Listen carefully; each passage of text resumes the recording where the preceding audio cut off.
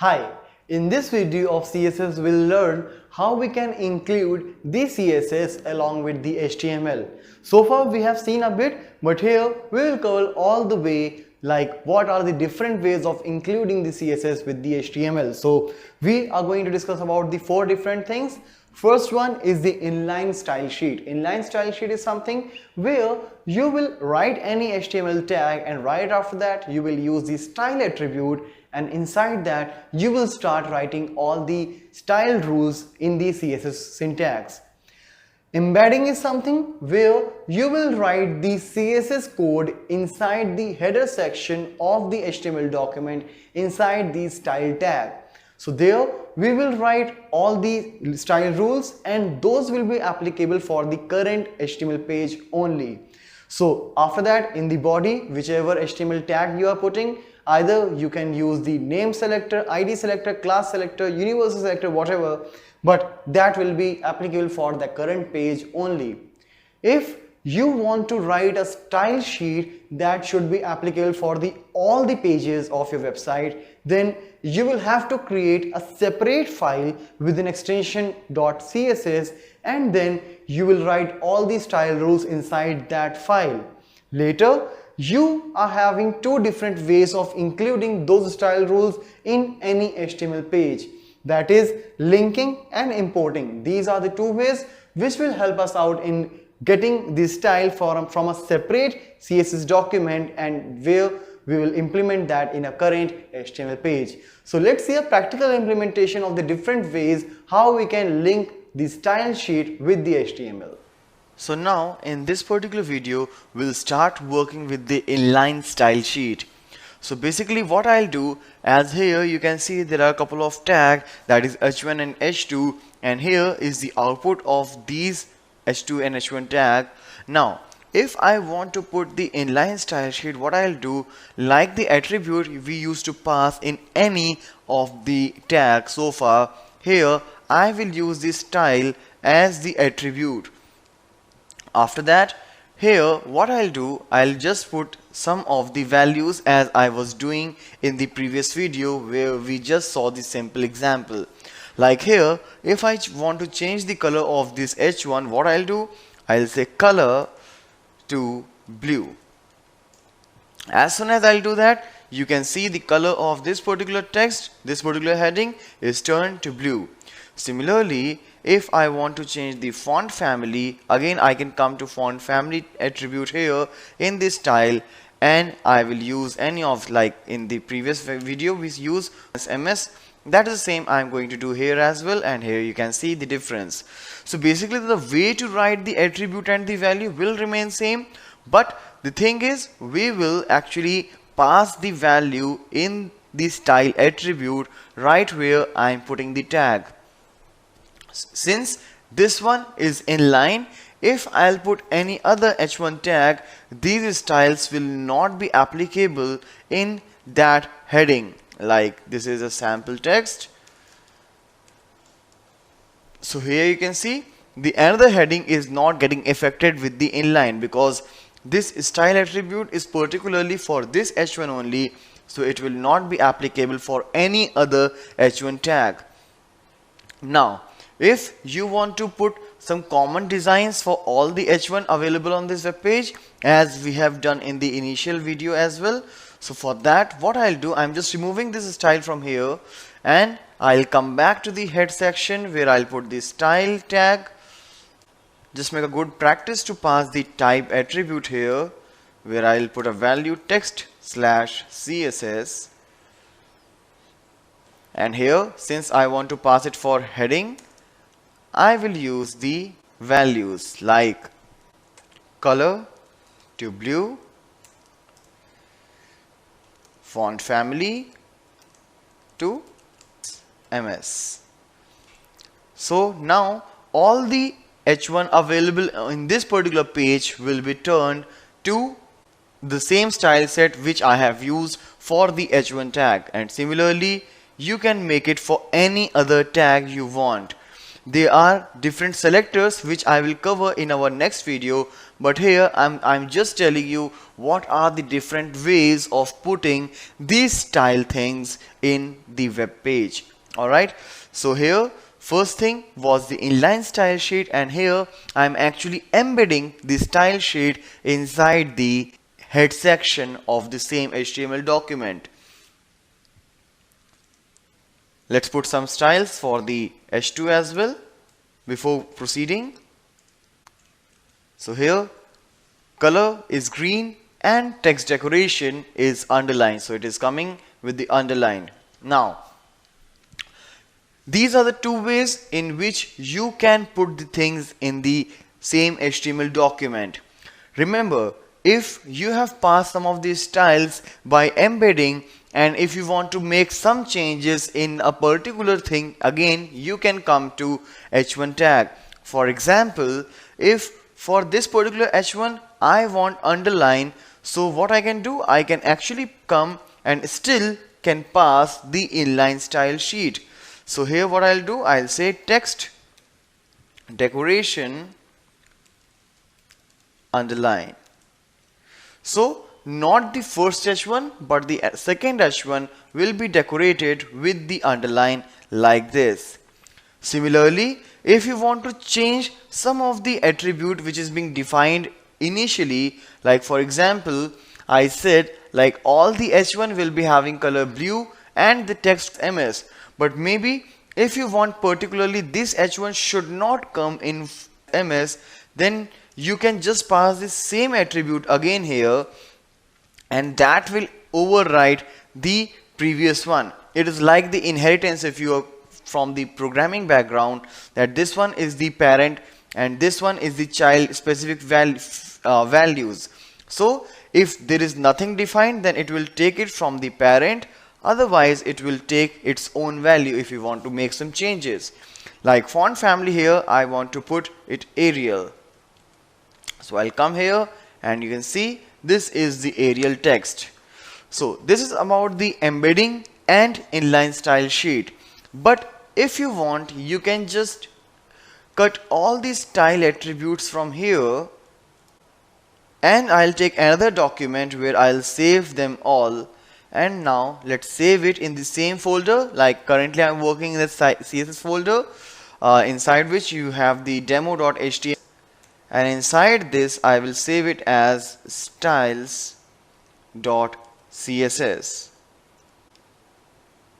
and here early you can find the CSS extension as well, so you can choose it from here as well. So now I have saved this CSS. Alright, so now next thing what I'll do, so let's come back to the browser, and if I'll refresh, you can see only the inline style sheet where I said font family Arial and text decoration underline is still there.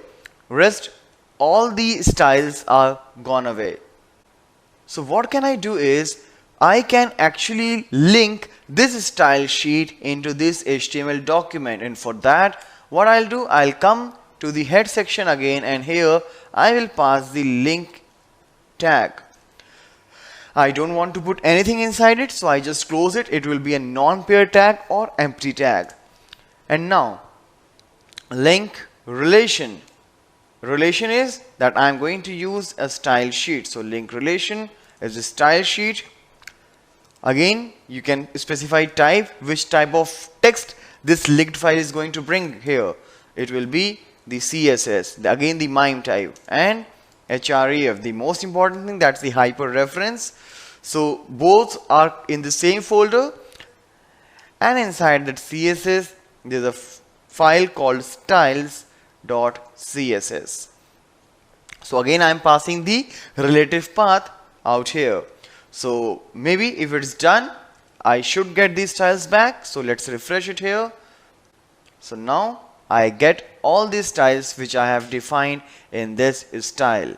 So these are the different ways using which you can actually use a style sheet inside an HTML document. So here we covered the three ways, that is the inline style sheet like this, the embedding style sheet where we put the style tag in the same HTML document, And this is the linking where I created a separate style sheet and then I pass the hyper reference here in the link tag, and here is how it is working. So this is all about the different ways of using the style sheet in HTML. Hi, in this video series, we are going to begin a very important topic for a newcomer who wants to learn the web designing. And here we are going to discuss about the CSS. CSS is basically a technology which is very much popular and is very indispensable for the web designing concepts. Nowadays, a lot of concepts like Bootstrap are totally based on the CSS.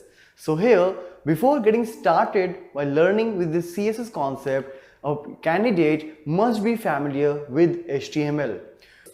And after that, you must have a web browser and a text editor.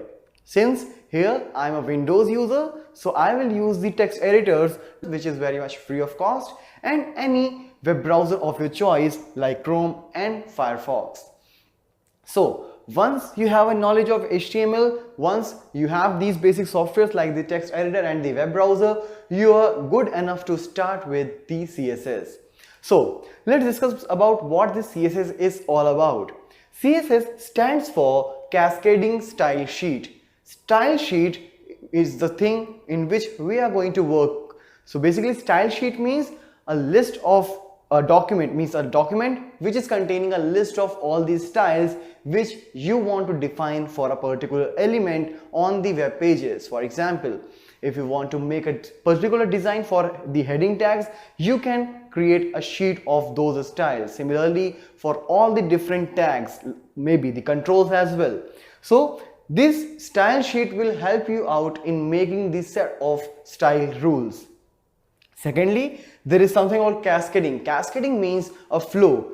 Whenever you will make changes on the top, it will be flown in the downwards direction. That means if you will make any changes in the style sheet, the changes will definitely be reflected in the web pages as well, the pages who are using those particular style sheets.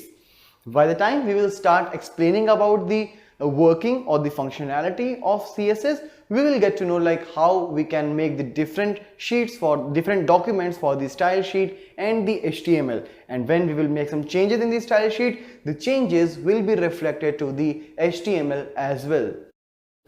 Is used to control the style of a web document. As I said, it will contain a list of styles for the specific element, or as per your choice, like you just want to make some list of styles and on any particular element you can apply that. Like for example, if I have designed some font family, the text color or something for a specific text, I can apply this particular setting to a heading also, to the paragraph as well. Handles the look and feel of the web page. As I said, it will contain the exact layout of a particular page. So how you want your page to be look, you can make that all inside this CSS. And now let's discuss about the advantages. Since we have HTML and using HTML as well, I can customize the look and feel of my web page. For example, I have a font tag in which we have an attribute like color, the family means the font face, or some more attributes. So using that particular tag, I can customize the appearance of any text. So why should we go for CSS? So let's have an idea of that.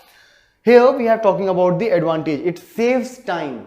Saves time means you can design the set of style rules in a single document and later you can apply that in throughout your website. So every time when you are adding a new web page, you don't particularly have to define the set of styles again and again in a specific HTML tag. Page loads faster. When you add the HTML and you keep on adding the different tags like font or maybe some more with some more attributes, the HTML documents will be heavier, and by the time the HTTP protocol will take that particular text to the web browser, the more HTML will take more time to get loaded. If you will make a separate document for CSS, the amount of HTML on a particular page will be lesser and it will be faster in loading. Easy maintenance. Since all these styles have been defined in a single document, so if I want to make some changes in my website appearance, I can do that by changing a single document, and all the changes will be reflected to all the web pages in my website. Superior styles to HTML. Some of the tags are actually not containing the more styles for the appearance. For example, if you take H1 tag or any heading tag doesn't have a property or attribute which can change the text color. For example, if you want to say H1 color is equal to red, that is not going to work definitely. So using these styles, you can actually make the attributes applied on a particular tags which basically doesn't have those attributes. Multiple device compatibility. That means if you're creating a web page with the CSS, that particular web page will be compatible with any system like the different operating systems as well as with the different kind of devices, maybe laptop, desktop, mobile devices. It will be applicable to all. So these are the advantages of working with the CSS. So now, using all these benefits, in the next video onwards, we will start implementing the concept of CSS practically. Now, let's get started with the basic implementation of CSS. So here in this practical implementation, we will see how we can start working with the basic CSS with the existing HTML document. So let's get started by implementing the CSS in the HTML document. So for getting started with a very basic example of CSS, what I'm going to do is I will put the style tag in the head section. In HTML, we have already learned that the head section is basically meant for putting the title or for any resources. And here I am going to use my style as a resource. So for that, what I'll do, I'll start the thing with the style tag, and within this style tag I can also put an attribute which will tell the MIME type, since it will not be a basic HTML syntax. So in general way, what we do, we will put some MIME type text/CSS. Alright, now inside this style tag you can put the style attributes. Alright, so what I'll do, I'll put for the couple of tags here, let's say for the H1 tag. So for H1, what I want to do is I want to show it with the color blue, and I want to show it in the MS font. So for that I'll say font family :MS. So basically you can observe what I'm doing. H1 is the element for which I'm putting this style. Now inside these delimiters, these curly braces, I will put all these style things what I want to put. And then inside this I will put the different attributes, such as color is the attribute, blue is the value. So I will separate the attribute and the value with a colon. And similarly, if you want to pass multiple attributes, you will pass semicolon as a separator. So you can just put semicolon again, and in case you want to put some more styles, you can continue by putting that. So this is all what I want to do for H1. Similarly, let's put one more, that is H2. And here I'll just put one style, that is I want the color should be green. Alright, so what happened when I'll come to the body and I'll simply put H1 tag with the text like welcome, and in H2 I'll put another text, easy learning. Alright, so let's come back to the browser, and when I'll refresh this, you can see the H1 tag is coming with two attributes, that is the color blue and the font is Comic Sans MS, while the H2 tag is simply coming in the green color with the default font and all the default attributes.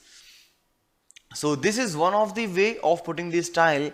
In our coming videos, I'll show you what are the different ways to style the HTML document, like whether it will be inline, the outside some file, or like embedding the style in this way. But this is all for now. Hi, in this video of CSS we'll discuss about giving the styles to the font. Like if you want to give the font a different color or some style rules like the font family you want to change, if you want to give some styles like make it bolder, make it italic or something, you can go for the fonts in these styles. So let's see what all different options are available while working with the fonts in CSS. So here now, with the reference of font style in CSS, I have taken a number of paragraph tags, and in each P tag you can see there are different options available for the fonts. Like in the first one, where I have used font family attribute of CSS, I have passed three different kind of fonts, that is SMS, monotype cursiva and courier. So it will give the priority to the first font, but if the first font is not installed in your system, then the second font will be applied. And again, if second font is not available in your system, then we'll go for the third font, and if none of the form is available in your system, then the default font will be shown to the user. But in this particular case, in my case, I do have MS, at least everyone has this particular font. So the first font will be applied to this text called changed font family.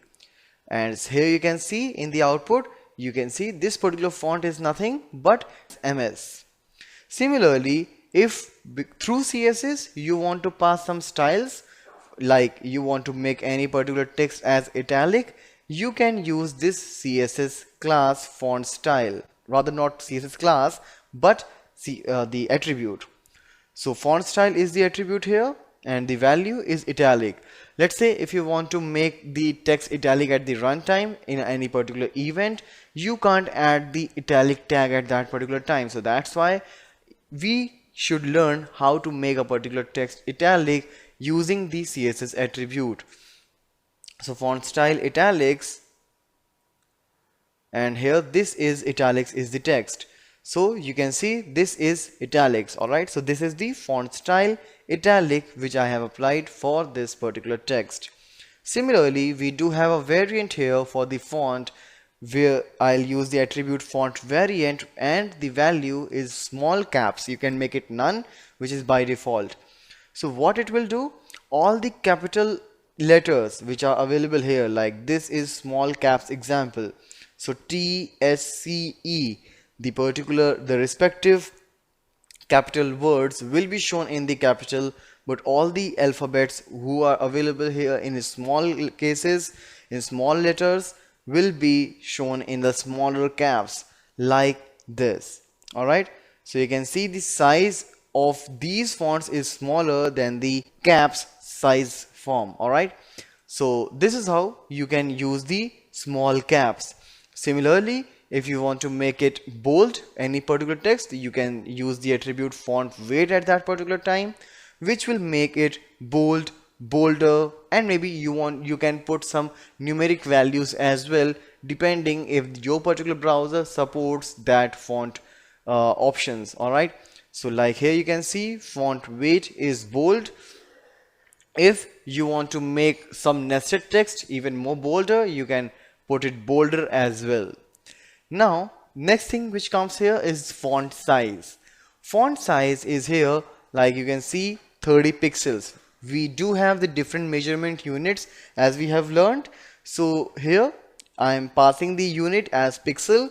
So the font size of this particular text will be nothing but 30 pixel, as you can see here. Alright, similarly you can increase or decrease size as per your requirement. Alright, now it's 40, so let's make it 40. Alright, similarly if you want to use small and large, like in HTML we do have the small tag and the big tag, but here if you want, you can use the font size attribute in that particular situation, and you can use the value small and large. So comparatively to the default text, if this text will be in the smaller font, and similarly comparatively to the current text, this particular text will be larger. As you can see here, this is smaller in size while this one is larger in size. This is your default font size. Alright, so comparatively you can check, like this one is small and this one is large. And here I have used the shorthand notation for passing the different font styles and a single line. Alright, like font, colon, italic, small caps, bold, 50 pixel, Georgia. Alright, so this is the font family which I am working with. This is the size, this is the font weight, this is font variant, this is font style. Alright, so all the different attributes which we have used so far have been applied in a single line, and this one is the shorter way to style the text. So while working with CSS, you can use these various options in order to style your texts. In this video of CSS, we'll discuss about giving these styles to the text. When I talk about text, that means if you want to make some underline under a particular text, or if you want to change the direction or the spacing between the letters or the words, and so much more things. So let's see a practical implementation where we will give the possible styles to the texts. So for giving these styles to the text, here what I am doing, I have taken several paragraph tags, and in each I am just going through the different changes for the text. Like in the first paragraph, what I did, I used the color attribute of style sheet and I have passed any particular value. Like we have already seen, like we have different options of passing the color. Here I am using the keywords and simply I pass red as a color. You can use RGB or any hexadecimal way to pass the color format. So this particular paragraph will be of red color. Now here when I say direction is right to left, that means it will be aligned to the right hand side.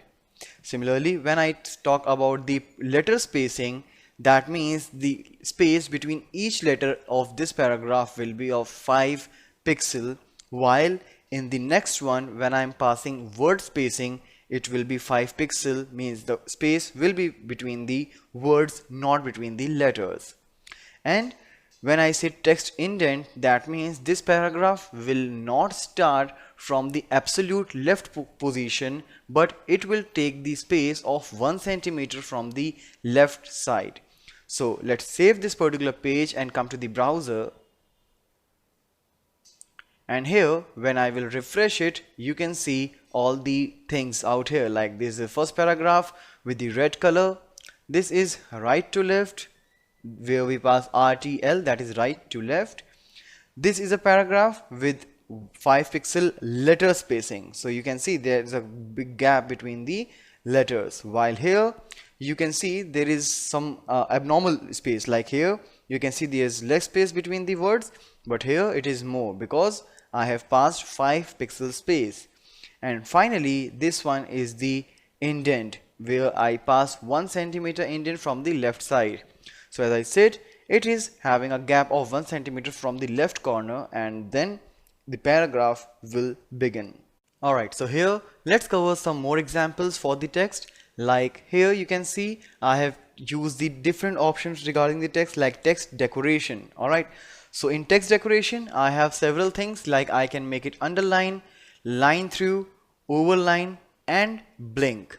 That line through means the line will be passing over the text, and overline means it will be up, means on the upside of the text, while it will show you the blinking text. So everywhere I am using the text decoration attribute with the different possible values. So let's come to the browser now, and here you can see the underline, line through, overline and blinking text.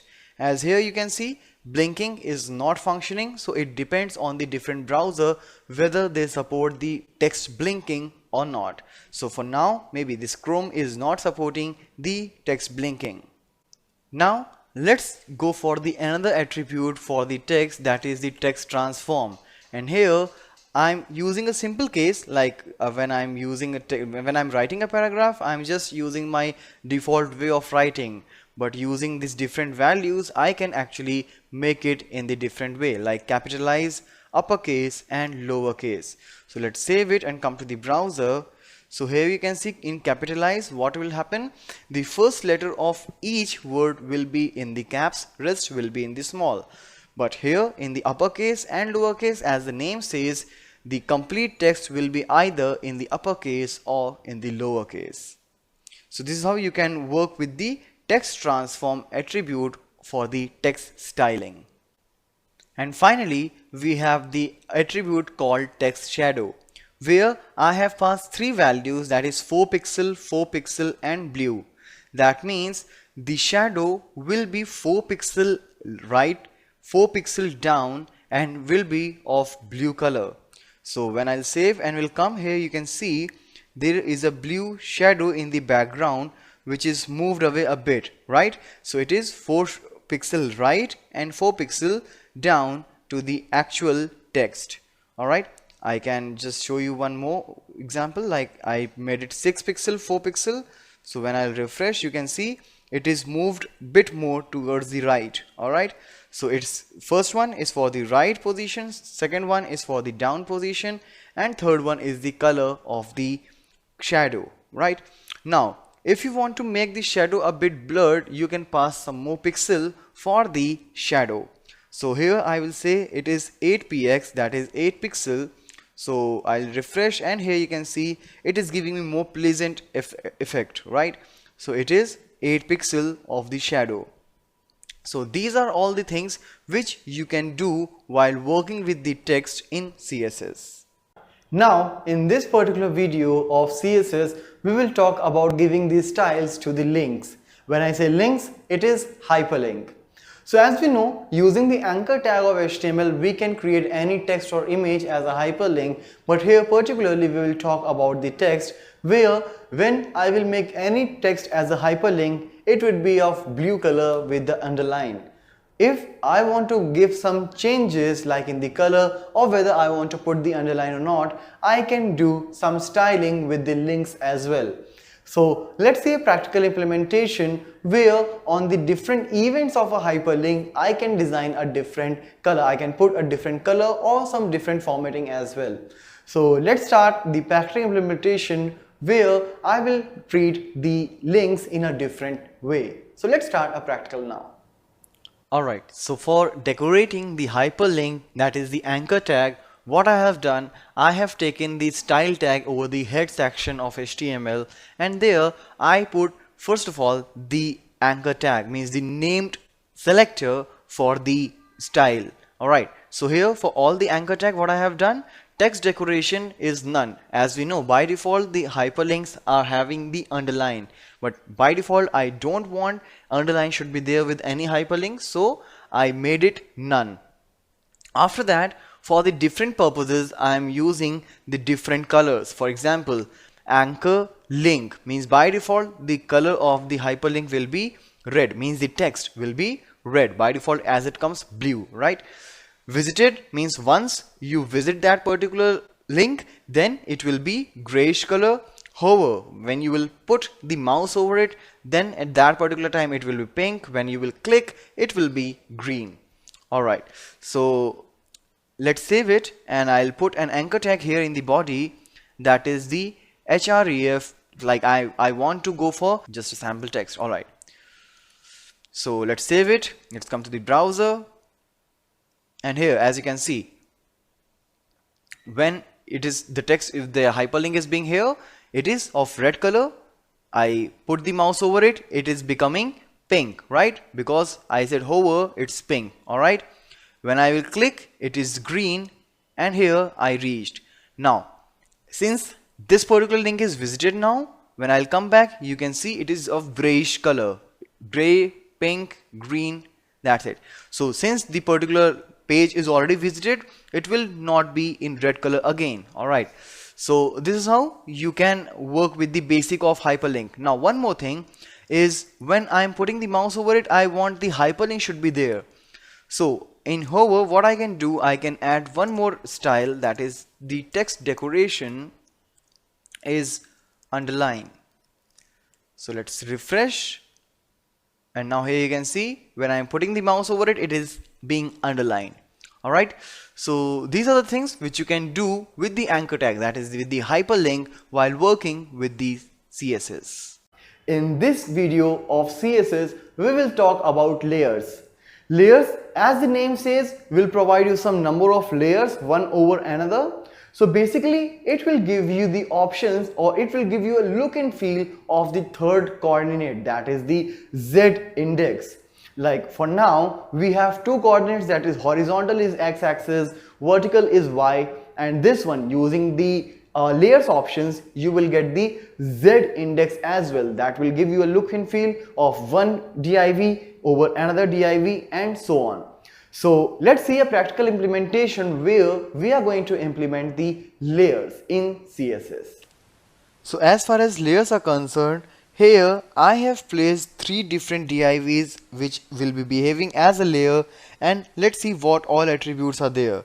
So all three divs are of different color like green, red and yellow, with the same dimensions, mean the same height and width, that is 300 width and 100 height, and all are having absolute positioning, which we have already discussed, and accordingly I have placed them in a different position, like top 0 pixel, left 120.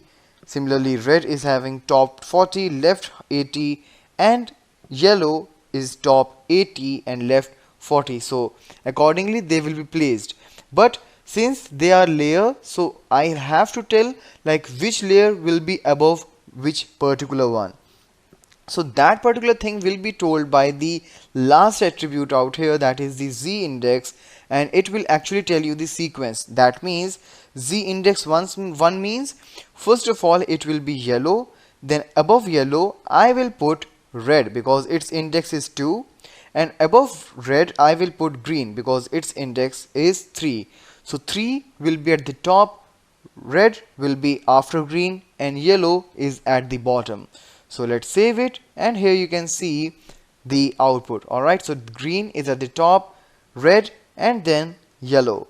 If you will make some changes in the sequence, let's say I want to put red at the top, so I will make it 3 and I will make green as 2.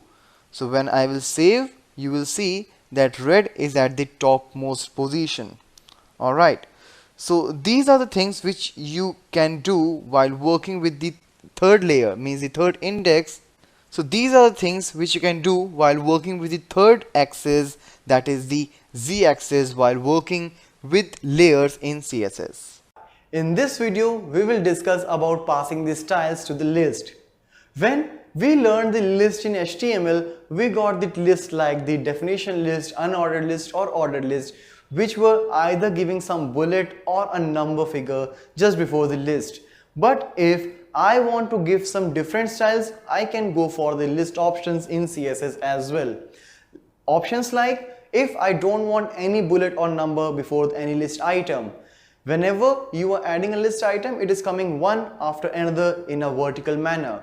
But what if I want to get them all in a horizontal way or in a thumbnail? So we can use some style options here in order to make our list more attractive and look different than a normal list. So let's start the practical where we'll try to manipulate the appearance of the list now. Alright, so here in list things, what I have done in the beginning, like this is the default list pattern which we have learned in the HTML. So using UL, that is unordered list, or OL, that is ordered list, you can just start putting some list things, and here I'm using the nested list. So when you will be watching this in the browser, how it will come, like firstly it will be tea, coffee, soft drinks, and inside soft drinks you will get these options. So let's save it, and here you can see like first of all they are coming with disk, and inside that it is circle. Alright, and we know like using the attributes called type, you can pass the values like disk, circle or square. Now you can do the same things using CSS also. So what we can do, using list style type, this attribute inside the style tag, you can pass which particular kind of bullet you want. So here you can see I have used all the three ones like square, disk and circle. So This is how also you can change the type of square in each of your list items. Rather than passing that in UL, I will pass the style type, list style type here in the li tag. So let's see that. Like first you can see this is square, disc, circle. So this is how you can create them. Similarly, for ordered list also, you can use the list style type with the different values like lower Roman, upper Roman, lower alpha, upper alpha, and numbers which are default. So you can just make these different values with the list style type, and here you can see that the lower Roman, upper Roman, lower alpha, upper alpha. Alright, so by default when you create a list, each element or each item I should say comes in a different line. But if you want to create the inline list like this, you can simply just do one thing, that is here in each unordered list you can write float left. As soon as you will start writing float left in each list item, they will all come in the same line. The reason why I am using width 10% because I don't want any congestion with the list item. I want to give them proper width so that it will be easy for the user to get the elements. So width is nothing with the inline thing, it's just for the better appearance of the list items, and here float left for each list item will give you the list in single line. But if you don't want any bullet out there, like I don't want these things either horizontal or in vertical list, what you can do, right here in the list tag, that is either unordered or ordered list tag, you can simply say style list style none. Alright, so as soon as you say list style none, so none of the type list style type will appear before the list items. As here you can see there are elements available, but there is nothing like any alphabet or any bullet specified before them because the list style is none. So these are the different implementations that you can make while working with CSS in list items. Now, in this video of CSS3, we will talk about the animations in it. So far, when we were doing the transformation, maybe 2D or 3D transformation, you were not getting that exact picture. Maybe it was something like if it is rotated, you may be not getting how it is getting rotated. But using the animation, you can get some animated things as well. For example, you may get a moving text using the animation. You may get some rotational boxes of div tag obviously using the animations. So here what we will do, we will just set a starting position and the finishing position, and this animation will take us between that particular path. Alright, so let's get practical where we will put some basic animations using CSS3. Alright, so now let's hear it for the animation. So let's start with a very basic example where, like all the previous videos, most of the previous videos which we were doing is I'm creating a box with the width 150, height 150, means it is a square shape, background color red. Alright, so it is like a normal box, but after that it starts with the animation thing. So what are the things out there? First thing is we have to put the name of animation, because there could be number of divs, there could be number of element where you want to perform animation of different type. So for specifying each animation, you will give it a unique name. Like here, I have taken the name example. Now after example, it is a name. Like after that, it is about for how many duration you are preparing this animation. So for me, I'm taking it 4 seconds. Now in these 4 seconds, what all I want to do, so that we'll have to set by using the keyframes. And when you specify keyframes, you will have to tell also like which particular example, means which particular animation, because here I have given the name. So you will have to specify for which particular element you are going to perform this keyframe thing. So I'm doing it for the example. What I want to do, I will start the color transformation, like the background color I will change it from red to yellow. Alright, so since you can see background color is already red, so I will start it from red, so both will get mixed, and then I will change the color to yellow in 4 seconds. Alright, so as you can see, it is for that particular div whose id is my div. So in body I only have one div with the id my div. So let's save it, come to the browser and refresh it. So in the 4 seconds of time, this box will transform itself from red to yellow. As soon as the transformation is over, it will come back to its original one because I have given a default background color to this div, that is red.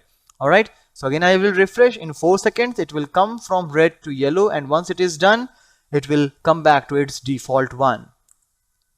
So this was just about the keyframes thing where I changed the background color. Similarly, you can change this position also, whatever you want. So now in this second example, I'm going to add some more things. Here the animation name and duration will remain same, but I'm going to make some changes. Like in the previous one, it was starting from red and finishing with yellow. But if you want to take it from red to green by passing some of the colors, you can do that as well. So what I'm doing here, I'm using percentage thing right here. So at 0% means at the very beginning, the background color of example means for this particular animation will start from red. Once the 25% of the time will take place, 25% means the 1 second. Alright, it is because it's total 4 seconds. So when the 25% of the time will pass, I will change it to yellow. Again, when 50% will be over, it will be blue, and then at the 100th percent means when it is completed, it will turn into green. So I'm just making it from red to green by passing the colors like yellow and blue. So still I have that div, my div out here in the body. So let's save it, come to the browser, let's refresh it. So you can see, all right. So let's refresh it, starting from red, yellow, blue and green. All right. So comparatively, you can see yellow is staying for lesser period of time because only from 0 to 25 it is being there, but from 50 to 100 it's blue.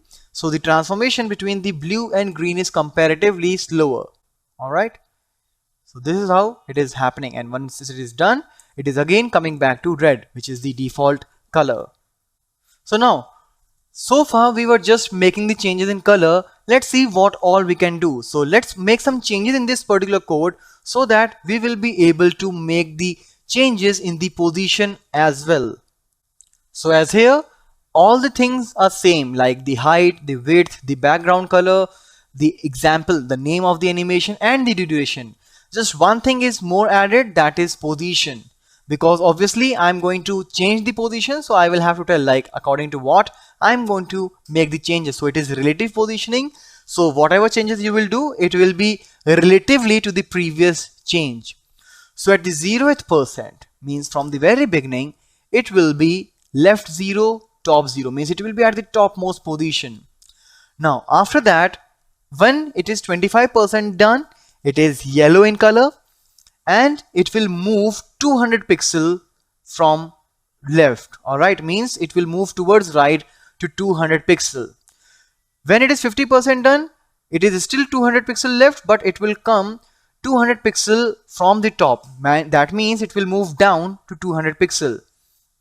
When 70% will be done, it is 0%, means it is going towards left in the same height. And when 100% will be done, it will be to its original position. That is, it started from 0, 0, it will be at 0, 0. All right. So let's save it, come to the browser, make the changes. You see, it is moving. All right. It is not getting repeatedly, but yes, it is moving. Like this is 0, 0, now 0, 200, 200, 200, 200, 0 and 0, 0. All right. So that is about the left and the top values which I was reading out. Now, if you want to make some delay in the animation, you can add animation delay. Alright, so when I add animation delay 2 seconds, that means after 2 seconds the animation will start taking place. Alright, so let's save it. Let's see how the changes are done. So after 2 seconds, you see it has started moving. Alright, let me refresh it. 1, 2, and now it started. Alright, so this is about the delay. Now you see, like once it is done, it is stopped. If you want to make it repetitive, you can add one more option out here. Let's see what is that, and that is animation iteration count. Here I said it 3. Alright, so animation iteration count is 3, so it will go on for 3 times. Alright, so let's see. After 2 seconds it will start. So this is the one cycle, this is the second cycle. Delay will be only for the first time, and this one is the third cycle. Alright, now it is done. So if you want, you can also write infinite or any particular number. So let's refresh after 2 seconds. Alright, so it is 1, 2, 3. It's not going to stop obviously after 3 as well, and it will keep moving unless you make some changes or you do whatever. Alright, okay, now there is something more called the direction. So animation direction, you can make it reverse also. Alright, so let's save the changes, come to the browser, and now after 2 seconds it will start in the reversed direction. Alright, you can also make it alternate. So once it will be in the correct direction, next time it will be reversed. So I'm changing it both the places, it is alternate. So first time it will go to the actual position, actual direction, and next time it will just reverse. Alright, so it will be alternate. Once it is single, means clockwise, second time it is anti-clockwise. Alright, so these are the things. Like obviously when it comes to animation you can do a lot of things out there, but yeah, this is some of the basics using which you can start planning what all you want while working with the animations. Now in this video of CSS3, we are going to cover a very important and interesting concept of it, that is the 2D transformation.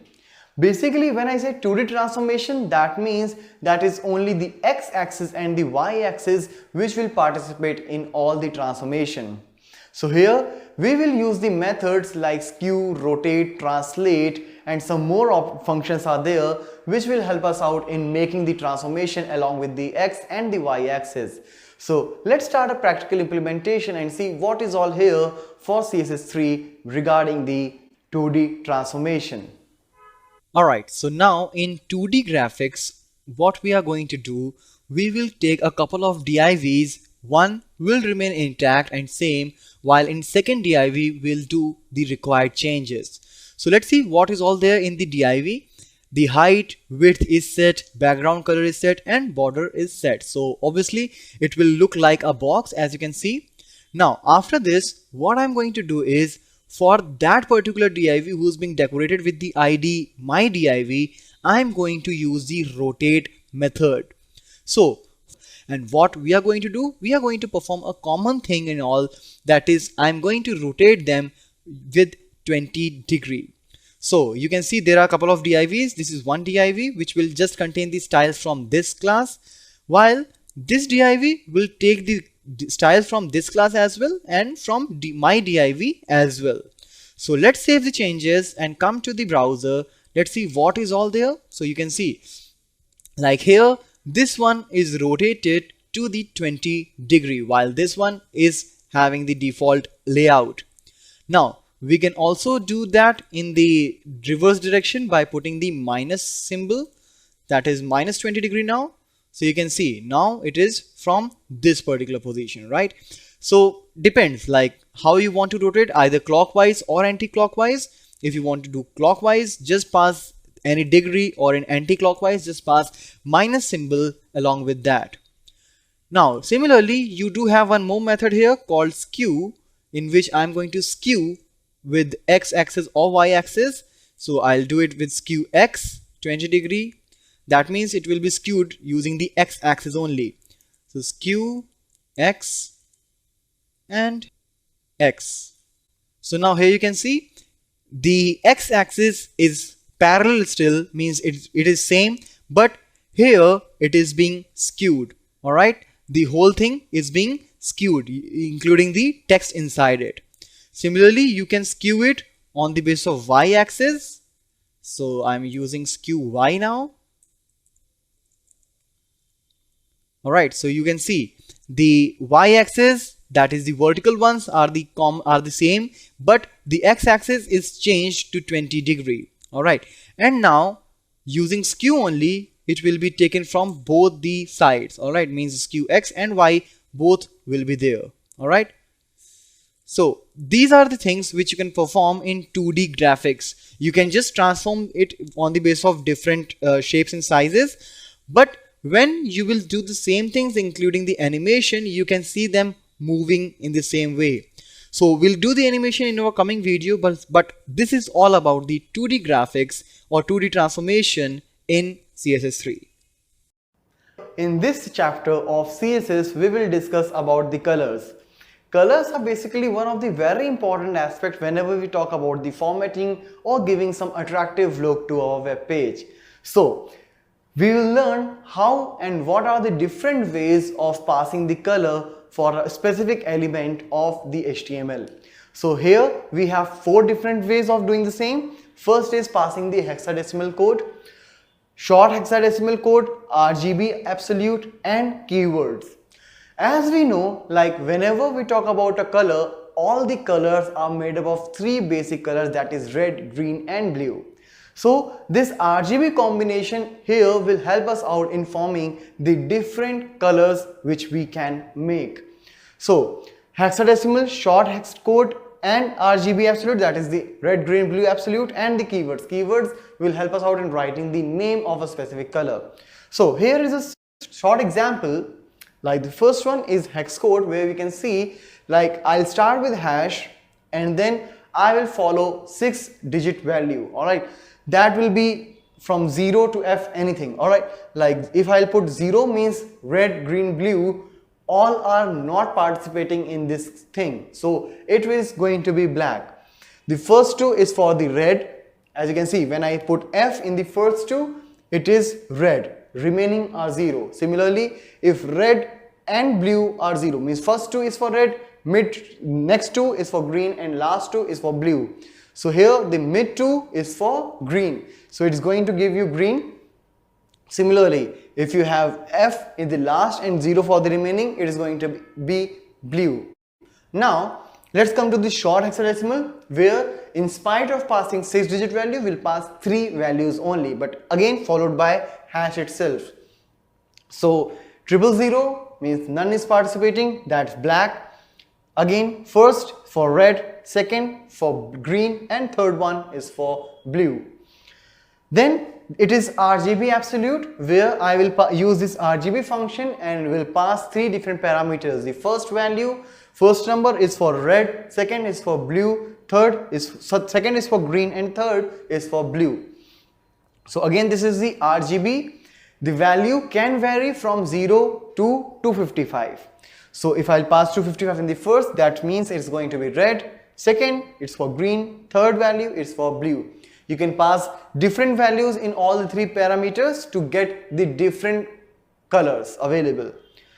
Keywords. Keywords means you can write the name of the color. That's the simplest way, but it will restrict some of the color variants. Like for example, if you write red, it will give you absolute red, not any other variant which is somehow equal to red. Alright, so this is the keywords. If you want to make some more color combinations, you can use these things. So whenever you want to give the color to the text or to particular background, you can write one of these way of passing the color. So in our next video onwards, we will start working with the colors in a different manner. So far, when we were discussing about CSS, we covered the colors in that. So there we checked what are the different ways of passing a color with a name or using the hexadecimal code.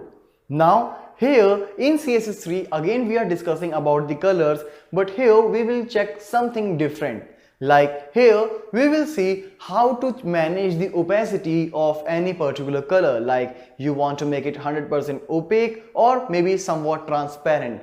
So let's see what all new features are there regarding the colors in CSS3. So as far as the colors are concerned with CSS3, here we have the same concept as we were having in the normal CSS, that is we can use the RGB in order to create the various colors. Like here you can see the first parameter is again for red, then G, that is green, and then third one is for the blue. But you can also notice there is a fourth parameter out here which is newly added with RGBA, which is in CSS3. So as far as this alpha is concerned, it will tell you about the how transparent or how opaque you want there to be for a color. Alright, so let's save it for now and let's refresh here. So you can see that this is red, green and blue, but not to the extreme. There is some sort of lightness in the color. That's because of the transparency. If I will increase the value out here, minimum it will be 0, maximum it will be 1, and in between you can give you the decimal value. So as you can see, as I increase the value, it is darker in shade. Similarly, if I will give you 1 here, so it will be at its max, that is the proper red, green and blue. So let's save, and you can see this is the actual color, and as less value I'll give, like 0.1, 0.1 and 0.1. so this will be the lightest shade available in the RGB, like this. Alright, so this is about the transparency. Similarly, you can also use the opacity keyword out here in order to set the opacity. Like here you can see I'm doing the similar thing, but here I'm using another style. I'm using similar RGB method, not RGBA, and apart from that I'm using another keyword, that is opacity, and I'm passing the value 0.6. Alright, so when I'll refresh, you can see it is 0.6, and again, like in alpha we were passing 0.3, 0.3, I can do that as well in the opacity. So these are the things, this is how it will be displayed. Another way of passing the values here for the color, we have the HSL, that is hue, saturation and lightness. So basically in the first parameter, that is hue, you can pass the values like 0, 120, 240, 360. You can pass any values in between also, but these are the things which will give you the absolute colors, like 0 and 360 will give you red, 120 will give you green, 240 will give you blue. So as here you can see in this current example, I'm using 120, so that means I'm going to set the green. After that, you can make the changes in the saturation and lightness, like how light you want that particular color. Alright, so let's save it and see the output in the browser. So here you can see green, normal green and dark green, just because of the change in the lightness in the third parameter. So these are the new things, these are the new ways using the colors in the CSS3. Now let's talk about cursors in CSS. Basically cursor is nothing but a mouse pointer which you move while scrolling to a particular web page. By default you get a mouse pointer which is of arrow shape and you move it along. But as per the different situation, you may come across a need like you want to change the mouse pointer as well. Maybe sometime when it's loading, you want the circular rotational mouse pointer. Sometime you are maybe looking for a finger pointer. So we are going to discuss about the different mouse pointers which are available here, and we can use that in the CSS. So let's start the practical now. So now let's take a very simple example of the cursors, where in a single document itself I have put all the possible values of my mouse cursor. So first one is the auto, means the default one, like your mouse pointer. Now after that you have the plus symbol mouse pointer, that is the crosshair, the default one, pointer. If you want to move the window, that is the different icon, different cursor at that particular time. E-resize, and E-resize means east side, northeast, northwest, depends on the side. If you are resizing a window from any of the side, so that means this is going to be the resize cursor. After that, the text, the cursor which you are seeing right now is the text. Weight, which will keep on rotating, depends on the different browser. And help, where it will carry a question mark with itself. So let's come to the browser and refresh. And here, as soon as I'll put the mouse, this is the help, weight, text, resize. You can see it is getting changed every time. All right. So these are the different ways of passing the cursor. Move, pointer, that is the pointed finger which we use generally for hyperlink, the default one, the crosshair, and the auto. All right. So these are the different options which you can see while working with cursor, and using any particular option you can put it anytime on your DOM as per the requirement. Now in this video of CSS we'll discuss about the padding. When I say padding, you must have heard about the padding in cell padding while learning the table tag in HTML, where padding means distance between the text and the border. So here also we are talking about the same padding, where I can manipulate the space between the text to its border. That border distance may be from the top, from the left, from the bottom, as well as from the right. Depends all on our need. So let's see what all we can do while working with the padding options in CSS. So here in the example of padding, if I'll just mention padding, that means that I'm taking the distance from the text and the border that will be taken from the left and top. But here I can take the distance from any of the side of the padding, in the padding, right? So here in this current example, I'm using padding bottom. So that means the distance of the text and the border will be taken from the bottom side. So let's save this, and if I'll come to the browser, here you can see that the distance is right here from the bottom.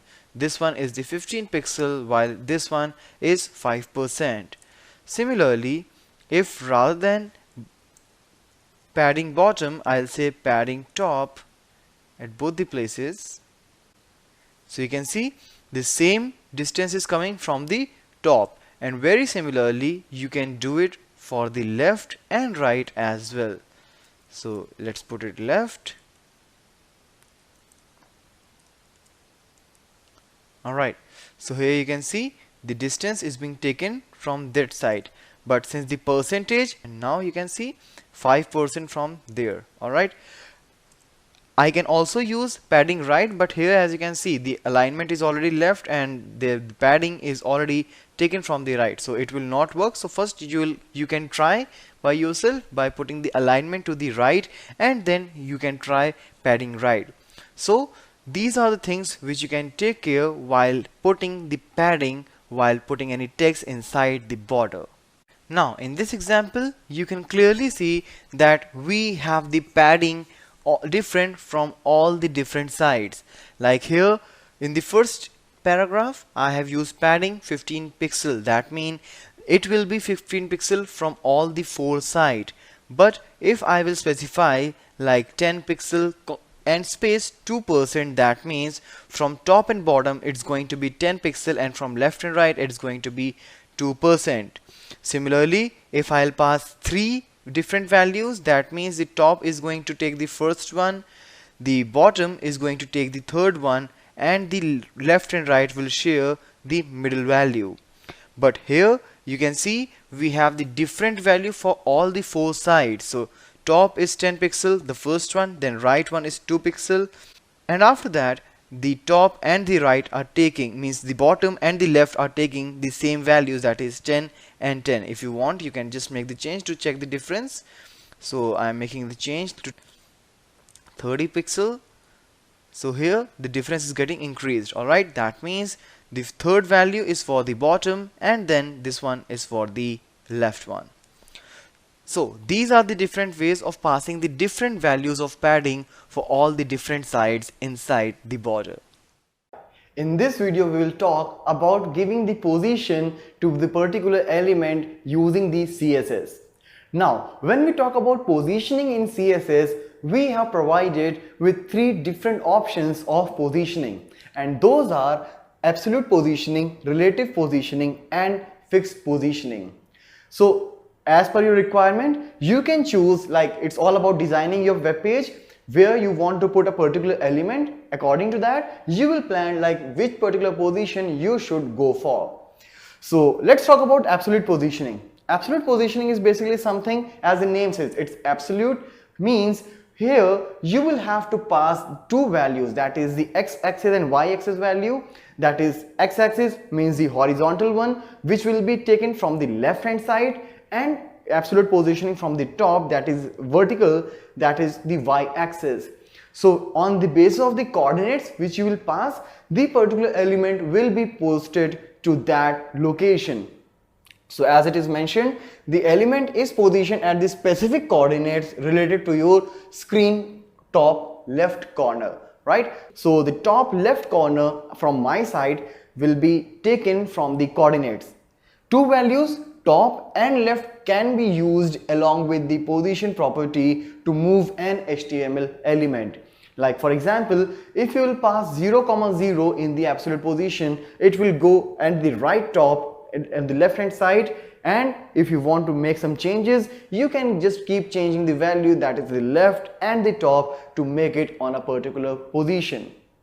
Now, next thing is the relative positioning. Relative positioning is something where you will pass again the coordinates, but this time it will be relative to its original position. Like for example, inside a particular div you are putting some text, and inside that only, that's the relative position, you want to make some changes. So you can pass the relative positioning, means you will have to set the mode of the positioning, that is the relative, and then you will pass the numbers, like where exactly you want to put.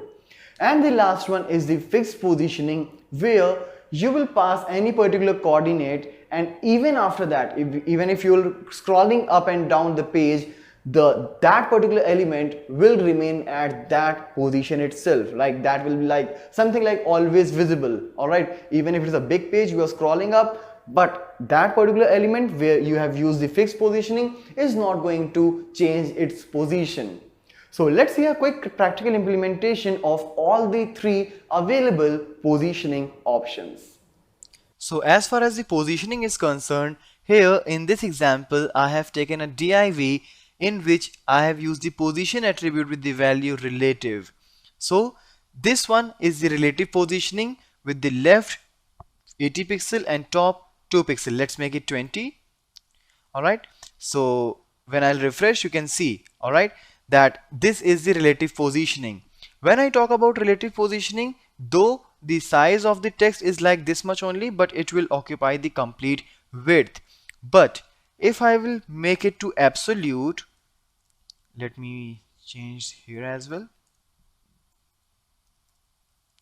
Alright, so absolute will, first thing is that it will take the text space itself. It will not occupy the complete width which is available for this particular div. Now let's make it relative again. Alright, and after that, to understand it better, what I'll do, I will add one more div right after it. Alright, so what you can observe here, I have placed two divs with the same relative positioning and with the same left and top margin. Alright, so let's see how it is being reflected here. So you can observe like both are coming separately. Alright, let me just change the color as well. So you can see the second one is the relative, means the second div which I just added. Alright, so because I have passed the same left and top values in both the divs, still they are not crossing each other. Why? Because the second one is related to the first one. Relatively, it is adjusting its position. But if I will say it absolute, then it is not taking the reference or relevance of any other element of this particular DOM. It will just take the relativity of that particular element inside which this div is existing. So let me make it absolute, and when I'll refresh, you can see it is overlapping this one. Alright, because doesn't matter whether it is overlapping anything or not, when I say it's absolute, it will definitely go to that very point. Alright, and will be rendered over the DOM. So these are the things which you will have to be sure about, the relative and absolute positioning. The third one in the list is the fixed. So let's see that one also. So here I will make it fixed, and I will say this is fixed positioning. Alright, and to increase the page size, I will just add some BR tags. Alright, let's come and refresh. Let me change the position first of all. Absolute, I'll make it 0, 0. Alright, so this is at the very top, and fixed one is left 80, it's fine. Top I'll make it 120, so it will come down. Alright, so this is fixed position. So when I will scroll, you can see this is still there. So this is the fixed positioning, the simplest one without any confusion. It is going to be at the same position. So in case you want something like always visible type of content, you can put it inside the fixed positioning. So these are the three things which we have as far as the positioning is concerned, that is the absolute, relative and fixed with CSS. In this particular video, we will see how we can change the dimensions of the border as per our requirement, so that we can make the boxes of different sizes, maybe smaller or larger. So let's have a practical implementation where we will see about the dimensions using the available CSS options. So as far as the implementation of the dimension is concerned, here we are going to try some dimension of width 400 pixel and height 100 pixel. So here I am just trying to show you how can you pass the height and width for any particular dimension. So let's save it, and here you can see like, okay, this is the dimension of height 100 pixel and width 400 pixel. As you can see, it is not just started from the corner, because the padding, margin, everything is out there. Alright, so because of margin, it's started 10 pixel away. Now let's see how we can make some changes inside it. So basically we can also pass something like the minimum height, minimum width, or maximum height, maximum width. So in that particular context, here in this particular example, I'm passing maximum height. Means doesn't matter the content which you are putting inside, but the maximum height which this particular box will take will be of about 10 pixel. So obviously we have a lot of things here. We have some number of lines. After that, after some line breaks, we have an image. So probably all those things will not be a part of the maximum height 10 pixel, but still the line, the height of that particular box will remain as it is. So let's refresh and see. So here you can clearly see like this is the 10 pixel height, but still all the content is not inside that. So if you want to restrict in any particular circumstances, you can use the minimum height or maximum height. Similarly, I can do that for minimum height as well. So minimum it will be 10 pixel, but maximum it can take up to the content. Alright, so now you can see the content is here, so the box size got changed. And mind it, the image is outside the paragraph obviously, so it will not, the box will not cover the image part. Similarly, let's say minimum height is 100 pixel, and let's remove some of the things inside. Like I will remove a couple of lines, I'll refresh, but even you see the content is less, but as I said, the minimum height is 100 pixel. It will take 100 pixel whether it is required or not. And very similarly, we have the concept for minimum width and maximum width as well. So let's say I'll say maximum width is 400 pixel. I'll just remove this minimum from here. I'll just take the default 100 pixel height. Alright, now if I will put some shorter width, alright, so now maximum width is 40 pixel. The content is not able to adjust inside, but still you can see somehow it managed, because maximum width which you can pass here is 40 pixels. Similarly, if you can pass the minimum width as well. So minimum it's 40, but if content demands more, it can goes up to more. Alright, so these are the various changes which you can make while creating a box with some dimensions for a specific content of your DOM. Now in this video of CSS3 we will see how to make the rounded corners from any border. So far we were going through the strictly rectangular shaped borders, but now we can make the edges, means the corners of those particular rectangles, as rounded. If you want, you can go for the same radius for all the 4 corners, and if you want, you can make the different radius for all. So let's see what all options are available here to make any particular box with the rounded corners. So let's start the practical implementation now. So with the reference of the rounded corners in CSS3, here in this implementation, I have added 3 elements inside the style element, and these are basically the ID selectors. So what I have done inside, like in the first R corners one, I have passed the border radius. This border radius is something which is new in CSS3 and which wasn't there in CSS, but still you can see the syntax is exactly the same. So that is the only new thing. Apart from that, the background which was already there, padding, width, height, everything was there also in the CSS, but here the border radius is the new attribute which I have passed. So basically what I am doing here inside, I'll just pass the background color, which is somewhat greenish color would be, and nothing else. But if I'll come here, I am also passing the border right here. Alright, I am not filling the background with any particular color, but there will be a 2 pixel background, 2 pixel border with solid, which we know like solid, dotted, dashed, all the possible options, and with the same color. Padding, width, height, everything is same as of the previous one. And here in the last one, what I'm doing, I'm setting an image as the background of that rounded corner div. So for that I have passed the URL as I used to do. As I said, like most of the things which I'm doing here are all similar to as of CSS, just the border radius is something new.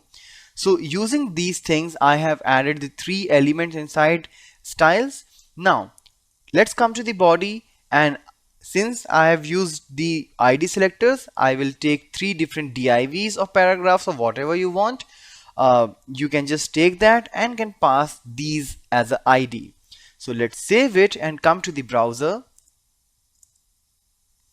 You can see all the 3 rounded corners. Alright, so this is the background color, this is the 2 pixel border with the same color, and here I have passed the image. Since here I have used the repeat, alright, background repeat is repeat, so that's why after that it is getting repeated.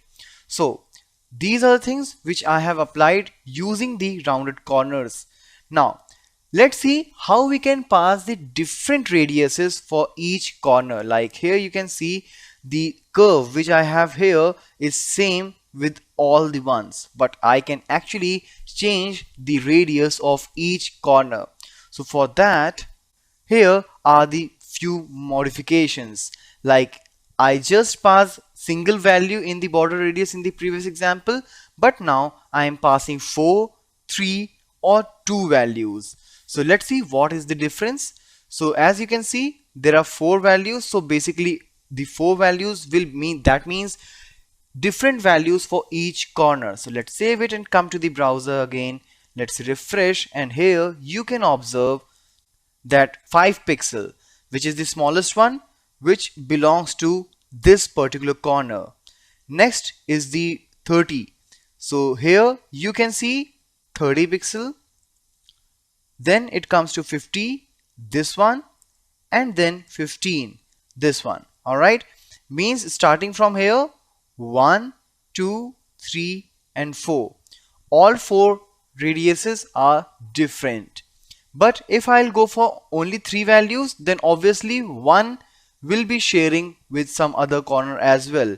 So here you can observe like this and this, these two corners are same, which are having 50, the common value. 15 is 15, that's the first one.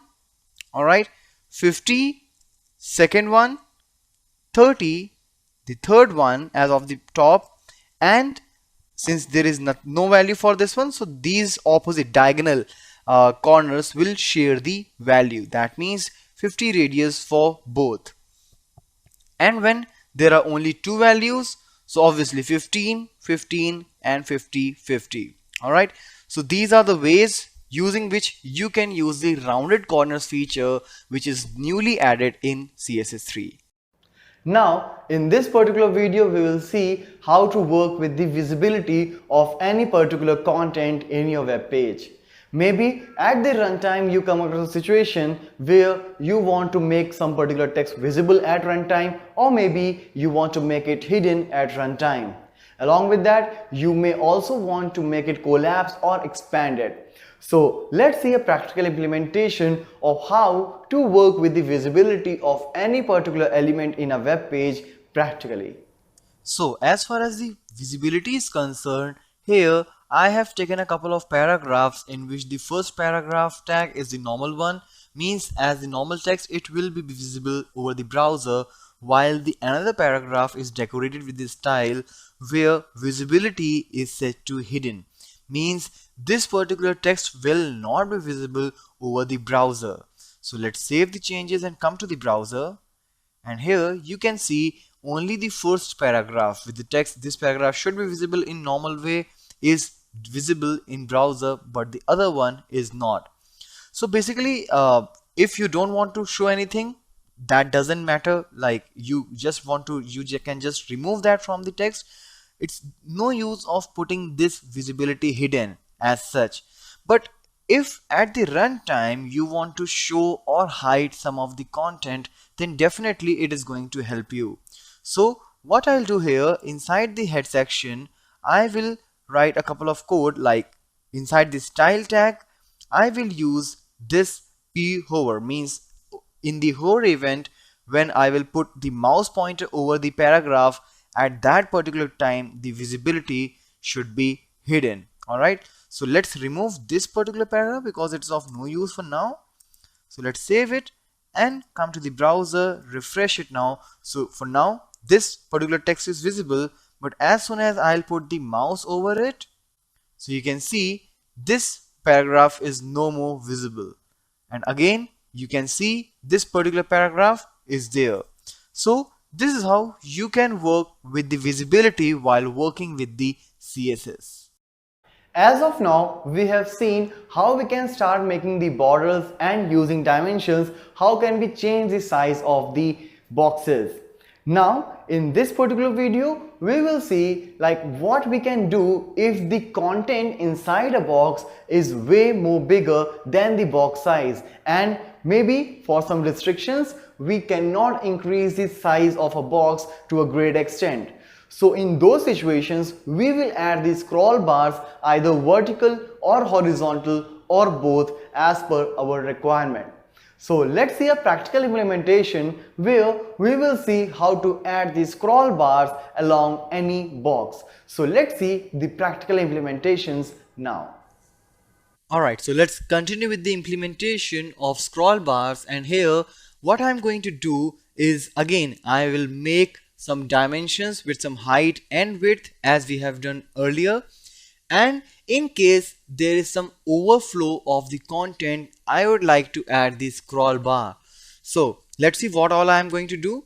I've just created a class called scroll with the display as of block, borders 1 pixel, solid red, padding is there, margin, top margin is there, width and height is there, and in case the content is getting overflown, what I'm going to do, I'm going to put some scroll element, that is the scroll bar.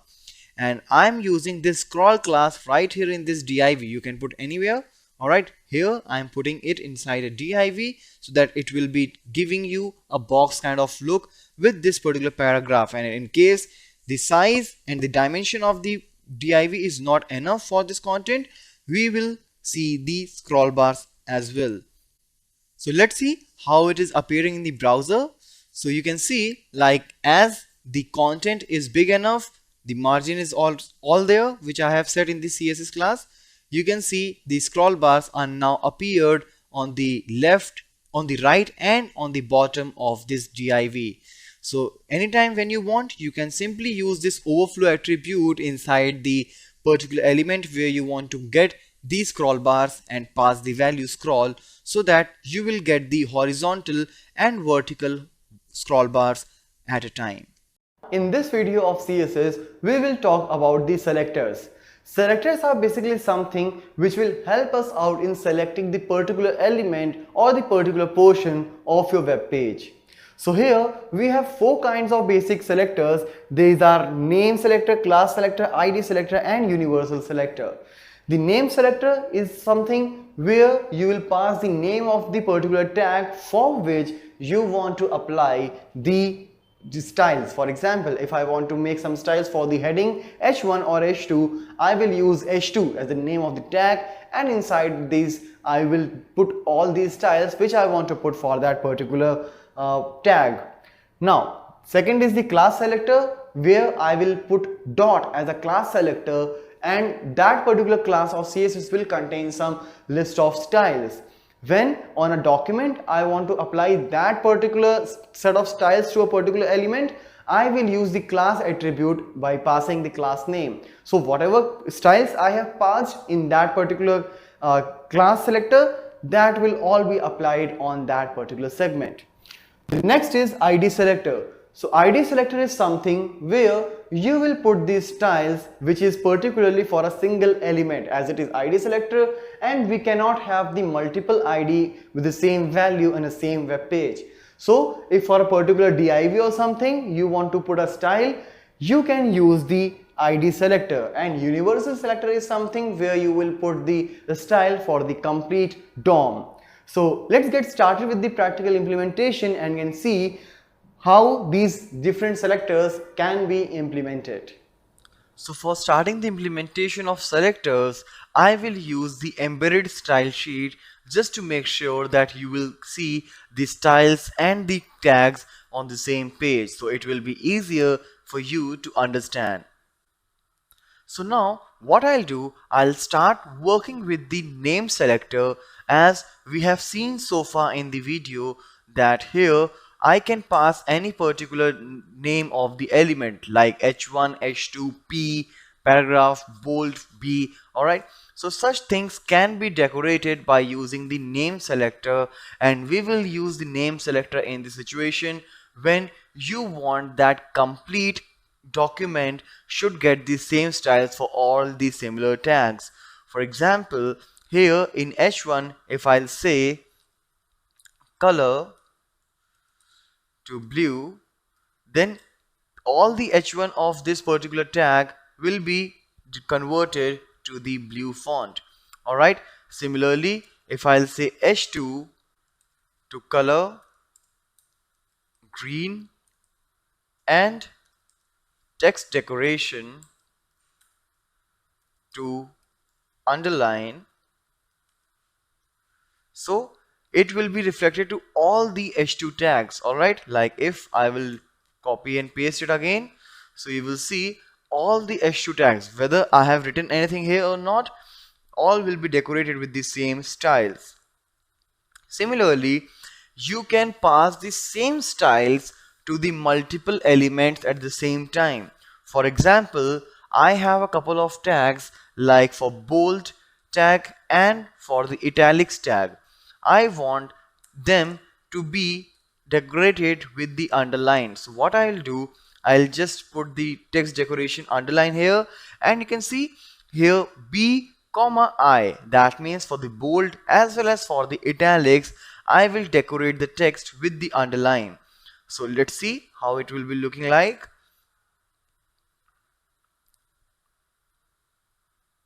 So here I'll put a bold tag, like this is bold. I'll close the bold tag, I'll break the line, and again I'll put another I, that is italics. This is italics. Alright, so here you can see both are coming with the underlines, whether it's bold or italics. Now you can also use the nesting here by the time you want to work with any nested things. Like for example, for paragraph, inside a paragraph I will put a bold tag, and for bold I want to do something like what I want to do. I want to say background color to lime green. Alright, so what it will mean, that if I will put any bold tag, that will not be decorated with this lime green, as here already I have a bold. Let me refresh it, but here you can see there is no background. This background color lime green is only applicable for those bold tags who will be there inside a paragraph.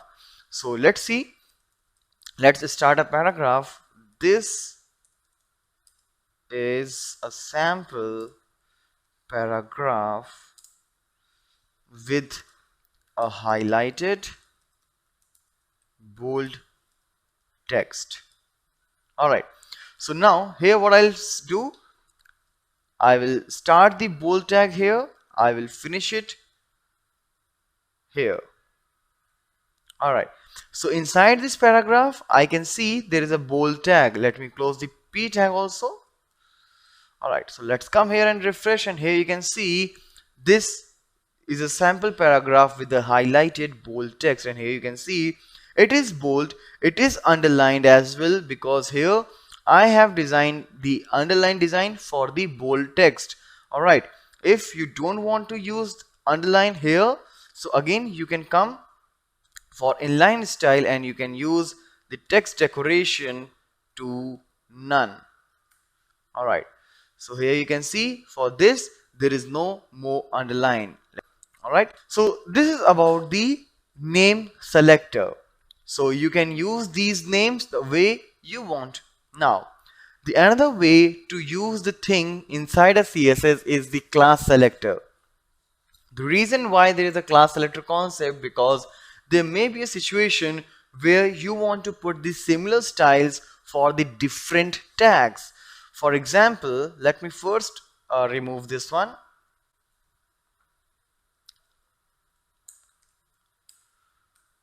So what I'll do for the class selector, first of all I will use dot, that is a class. Alright, and here I'll set different style classes. Let's say the first style here I will use the color green and font Times New Roman. Similarly, let's put another style 2, another class. Alright, and here I will use again the same attributes with a different value, like it's red and font family to Corsiva. Alright, so now here I have not specified like for which particular tag I want to put these styles. So if I am saving it, you can see all the styles are gone away. Alright, so let's remove the text as well. I'll put some relevant text here. So what my requirement is, like here I'm putting an h2, that is a heading, like heading 1, and for this particular heading I want to put a paragraph. So this is a paragraph for heading 1. Similarly, I want to repeat the same thing for one more tag, that is h2 again, it's heading 2. This is the paragraph for heading 2. Alright, so now this is the updated text. Now what I want to do is, I want that this heading and its relevant paragraph should come in a similar manner, and this particular couple, like this heading and a paragraph, should come in a similar manner. but with the different styles which I have already defined here. So what can I do is I will use the attribute class, and here I will pass the name of the class like style1. Alright, so let's close it now. Alright, and I'll do the same thing. See, I'll use the same style for this paragraph as well. Similarly, in this particular situation, I will again use a class attribute with a different value, that is style2, and I will use the same class, that is style2, for this paragraph. So let's come here and refresh, and you can see that both of these class like h1 and h2 here, means heading 1 and heading 2, are being decorated with the different classes of style. Alright, now what I'll do is I'll enclose them all inside a div. Alright, I'll put it all inside a div. Let's close this. For now it will not be reflected, but now let's add one more selector here, that is the ID selector, and for ID selector I will use hash. Alright, so like my div is the ID selector. ID is actually an attribute in order to make a unique element in your HTML document. So what I'll do here, for making a div, I will use some of the attributes like height. Let's put height as 300 pixel, width as 500 pixel. Alright, and we'll put a background color here with the background color yellow. Alright, now here's how I have decorated this my div, but if I want to apply it here, what I'll do is I'll say ID is equal to my div. So this ID selector will be applied only to that particular element in the document which is being decorated with the same ID. As here you can see, it's my div. It's just a unique feature to give it, but for this particular element I have designed this whole styles. So when I'll refresh here, you can see it's being enclosed inside a box with such things. If you want to use some padding things as well, you can do that. Let's say 20 pixel is the padding. So now this is how you can start.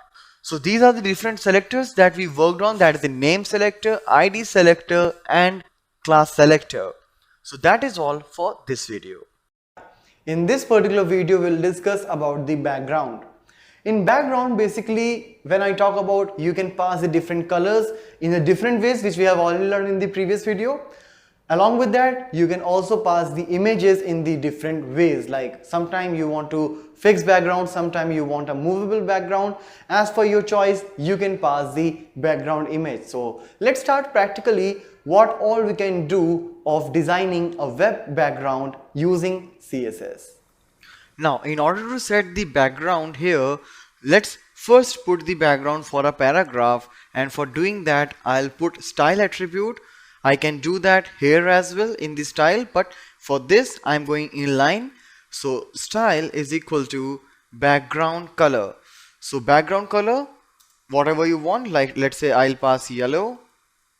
So that will basically change the background color to yellow. Since I specified the background only for this paragraph, so only this much portion is being having a background yellow. But you can see like there is a sentence, and after that I have added 3 line breaks. That's why you are getting this much height. Alright, now if I want to do the same thing for the complete document, I could have done this thing, like I can just put this style attribute here in the body. Let's remove it from paragraph. Alright, so when I'll refresh it, you can see the complete document is now having a background yellow. Similarly, you can choose any color of your choice, and if you want, you can also put the image as a background. For doing that, what I'll say is background image colon. Here I'll have to pass the URL of the image, and inside this URL function, URL attribute here, I'll pass like is a folder in the same location where I have saved my web page, and inside that I have bg.jpg image. So you will pass the URL of the image, and when I'll refresh, you can see this is the image which I wanted to set in the background. The text is still the same. Now if you want, you can just make some amendments in the same image. Like if you want to repeat this particular background, by default it is getting repeated horizontally as well as vertically, since the size of the image is smaller than the screen size. So what I can do is I can just pass the semicolon and I can apply the attribute like background repeat. So if you will say repeat, that is the default value, means there will be no change. But if you will say repeat X, only horizontal images will be repeated. As you can see here, vertically it's not getting repeated, since X denotes the horizontal and Y for vertical. Now when you say repeat Y, so there is no image right here on the right hand side, but it is repeated vertically. And after that you can also say no repeat. That will just add this image once. You can also set the position of the background by passing the attribute background position to any particular value. So basically what it will do is, when here you refresh, it is taking the margin of 100 pixel from horizontal as well as from the vertical. By default it was getting started from this coordinate 0, 0, but now it is taking 100 pixel margin from the left and from the top. So let's come back to this one, and I will put some more line breaks here just to make my document much bigger. Alright, so let's save it, let's refresh it. Alright, let me just remove this first. Let me remove this background repeat as well. So this is my page, and here you can see the content going on. Alright, now it's just line break, I haven't put anything else. But now there is one more thing, like if I want to fix my background, for doing that I will pass the attribute background attachment to fixed. So let's save it. Let's refresh it here, and now when I will scroll, you can see there is only content floating. Alright, let me put some content as well so that you can feel that. I'll put it somewhere in the middle so that you can see it scrolling. Alright, and here you can see only the content is floating here, but there is no change in the background, it is still. Alright, so this is about the fixed background. So these are the things that you can put in your paragraph or in the background of your whole document, where you can put the colors or you can put the images in a different way. Now we are going to discuss about the gradient color in this video. As in the previous video, we saw how to do the manipulations with the colors in terms of the opacity. Now here what we will do, as the name says it's gradient colors, means it's going to be gradient, means we will use multiple colors and one after another those colors will come in a series and will give a very beautiful look in the output. So let's see what all options are available with CSS3 to make the set of colors as the gradient color. So as far as the implementation of gradient color is concerned, here I have taken an ID selector with the name grad1, and later I am applying this to a div. Now let's see what all changes I have made inside this ID selector. So the first is the height. I want 100 pixel height for this particular div. After that, you can see that there are number of background options to all. So pink and green, I have added a couple of colors out here. So let's see how the output will look like. And here you can see that this is the output, right? By default it is coming from top to bottom. But if you want to change the direction, you can just add one more parameter, that is left, like from left to right. So I will add left in all the ones. All right. So now you can see starting from left, it is going towards right. So these are the couple of directions, like from top to down, from left to right. Similarly, you can give these styles for the diagonal gradient colors also. For that, you will have to tell a couple of directions, like left top, that is the starting position. All right. So let's see the browser output. Like here you can see red, blue. So left top, it is starting from red, and then diagonally it is changing its color, and at the last it is blue in color. All right, since red and blue are the two different colors out here. So these are the things where I'm using the linear gradient, like it could be from top to down, from left to right, or from diagonal. Now let's see some available options for the radial, means this, if I want some circular in the gradient, let's see how those work. So for that, rather than linear keyword, here radial keyword will be used. I'm using height and width both for now. You can just continue with the height also, as we were doing earlier. And now here you can see the difference, like red, green and pink. All right, since there are three colors, you can pass the percentage, like how much width you want in each color. So pink 60%, green 15%, 5 for red. All right, so let's see the output now. And here you can see. All right, so this is how the radial gradient will work. Starting from the last, means this one is the inner one, then the outer and the outermost. All right, if you want, you can add more colors in the same method. You can also use the repetitive option for that. Like for example, if you have a couple of colors and you want them to keep repeating unless a particular time comes, you can do that as well. And how we can do that? Just by adding this repeating keyword. All right, so now the method is repeating radial gradient. Or so I'm just using a couple of colors, like 10% for yellow, 15% for green, and after that, because it's just covering the 25%, so after that it will keep repeating. All right, that's why I'm using repeating out here. All right, so let's see the output here. Now you can see, okay, so every time this green, yellow, green, yellow, green, yellow is keep repeating itself. So this is how you can work with the different options available with CSS3 regarding the gradient colors. Either it's for repeating, either it's for linear or radial. In this video of CSS, we are going to discuss about the very important concept using which we can give some very attractive look to our web page, and that is the images. Images, as I said, can give you a very representational information along with some decoration as well. So proper formatting of image is one of the very important tasks of a web designer.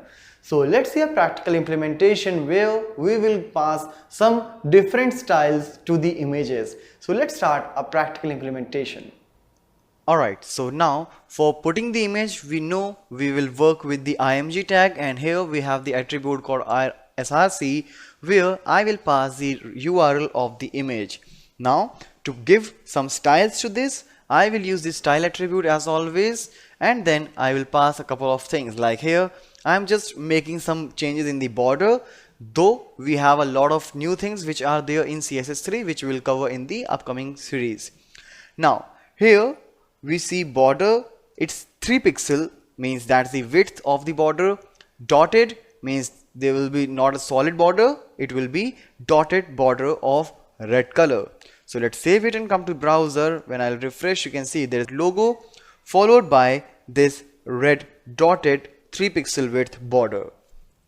Now if you want to make it dashed, there are some more options. You can make it dashed like this, and if you want, you can make it solid as well. Alright, now for this I will use 1 pixel solid green. Alright, so these are the things which you can work while working with the images in CSS. As I said, we do have a lot of things while we will be working with CSS3 which we'll cover in later. So that is all about giving these styles to the images. Now, in this video, we'll discuss about designing the borders using CSS. When I talk about borders, it is not just related to table, but you can pass the borders with the particular tags like paragraph, div, and images as well. So, whenever you pass a border to a paragraph or div, you can give a look of forming a box kind of image as well. So let's see a practical where we will try to create the different kind of borders using CSS along with the paragraph and the div. So let's start the practical now. Now in this very example for the borders, what I have done, I have created two CSS classes for the paragraph tag with the name example1 and example2. In the first one, what I have done, I have passed the width of the border along with the type like solid, dotted, dashed. We can pass different variety of the borders. We will discuss what all possible values you can pass. Apart from that, I have passed the bottom color, top color, left and right color, as I just wanted to show you like we can pass the different values for all the different kind of border, different sides of border for top, bottom, left and right. So here I have shown you the values in hexadecimal format. You can also use the name of the color as you usually do. So this is what I have passed right here. But in the second example, means in the second class, I have just passed a single border color. So it depends. If you want to put the same color for all the sides, you will just say border color. Otherwise, you will say border bottom color, top, left and right accordingly.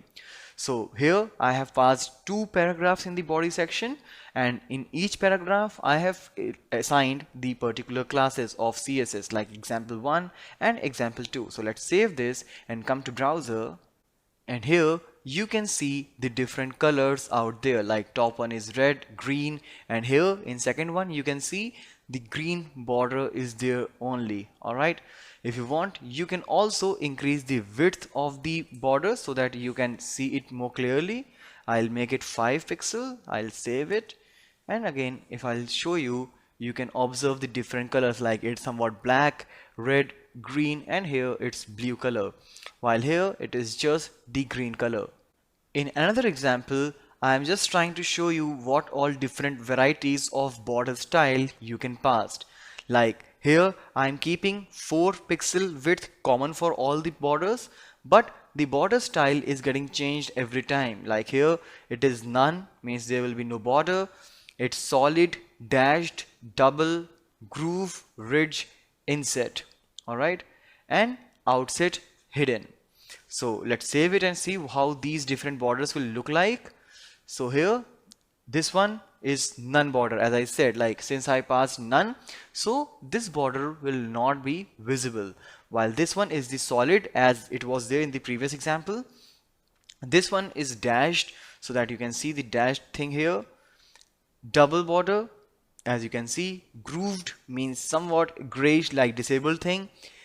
Ridge, inset, outset, you can see the shading here. In inset it's upward and here in downward. It is hidden. Hidden means the border is hidden for now, and here it is customized, like for all the different things. It is for top it is solid, for bottom it is dashed, here it is inset, and here it is double. Alright, so let's see here. Dashed, groove, double and solid, all the 4 different borders are applied. Apart from that, you have also one more option, that is dotted. So I'll just change it to dotted just to show you. So here you can see this is the dotted border. So these are the different border styles which you can pass using the CSS class and with the attribute border style. And now here you can see that I'm making some changes in the border width which I have done earlier as well. But the new thing which I wanted to show you, like apart from the values here like 4 point or 4 pixel, you can also use the keywords like thin, medium, thick. Alright, so again the last one is miscellaneous, having lots of attribute altogether. Like the bottom width is 4 pixel, top width is 10 pixel, left is 2 pixel, and right one is 15 pixel. and it is of border solid. Alright, so let's refresh it, and here you can see the solid with 4 pixel, 4 point, thin, medium, thick as the keyword, and here borders with the different thickness all over around, like top, bottom, left and right. So these are the things, these are some of the possible things which you can perform while working with CSS. Now let's set up the environment so that we can start implementing with this technology. So for downloading this Bootstrap, we will go to the official website of Bootstrap, from where we will download the package, and once we are ready with those particular things, what we are going to get is the scaffolding. Scaffolding means we will get a number of folders differently for the CSS, for the JS in the different folders, so that we can actually pick up the particular concept. Like it will not be hard to find whatever we are getting from the package, because it will be scaffolded in a particular, it will be structured on the particular folders. CSS is basically the set of all the classes which we can apply in the different parts of our web page, such as the header, the table, div, or maybe any other tag. Components, like if you want to work with any, let's say, glyph icons, alright, you want to create a button in which you want to put an icon. So these are all the part of components which you will get from the package. And the JavaScript plugins. JavaScript plugins will basically help us in making the rapid application development. Alright, like plugins will give us some predefined functionality for which we don't have to make much efforts. So let's start working on the environment setup now. So to get started with the environment setup of Bootstrap, first of all I'll have to come on the official website of Bootstrap, that is getbootstrap.com. And here in the home page you will find a link for downloading. As soon as I'll follow this, here I'll get a number of options to download and to set the environment for Bootstrap. First option is to download the compiled CSS and JS file. So when you will download that, you will get the compiled code for this particular version of Bootstrap. Similarly, you can also download the core source file of the Bootstrap, that is the uncompiled version of Bootstrap, for which you will have to compile the Bootstrap as per your own requirement. Now next one is the Bootstrap CDN, where you will get the link of the required CSS and JS file, which you can copy and can start working on Bootstrap. Similarly, you have the package managers. Maybe if you are working with Node.js, then you have npm. For Ruby gems, for Composer, for Bower, for NuGet, you have the different kind of the environment available for which you can just configure and download your Bootstrap. Here I'll start working with the compiled CSS and JS file. So I'll click here on the download, and as soon as I'll do that, it will start downloading Bootstrap on my local system. I have downloaded the required files in my system. In the next video, we'll see how can we get started with the implementation of Bootstrap. So now here in this implementation, what we are going to do, we are going to design a form. So basically here you can see I put a form tag, and inside for each particular row, for each particular section of your form, like for any particular field, I have put the div, and inside that I have said form group. That means a label or any input control which you are taking will be bound logically in a single group. So whenever you will apply some changes in this div, that will be applicable for all the controls inside this form group. So for email I have a group, for password again I have formed a group out here. Alright, so logically whatever controls are doing the similar task, I will enclose them or I will bind them inside a group for the easy maintenance. Now inside this you can see every time I'm putting something, I have using it as a form control, and so that's why whatever control I will put here, like email, for password, it will be designed for this particular form itself. And here it's placeholder which was there in the HTML as well, so it will basically show you a text on the controls. So let's save it for now, and execute this over the browser. And here you can see this is the default appearance of your form. So this is basically the vertical form which will come by default. Enter email, enter password, alright, and any particular password what you want here. Alright, so this is how you can design the default vertical form.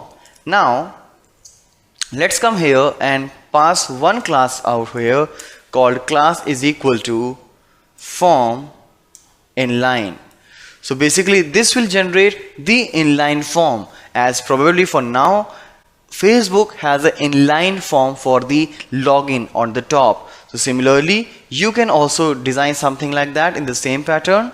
So here you can see all the controls are now there on the same line. So this is how you can start working with the forms, where you can design a form either vertically or inline. In this video, we'll work with the badges. Badges will actually give you an additional information along with the label.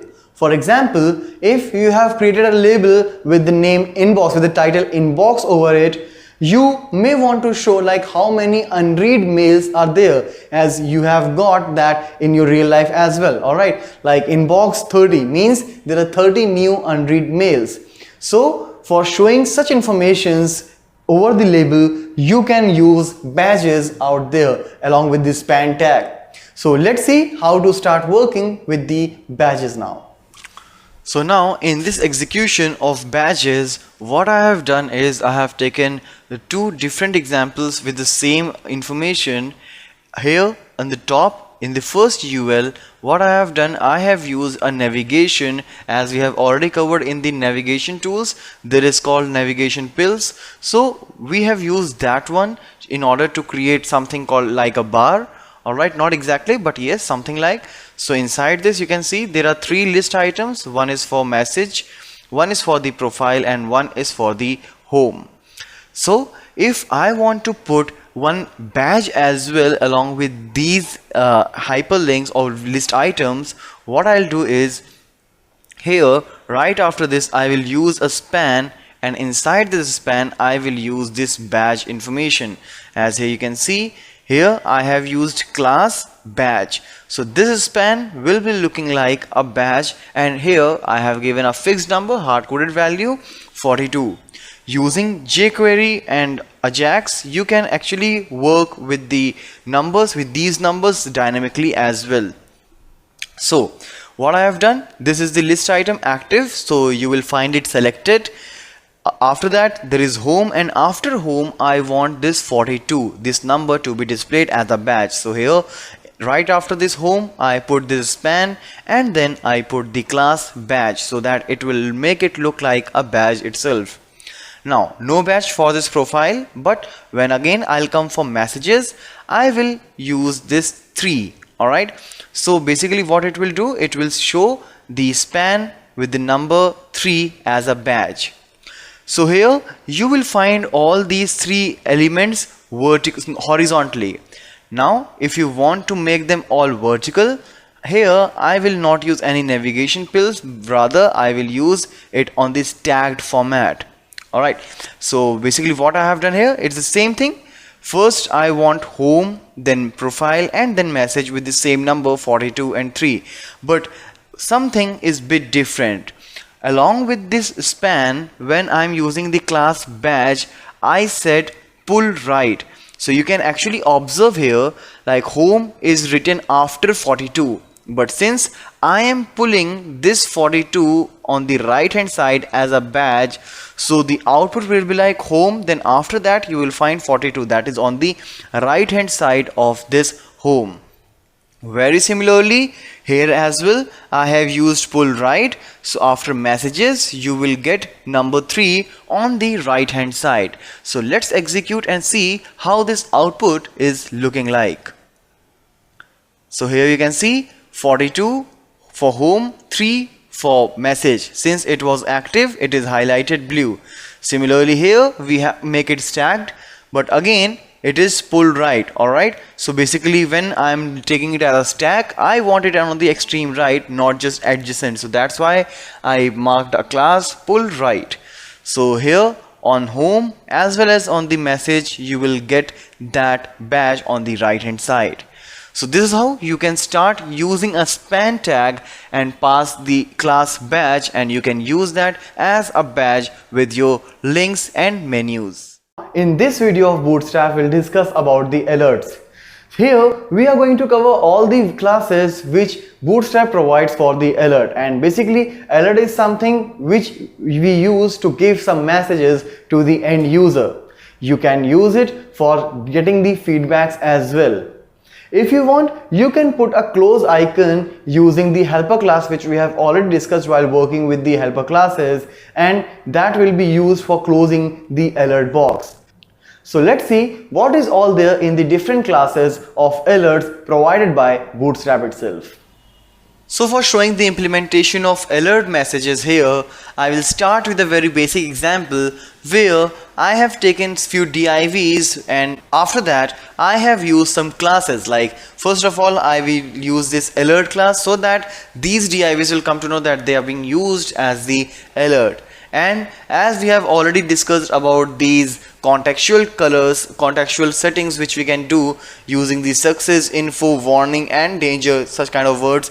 So they are just here to give the different colors to the alert messages as they were doing it for the different things like buttons, labels and normal text as well. So these are the alerts, alright.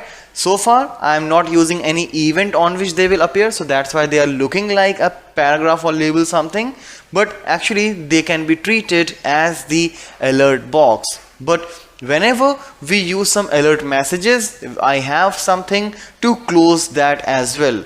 So let's see how can we add a cross, means a close icon in this alert box which will help us in closing these messages. And for that I will do some changes out here. Let's see what I have done. So alert success, that was already there, but what I have done now, it is alert dismissible. Alright, so basically what is there? After that I am putting it inside a button, right? One button is also there inside this div tags, alright, and this button is carrying close, which we have already discussed, the close icon. Alright, so this button will carry a close icon on which when you will click, this alert will be closed. Alright, so that's why it's data dismiss alert. And I have done this same thing for all the different color of alerts. Alright, like for info alert box as well, for the warning as well, and later for the error one, danger as well. Alright, so in all the alert boxes there is some button at the end which will be used for closing the button. So let's see how it will is working now. So here is the button. Alright, so when I'll click over it, you can see the current message or current alert box is getting closed. Alright, so here you can see again. Alright, so this is about the alert boxes. Now if you want, you can also give a link to the alert boxes and you can use it for navigation purpose as well. And for doing that I have just did one thing, like I have enclosed these text inside the anchor tag. Alright, and for decoration I have used the class alert link. So let's click here and see the output, and here you can see these are now the alert links. I have removed the button, but if required you can close it, and if required you can just click on the text to navigate. So these are the things which we can use for making the alert boxes using Bootstrap. In this video we are going to discuss another CSS class provided by Bootstrap, and that is breadcrumb. Basically, whenever you want to show the hierarchical position of any particular web page, you can go for this class. For example, if I am on a home page of any particular website, out there I followed a link called sports.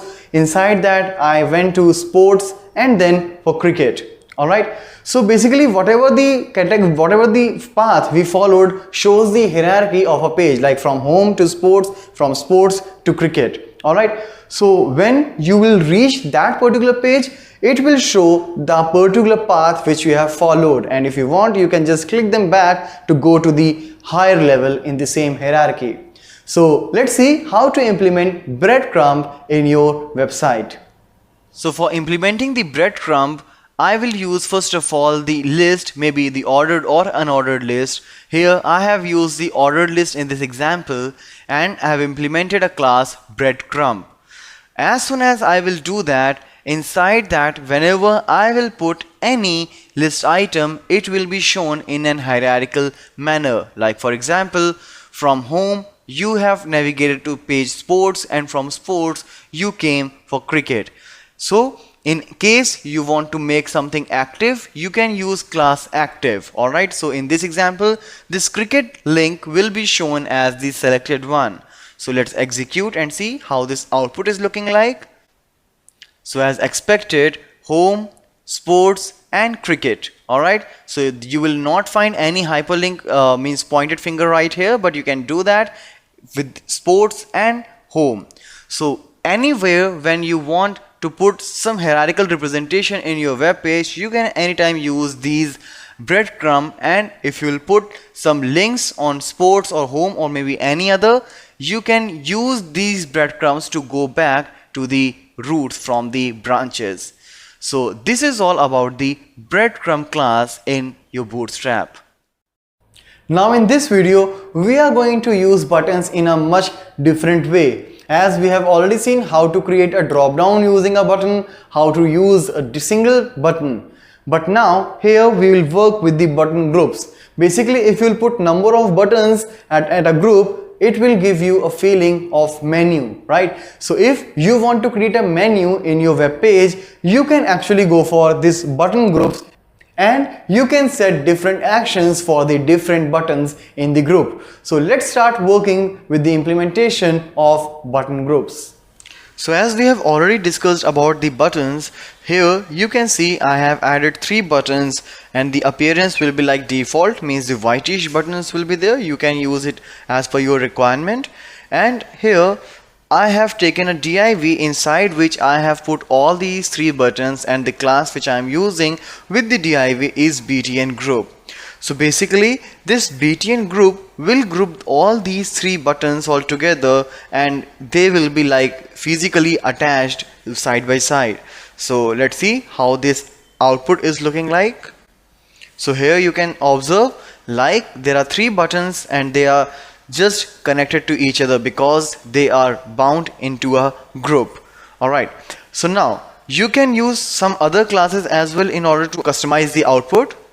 Like we can just use multiple btn groups inside a btn toolbar. So if you want to make a toolbar for your web page, you can just group multiple btn groups containing the buttons and then you can form a toolbar. So here you can see here are 3 btn groups, like there is 1 button, 2 button group and 3rd button group. Alright, and I have just put them all inside one div where I am using a class btn toolbar. So when I will do that, in the output it would be looking like this. Alright, so this is the set of first buttons, this is the set of second button group, and this is the 3rd button group. So likewise you can just start working on your buttons, like you can bound them in a button group and then you can bind multiple button groups inside button toolbar. If required, you can also just change the size of each button group using the same btn group lg, sm and xs. Alright, so let's execute and see how these different button groups are looking like. So this one is the large, this one is small and this is extra small. So as per your window size for the different screen size, you can just make a responsive menu for using these buttons and you can just apply the different button sizes as per the screen size. You can also put one button group inside another in case if you want to give some other appearance to your button. Like here what I am doing is there is btn group, alright, inside which I have put 2 buttons. Now again inside this btn group I have taken another where I am trying to make a button as a drop down list, which we have done already. Alright, so in this way what it will be looking like, it will be the nested btn group inside which The first two are from one group, and again this is separated by another BTN group, but they all are being shown or displayed as a single group itself. Now all the appearances which I have shown right now is horizontal. Now let's see how can we make them vertical. So for that I just have to add one more class over here, and I'll say BTN group vertical. I'll say that in both these situations, alright, in both the places. So let's execute it again. And here you can see now they are being arranged in a vertical way. So far when we were forming a drop down out of a button, we were actually putting the caret symbol in the same button, but if required you can also make a group of two buttons in order to make the caret symbol on the another button. So here as you can see, in the first button I have just made it primary and put a text, and right after that I have put another button where I am using it for toggling, and I have applied a span with the class caret. When you will click over that, I will just form the menu in which I have currently shown two different elements. Alright, so here in the button you will get a text. When you will click on the caret symbol on the another button, it will show you a list containing these two elements. So let's see how it is looking like. Alright, so here you can see this is the button with the text, and here when you will click over this, it will show you the menu. Alright, so these are all the different usages of the BTN group class, and you can use it for various purposes while defining a web page. In this video of Bootstrap, we are going to work with buttons. Basically, whenever you create a form and you want to submit it, or if you want to perform any action, buttons are the very important control for that. So here, when we will start working with the CSS classes provided for buttons, we are going to get few classes like BTN. BTN is the base class for any button control. BTN primary, if you want to put means by default all these classes will give different colors to the button, like dark blue, information, warning, orange, red for danger. Alright, so basically the difference will be of color, except BTN link, which will look like a hyperlink text, not a button. Alright, so on the basis of color, like if you want to use red button for a normal task, you can go for BTN danger class. Alright, but by default, as I said, these classes will give you only difference in the color as per the designing is concerned. So let's see how to implement buttons in Bootstrap CSS classes. So on the basis of the appearance of the buttons, let's start customizing the appearance. So as we did in the text, like we classified the different text colors on the basis of the primary, success, info, warning, danger. Similarly, here in the case of buttons also, we have the same things. So first of all, we will have to start with the class BTN. So if you are not even using a button, if you are using any hyperlink also, you can make the look of that hyperlink as a button, and once it is set as button, you can just set like how you want your button to be displayed. So as I said, it's just the matter of color. It will change the default color of the particular button. So when I execute this, here you can see it is the default button. This one is primary button, success button, info button, warning button, danger button, and here since it is a button also, but it is looking like a hyperlink. Alright, so these are the different classes which you can use for customizing the appearances of the button. Now let's discuss more about the size of each buttons that we have. So for changing the size, what I'll do, I will just add few more classes right after, like BTN LG for making your button larger than the normal one. Similarly, BTN LG again for the primary. So these two buttons, the first two buttons will be much bigger than the default size. Similarly, the next two buttons, that is for success and info, they will be smaller in size, as here I have used BTN SM. So it will be smaller than the default size of the button.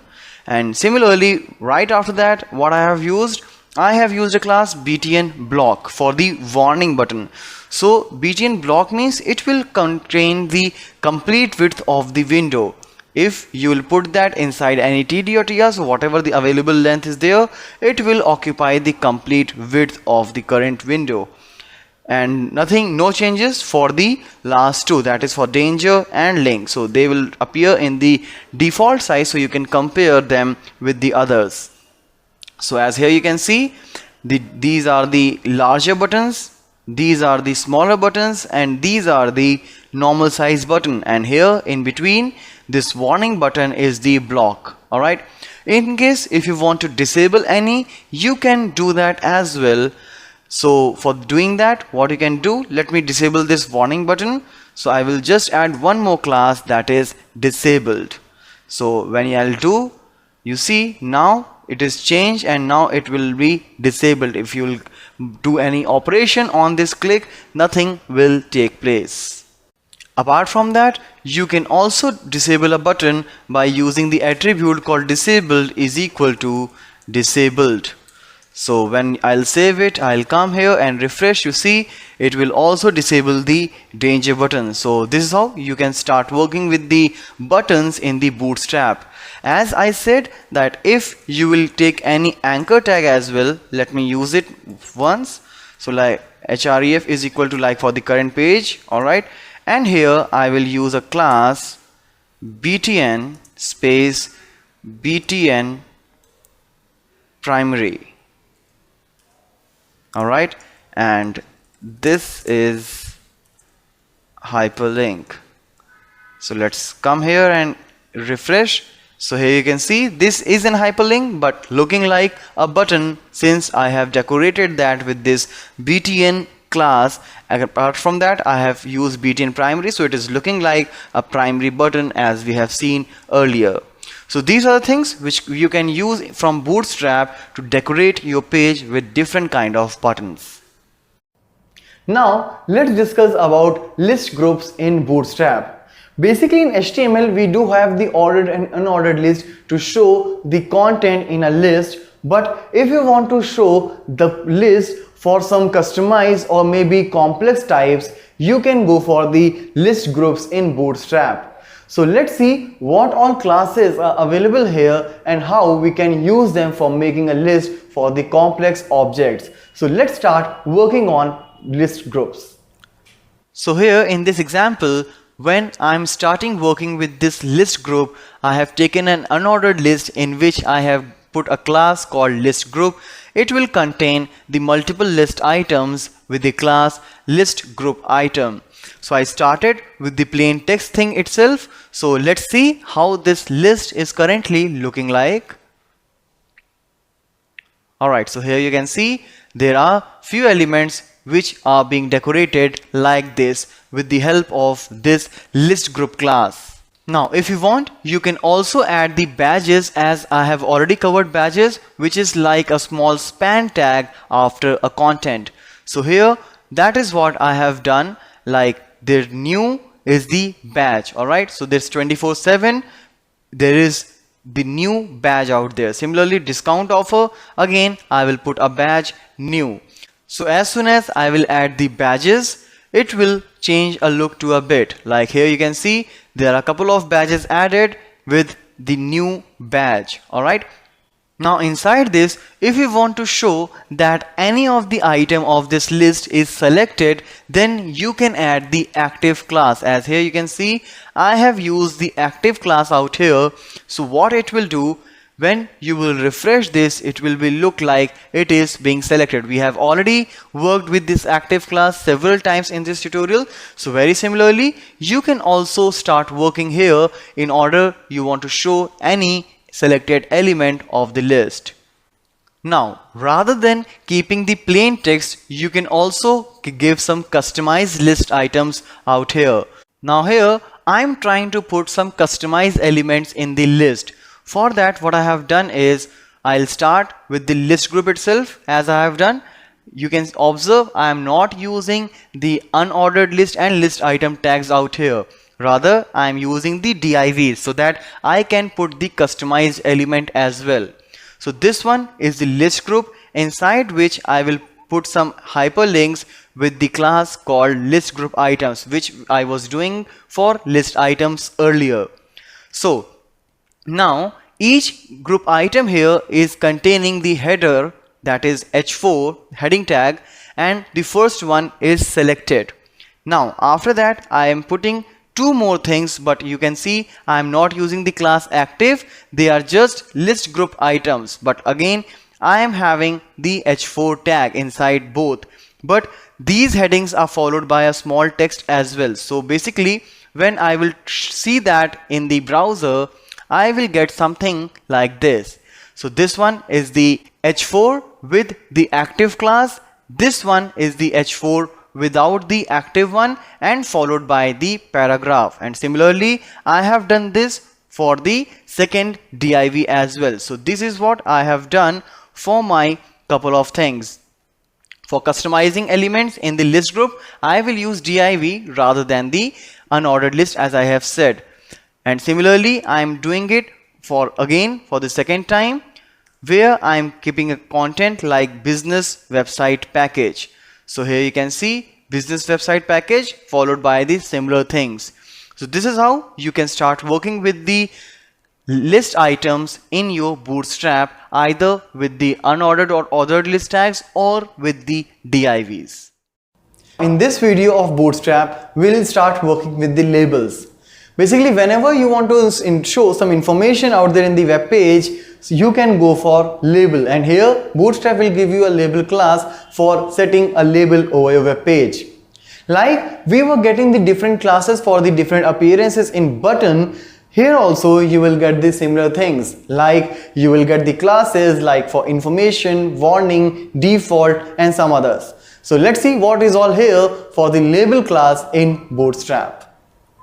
So when I say label, basically we don't have a label tag here in HTML, but using the class label of Bootstrap, we can make any span as a label.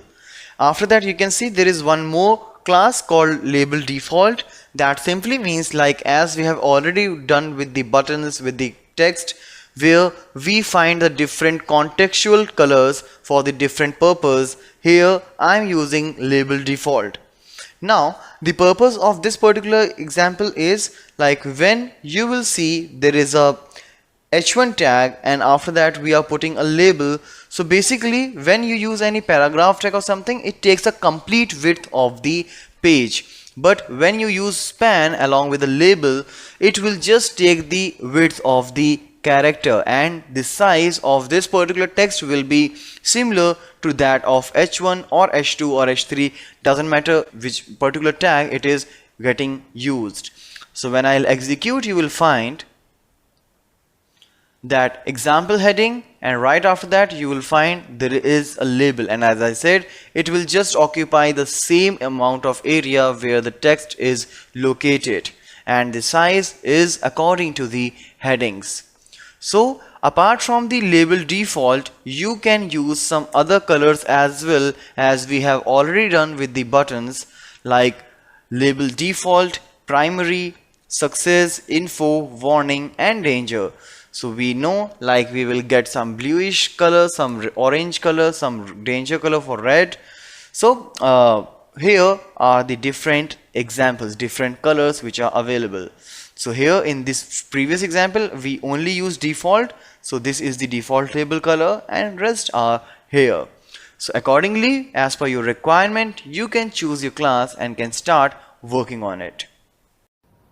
So let's see what is all here in the Bootstrap grid system. Bootstrap includes a responsive, mobile-first, fluid grid system. As I said, like this all responsive web design is possible because of this grid system itself. Bootstrap grid system scales up to 12 columns, alright, as the device and viewport size increases. So it all depends on how you want these 12 columns to use. If you are using More than 12 columns means if the total columns you have consumed is more than 12, then the remaining data will be fallen into the next line. We'll see that all in the practical implementation. These 12 columns can be used accordingly on the basis of different screen sizes. Alright, as I said, like it all depends like how you want to consume your 12 columns. So let's see how these 12 columns can be managed, or how we can check like which is your large screen and small screen. So basically it is all depending on the number of pixels that you can check while working on any screen. I'll show you that on the practical implementation itself, since I'm working in a laptop of maybe a 14-inch screen. So I cannot show you the large devices because the pixel number will be way more. Yes, for the other things, if the number of pixels is less than 768, then it will be used maybe mobile device. All right, extra small devices means mobile device, maybe 5-inch, 5.5-inch mobile screen if you are working with. So it will be like that. Number of columns will be 12 for all screen sizes, as I said. All right, class prefix means when you will be splitting the those 12 columns, like how much columns you want in first means on for a particular column. All right, class prefix, these class prefix means the CSS classes of Bootstrap will help you to split those 12 columns into different numbers. So let's start working with this grid system practically and see how a same page can have a different layouts for the different screen sizes. So before getting started with the grid system, let me tell you the changes which I have made. I have added one more style sheet which I have created by myself here, that is styles.css, where I just put some attributes for customizing any div tag. Alright, so now let's get started with that. So basically while working here, what I'll do, I'll just start putting a div tag here. And what I'll do inside, I'll just make it nested. Alright, so this is div inside a div. So this is, let's say, first div, and similarly let's copy them 2 more times and let's make changes in the text.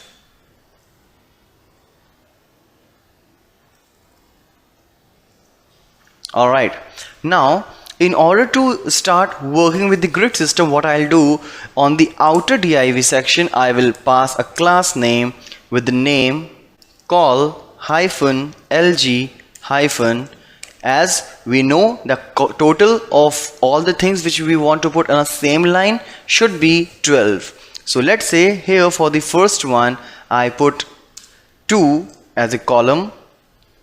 Similarly here what I'll do, class call lg, let's say I want to put 8 columns out here, and again for the third one I will say class call lg 2. So 2 plus 8 plus 2, the total is 12. Alright, and here what I'll do, I'll again put a class so that it will give you a clear output, and here I'll use my box div which I defined by myself. So let's copy that and paste it here in the remaining 2 as well. Save it, and now let's execute it.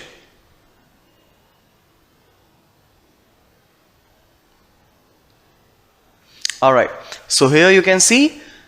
So what I'll have to do now to start working with this, I will put one more div and will use a class called row, so that all these divs will be there on a same row. Alright, so let's close this div at the end.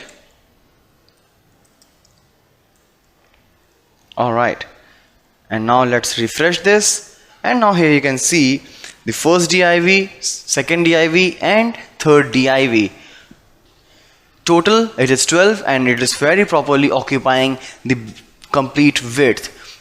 So for here I have just defined the width for the large, so as soon as you will move out from the large size, it will show its default way to put the divs. Alright, if you want to make different styles for the different screen sizes, you will all have to define right here as well. So for example, let's take one more div out here, and here I'll say fourth div. Alright, now let's change the width size here. So for the first, I'll say it should be 3. For second, it should be 3 again. For the third one and fourth one. Alright, let's come here and refresh. Now you can see there are 4 div in the same line. Alright, now what is happening here, if I'll move from the large screen and I'm coming for the middle size what I want at that particular time. So for that, what I'll do, I'll just give a space and start giving another style here in the same line, call that is the medium devices, and for the first one I want 6 columns to be occupied. Alright, so the first column, the first div will occupy 6 columns out of 12. Second will also take 6 columns. Okay, let me copy that because I'm going to put the same for the remaining 2. So now you can see the total is exceeding 12. The 1 and 2, the total is 12. So what will happen, as soon as the things will come out from the large screen aspect, in the medium size screen at a single row there will be 2 divs. Alright, and then the next 2 divs will be shifted in the other rows. So let's refresh that and let's start changing the screen sizes. So as soon as the size will be, the width of the window will be under the range of small devices, medium devices, you can find that there is first div, second div, third div and fourth div. Alright, so because now both of these particular divs are taking 6 columns each out of 12 from that. In this video series, we are going to begin with the JavaScript. JavaScript is basically a scripting language which can be embedded in a HTML page. HTML page simply means any web page which is running on World Wide Web. Once you embed the JavaScript in the page, you can provide the various functionalities to that particular web page, such as you can put some validations, you can make the page even more interactive, you can put some animation kind of things. So that is all we can do using the JavaScript. So make sure before getting started with the JavaScript, you have the sufficient knowledge of HTML and CSS, as we will be working with the web page, and these two are the important things which you must know for creating the interactive web page.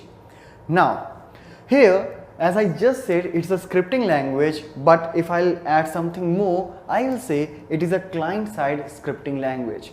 Client-side means whenever you will execute the JavaScript on a web page, the complete execution will happen on the client side only. There will be no server-side interaction while executing the JavaScript. That's why whenever we'll try to do some operations like putting the validations or doing the animation like things, everything will execute on the client side, which will also efficiently execute the page, means the performance of the page will be more better. Now something more about JavaScript, let's see. It is untyped. Untyped means, if we know something about the programming languages, you may know about the thing called data types, which specifies the type of data we are going to process. But while working with JavaScript, you will observe like it is untyped, means it is not a type safe language. So whenever you will have to store something, you will just use a variant type, and that type can store any type of value. So we will have to take care like which type of data we are going to manipulate manually. Apart from that, it is multi-paradigm, means you can do various kinds of development, website development things related to JavaScripts. Nowadays JavaScript is also a backbone of so many different technologies like jQuery, AngularJS, Node.js, and so many JS like technology you may be hearing nowadays. It is functional, which will make the code even more modular. You can split the particular code in the different functions, and you can call them up on a particular event, as it is also event driven. So using JavaScript in such a way will make it wonderful, and so that we can use it even more creatively. It is interpreted by browser's JavaScript engine. Now, if the question comes like, when I write a simple HTML, how it runs? Every browser has a parser which reads the HTML tags and render the text accordingly. For example, if I use h1 tag, so the text written within the h1 would be shown as the h1, as a heading 1, the biggest heading. But if I say, what about JavaScript? Means if I am writing some logical code, some programming like code, how the browser will be able to execute that? So for that, as it is mentioned, every browser has the JavaScript engine. For example, for Chrome, it is V8 engine. For different browsers, it's different engine. So that JavaScript engine is actually able enough to execute the code which is written in the JavaScript. And make sure while doing this, your JavaScript must be enabled for that particular browser. Only then you will be able to see the execution of your JavaScript code. Now, let's move on to some more advantages of JavaScript, as it is less server interaction. Alright, means while executing, it will execute mostly on the client side, so it will be a lesser interaction with the server, and that will make the performance better. Alright, because if the code is here only and it is running on the client side, the page will not be posted back to the server again and again, and that will definitely enhance the performance of your web page. Richer interface. As in jQuery, we internally use some of the functions of JavaScript which makes the interface even more better. So you can say like it will give you a richer interface through animations or through some dynamic CSS kind of things, which will make it even more attractive, and the client will feel like good while working with the web pages.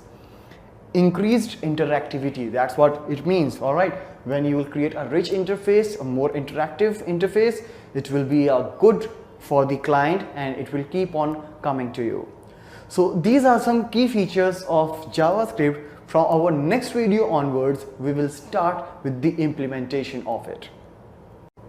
So far in the JavaScript, whichever code we have written having a linear execution, means from the line 1 till the last line, it kept on executing. But if I want to execute few things on a particular condition only, I can go for the conditional statements, as these condition statements will first compare the conditions using the variables and the operators which we have already covered, and if the condition is satisfied, then it will do the particular task. So here in JavaScript we have a couple of conditional statements such as the if else and switch, where if else will be used by in JavaScript code, like if, after then we can specify a condition, and if the condition is not satisfied, we can pass the else statement. And secondly, we have a switch statement which will be doing a short circuiting like thing, means a direct execution as soon as the condition is matched. But in this video only, we will just cover the introduction of it. In our next video onwards, we will start with the implementation of if and switch statement separately. Now, in the conditional statements, let's talk about the if else statement. As I already discussed in the previous video, it is used to pass some conditions, that is, after the if keyword, I can pass any condition using the logical or comparison operator, and if the condition is not satisfied, then we can go for the else. But else is optional, So you are not forced to add the else keyword right after the if. So this is how the execution will take place. Like when the code flow will be happening, there will be a condition carried by the if keyword. If the condition is true, then only we will execute the conditional code. If it is false, we will terminate that particular code. Means that particular code will not get executed. You can also change the multiple conditions using the else if. Means if the first condition is false, you can proceed with the second condition, and the second condition will with else if will only be compared when the first condition is false. So let's see practically how can we implement this else if and if statements all together. So here we are implementing the if statement. What we are doing here is we will be taking the marks of any three subjects from a student, and after that I'll sum them up and will calculate the percentage. On the basis of the percentage, I will assign them a grade, like whether it's grade A, B, C or D. So what I'm doing here is using the prompt box, I'm taking the all the three marks. Now whenever you will enter something in the prompt box, it will be treated as the string. So here whenever you will use the plus operator for adding the things, it will actually be concatenated and you will not get the desired result. So in order to make them treated like the integer, what I have done is I have used the method called or function called parse int. So in this parse int, what it will do, it will convert the type to the integer. So now when I will add this when I will use this plus symbol, it will actually add them rather than concatenating. So once I get the total, I have applied a very simple formula for calculating the percentage, and here I am considering the maximum marks as 50. So whatever the percentage is there, I will print that, and after that on the basis of that percentage I will pass the conditions in order to get the grades. Now here you can see it is if, and right after this it's a parenthesis inside which I will pass a statement which will return a boolean value. So here I am using this comparison operator, and we have already discussed about it, like whenever you will be using the comparison operator, it will return you a boolean. So if this particular condition is true, I will get an alert box with the thing grade A. Now if this condition is incorrect, so it actually depends what you have written after that. For example, if I don't have these line of codes, so if the percentage is not greater than 80, nothing is going to happen. If it is greater than or equal to 80, I will get a message grade A. But it's all depends on the situation and your requirement, like what and how you want to do in a condition. Means if this condition is incorrect and I don't want to do anything in the condition when the condition is incorrect, so I will leave the program like that. But if I want to do something if this condition is incorrect, or if I want to check some more conditions if this condition is false, then I can go for all these things. Like here you can see it is not a if but it is else if. Means this condition will be checked only when the previous condition is false. If this is true, this will never be compared. Similarly, if this condition is returning true, then we will not go to all these statements. This condition will only be checked when this will return a false, and so on. And similarly, when all the conditions are false, only then the control will come in the else part. So this is chaining thing, right? You can see whenever I'm using the else if, that means each and every condition is changed, and it will come, the control will come inside them only when the previous conditions are false. So for example, if I have entered something and the percentage is having 85, so 85 is greater than 80, 85 is greater than 60 also, 85 is greater than 40 also. But as I said, if this particular condition is true, the control will never come in these conditions. So doesn't matter whether they will return true or false, nothing is going to happen.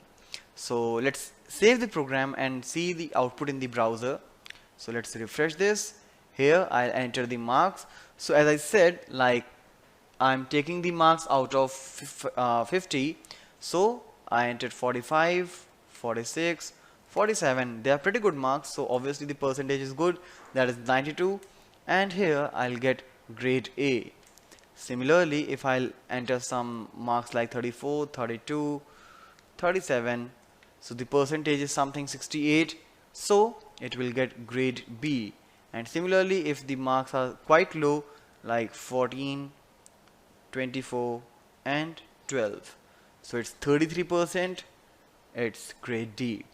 Alright, so on that particular basis you can actually calculate the things and can pass the conditions using the if statement. Apart from that, you can use any operator which we have covered earlier, which are returning a boolean value. So this is a very basic implementation of if statement. In this video of JavaScript, we are going to start the iteration statements, normally called as loops. In the basic programming, it is a very obvious situation, like we come across a thing where we need to execute some set of statements continuously multiple times, probably with the different values. For example, if I want to find the even numbers from 1 to 100, what I need to do is I will have to write the code for checking the even or odd again and again. But rather than writing the same code again and again, I can put this particular code inside a loop which will provide various values, means different values from 1 to 100 continuously. And inside the loop, we will check the condition. If the number is even, we will print that. So such things can be done by the iteration statements, as this is a statement which allows the execution of a particular set of block code multiple times or several times. Whenever you will write a loop, you will have to pass a condition, so that until and unless that particular condition is true, the loop will keep on executing, and as soon as it is false, the loop will get terminated. For example, as I said, I want to find all the even numbers from 1 to 100. So it is a condition like the number or the value of I of whichever variable I am using, that should be less than or equal to 100. As soon as the value will exceed from the 100, the loop must get terminated. So this is what it's written here, keeps on executing until a given condition is true. So whenever you will start writing these control statements, whether it is the condition statements or iteration statements, logically as per your requirement, you can make them nested to any level. Here is the basic idea how the iteration statements or loop get executed. So here, this is the control flow. There must be a condition. If the condition is true, then we will execute the conditional code and the control will again come to this condition. So unless and until this condition is returning true, this loop will keep on executing. As soon as the condition is false, it will get terminated. If there is any logical error, you may write an infinite loop which will not be able to come out of this iteration. Logically, you can classify the loops in three different types, that is for, while and do while, which we will be discussing in our later videos practically as well. But all these loops would be having the similar thing which we discussed right now, that it will allow the set of statements to get executed iteratively multiple times. So in our next video onwards, we'll start with the implementation of them. Now let's get started with the for loop.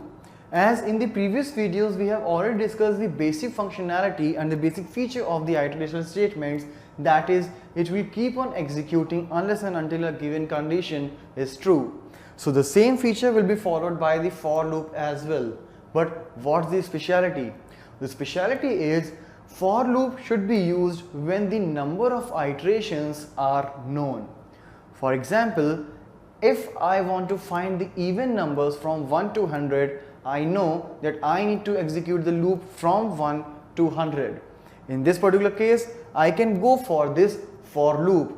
But whatever I am saying here is just the ideal things. But if you know how to play with the loops, and that will come with the practice of course, you can replace any loop with any other loop anytime in your programming. Alright, so let's first get through with this for loop. As here you can see the syntax of it. Inside this for, you can see it is being classified into three different parts. That is, first is the initialization, second is the condition, and third one is the increment. So whenever you will begin this particular loop, as I said, the number of iterations should be known. So here I will initialize the value. Let's say I will initialize the variable I with 1. That is the initial thing. Condition means the finishing point, when you want your loop to be terminated. That condition will come here. So here I will write something like I is less than or equal to 100, means that is the condition. Unless and until the I value is less than or equal to 100, it will keep on executing. And increment, since I is 1 and it needs to go till 100, I need to keep on incrementing the value. I have to increase the value every time I am running this loop. So for that, it is increment. You can also take it in a reverse way, like I started with 100, I need to drag it till 0 or 1, and for that I will decrease the value. So it's all conditional as per your requirement, and inside this you will write the code. So this is how you can write a for loop. Now how it will execute. First of all, the initialization thing will execute. It will initialize a particular variable with any particular given value. Before entering to the body of the for loop, it will check the condition. If the condition is true, only then this code block will get executed. If the condition is false in the very first time, it will not execute at all. Alright, so the condition, if it is true, then the code block will execute, and then it's increment. Increment means after executing the complete body, it will again go to this particular section where the increment will be taking place. Now after increment, again before entering into the body, it will check the conditions. Alright, so this thing will keep on executing unless and until the condition is true, and as soon as it is false, the code will get terminated or the loop will get terminated. Alright, so let's execute this particular loop practically. So in this implementation, you can see I have written a for loop in which there are three parts as I discussed earlier. Here it's the initialization part in which I am initializing the value of I with 1. After that, it's a condition, means I want this loop should keep on executing itself unless and until this condition is true. So unless and until the value of I is either lesser or equal to 10, I want this loop to be executed. And how the value of I will reach from 1 to 10, I'll have to make the incrementation, and so for that, here is the I++. This plus operator will be increasing the value of I every time with 1. So what will happen basically, at the very first time when the control will come in this loop, this will be initialized with 1, and then the value of I will be compared with this condition. If this condition is satisfied, only then the control will come inside the loop body and these set of statements will get executed, where I am just printing the value of I along with the breaking the line. Once all the statement of this loop body will execute, then the control will go to the increment part and it will increase the value of I with 1, means the 1 will become 2, and again before entering the loop we will check the condition, and this process will keep on going unless and until there is a condition satisfaction. As soon as the condition will be false, this loop will get terminated. So let's see the output of this program. As here you can see, I is equal to 1 to 2, 3, 4, 5, 6, 7, 8, 9 and 10. So as I said in the description as well, like we will use this for loop when we know like the condition the number of executions are known. So here I am starting it from 1, I am taking it till 10, so it's obviously sure, like I want this loop to execute from 1 to 10. If I want to make the increment more than 1, like I++ is just an increment statement, you can use any increment statement what you want.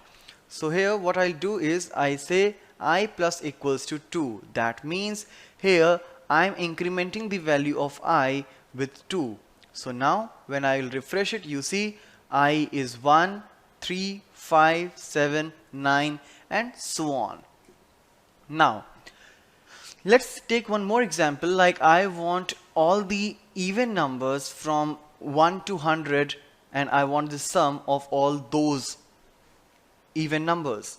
So what I'll do is I starts with 1, I is executing till I is less than or equal to 100. I will just make an increment by 1 only, so I++. And now inside, since this is the statement, you can actually use any statement inside this. So I will inject the if statement inside and I'll say I mod 2 is equal to 0. If the modulus of value of I with 2 will be 0, modulus means the remainder. So if you will divide any number with 2 and the remainder is 0, I will say that is the even number. So what I'll do is I'll simply put these statements inside the if statement. Alright, so I'll just pass the delimiters like that. Alright, okay, so it will print all the even numbers, something like this, like here you can see 2, 4, 6, 8 and so on.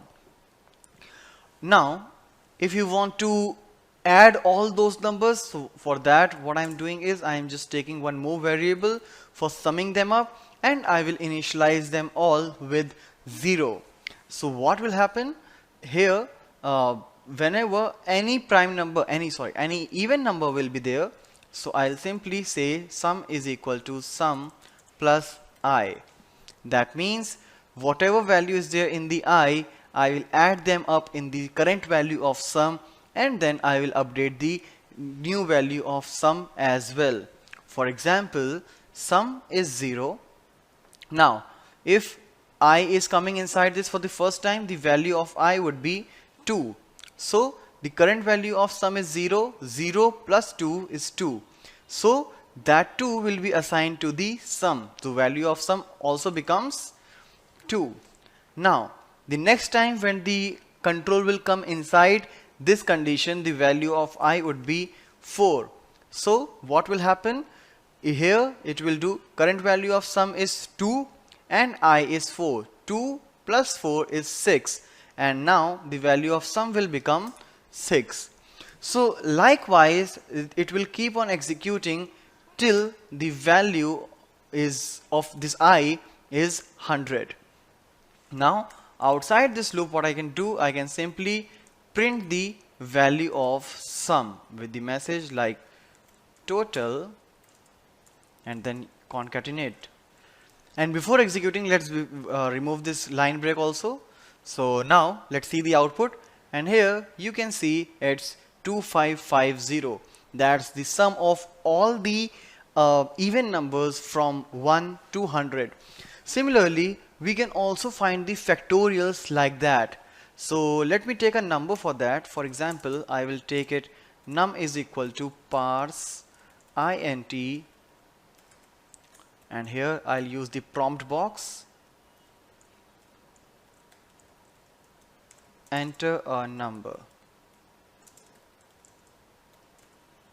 like that. Alright, and now what I'll do, I'll just start the execution from 1 till that particular number. Alright, and in factorial what we have to do, we have to multiply the numbers. So I'll have to do the product. So I will start the product with 1 because if you will multiply with 0, every number will become a 0. So parse int prompt and then enter a number. So here I am taking a number in this num. So what I'll do is I will start it from 1. You can also start with 2 also because if you multiply anything with 1, it will remain the same. So it's all up to you. And now I'll just remove this condition, and inside this what I'll do, I'll say product is equal to product into num. Alright, I'll have to pass I here. Alright, because num is the maximum limit.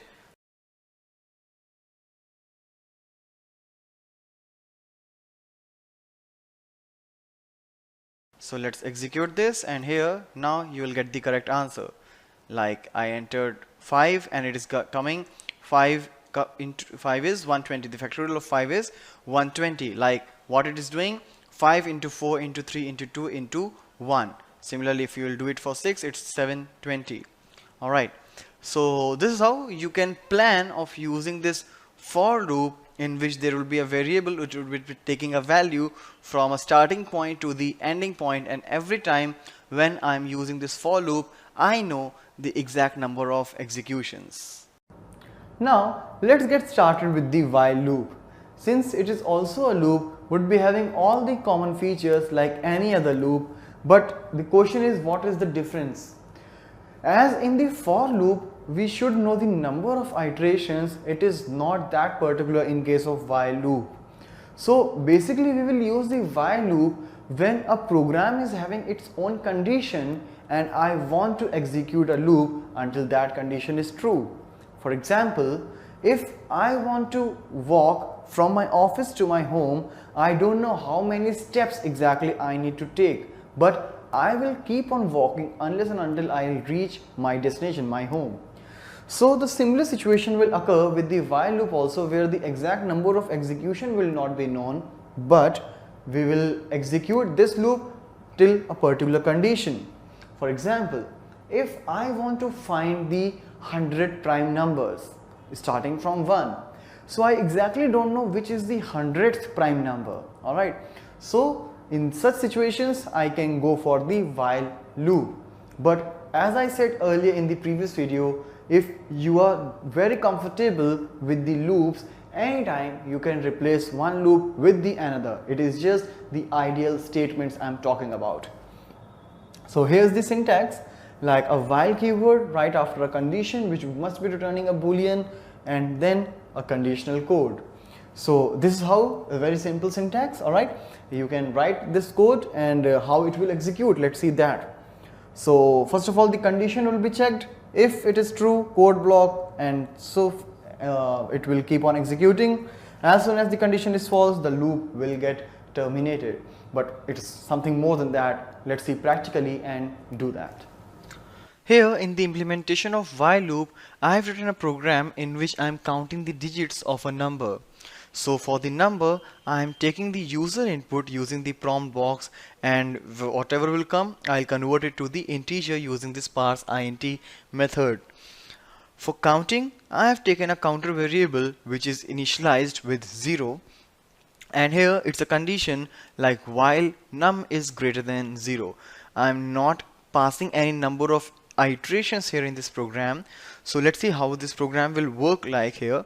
So let's say in the user input I entered a 4-digit number like 5432, and obviously the counter is initialized with a 0. Now when this condition will be checked, like 5432 is greater than 0, obviously it is greater than 0, so it will come inside, the control will come inside, and what it will do, it will divide the number with 10. So when you will divide the 5432 with 10, it will become 543.2. Alright, let's pass a comment. Alright, now so 543.2, and actually I don't want to take this decimal number. That's why what I have done, I have used the math.trunc method, which will truncate the number to the lower digit to the 0th decimal places. So it will become 543, and now the increment will be done in the counter. It will become 1 from 0. Now this loop will run again. So 543 is the current value of num, which is still greater than 0. Again it will come inside and will divide with 0, will truncate the decimal part, and then it will become 54. It will become 2. Next time when this condition will be checked, this is still greater than 0, control will come inside, and it will become 5.4, which will truncate it by 5 and the counter is again working fine. Now the next time it will do this particular thing, 5 is divided by 10, so it will become 0.5, and again when it will be truncated it will become a 0, and the counter will be incremented by 1 and it will become 4. Now when this condition will be checked, so num is having 0 now, so 0 is not greater than 0, so this loop will be terminated, and outside I am printing the value like digits is the value of count, and count is having 4 in this situation. Alright, so let's execute this program and see how the output is looking like. So here let's say I am entering 6-digit number. Alright, so when I will execute it, it's showing 6. Alright, if I enter 4-digit number, it's saying 4. So this is all about the while loop. So as I said in the description also, we don't know how many times a loop is going to execute. This is a loop, and as per the requirement it is changing the number of cycles. If I'm entering a 6-digit number, the same loop is running for 6 times. If I'll enter a 2-digit number or 1-digit number, it will execute it to that number of time. So this is all about the syntax and the concept of while loop. Now let's begin with the do while loop. Do while loop is actually having something different than any other loop we have learned. Do while loop basically checks the condition after the loop execution. That means at least the loop will get executed once, and after the one execution it will check the condition. If it is true, it will execute it again, otherwise it will get terminated. So as you can see here, it's do conditional code, and after the conditional code in the while you can add the condition. Alright, and that must be terminated with the semicolon also. Alright, that is mandatory. So here is the code block and then a condition. If false, it will get terminated. If true, it will keep on executing. So as it is written, do while loop is guaranteed to execute at least one time. Alright, so because the reason is the condition is being checked after first execution. Basically you can plan working with the do while loop whenever you want to execute the loop on the basis of user interaction. For example, if you're taking some user input, suppose I'm writing a ATM code, a user at least has to enter the PIN number once. If it enters correct, I don't have to ask again. But if it is entering the incorrect PIN number, I will have to ask again. But at least the loop should be executing once. So such loops can be planned using the do while loop. And now let's see practically how can we write a basic code using do while. So here it's an implementation of a do while loop. As I said earlier, like do while loop will be used when we want to execute a loop as per the user's interaction. So what I want here I'm taking a PIN number from the user, and 3456 I have considered is the correct PIN which I am seeking from the user. So unless and until he will enter this particular PIN, I'll keep on asking the PIN number. But if the number of attempts, the count of number of attempts is greater than 3, then I will not ask it again. Means maximum 3 attempts will be given to the user. If in either of those 3 attempts user entered the correct PIN, I will stop asking him and I will welcome him with the welcome message. If all the 3 attempts he has entered is invalid, then I'll give a message account logged. So for doing that, what I have done here is the actual PIN, a PIN variable in which I'll ask the user input, and the counter. Now inside this do, as here you can see the syntax, after do it's the delimiters. Inside this you can put all the logical code in which I'm asking for the PIN number, and every time I'm asking, I'm incrementing the counter by 1. Now here you can see, unless and until the PIN is not same and the counter is less than 3, means the first time it is 0, then when the first time this loop will execute, the counter will become 1, then 2 and 3. So by the third implementation, here you can see this condition will be false, and here as you can see it's an AND operator. If any one of the condition is false, then this loop will be terminated. So let's see how this output will look like here. So like here I'm saying enter your pin. Let's enter 1 2 3 4, 1 2 3 4, and last time also 1 2 3 4. All the 3 attempts I entered invalid, so I got a message account logged.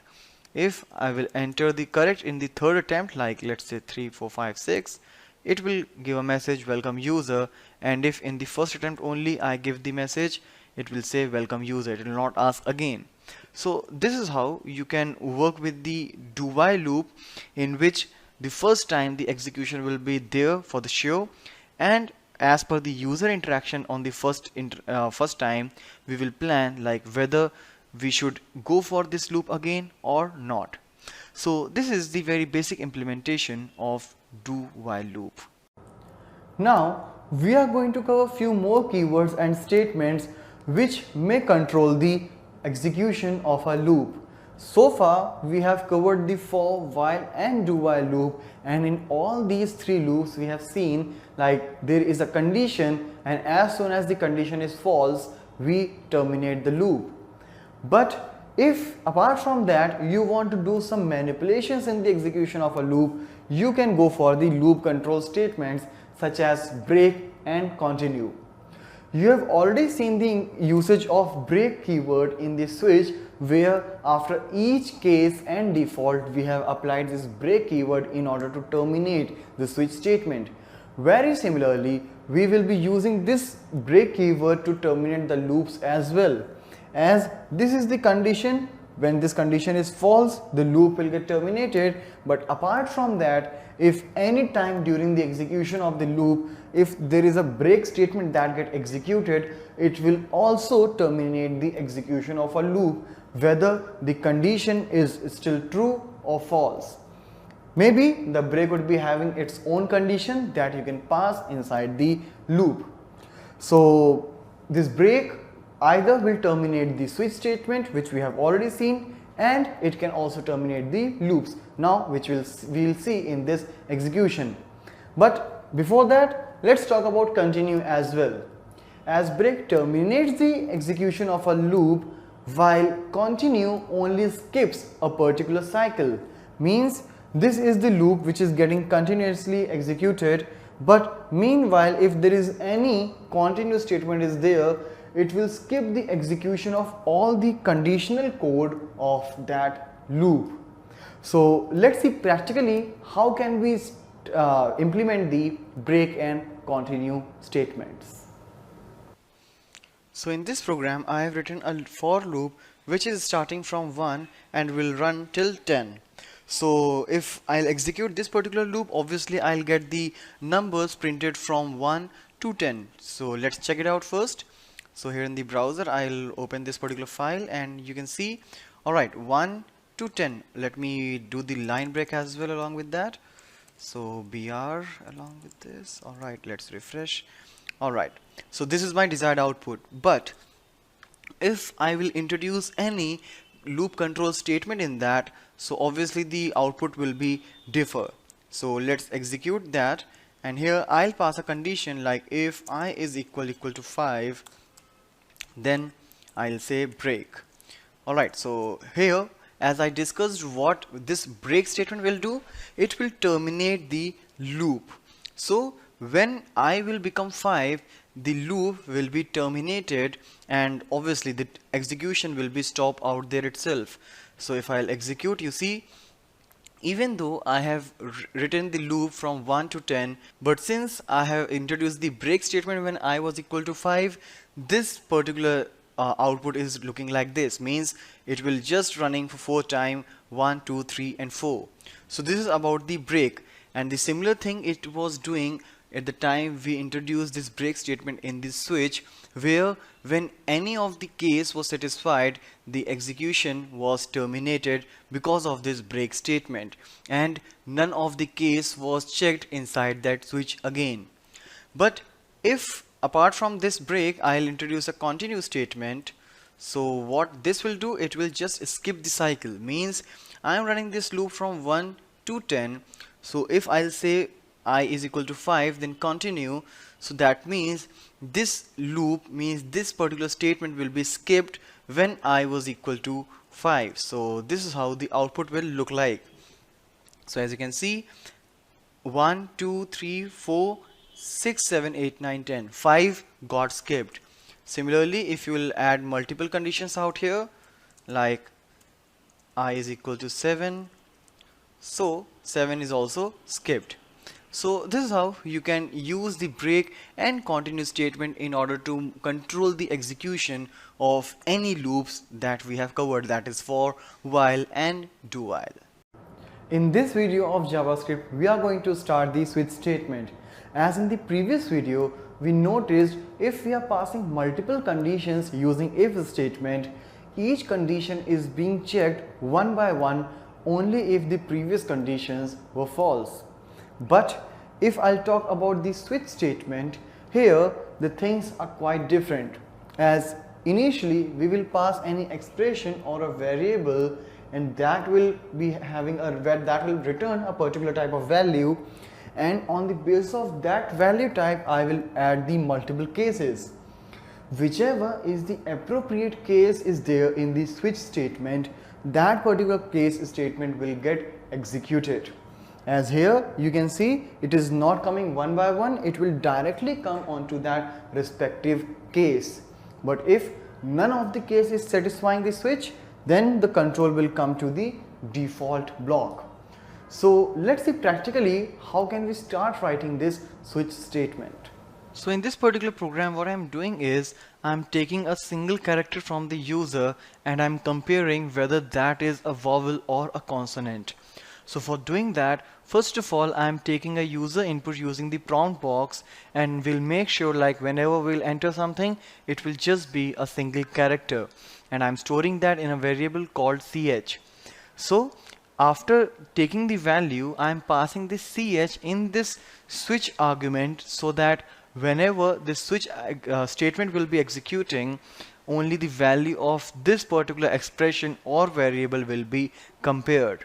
Apart from this switch ch, we can also pass an expression, maybe using any operators.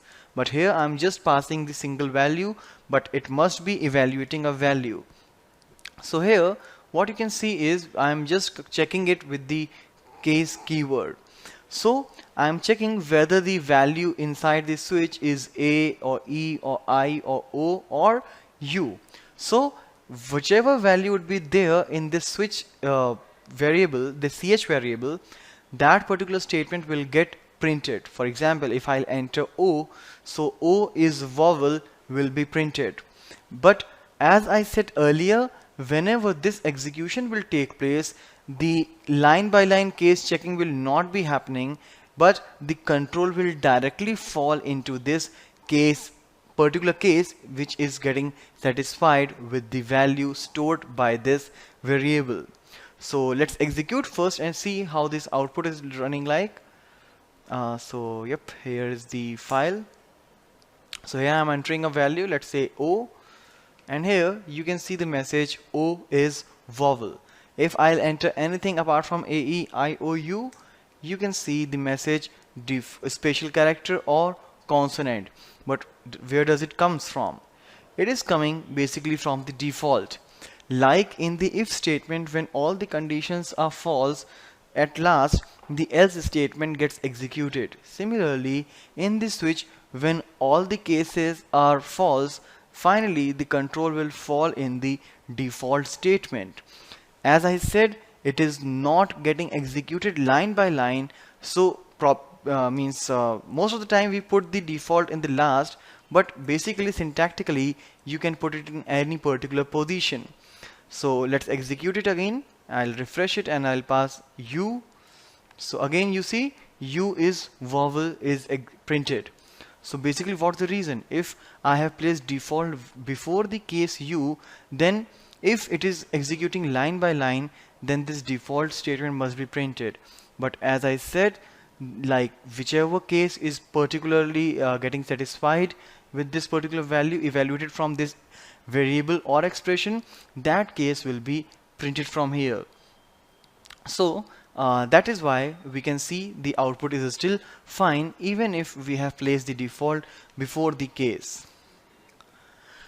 If you have multiple cases on which you want to execute the same set of statement, you can shorthandly write the switch statement like this. As here, you can see I have placed all the cases like case A, E, I, O and U all together, and after that here I am giving a common definition. And still I am using this break keyword in order to terminate the particular case. So here this ch means whichever value you will be entering. If it is a part in this list like A, E, I, O, U, then that particular value will be printed along with is vowel message.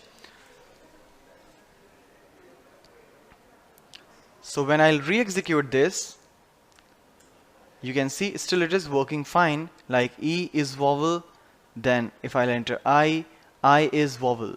Alright, and if I'll enter anything else, then special character or consonant.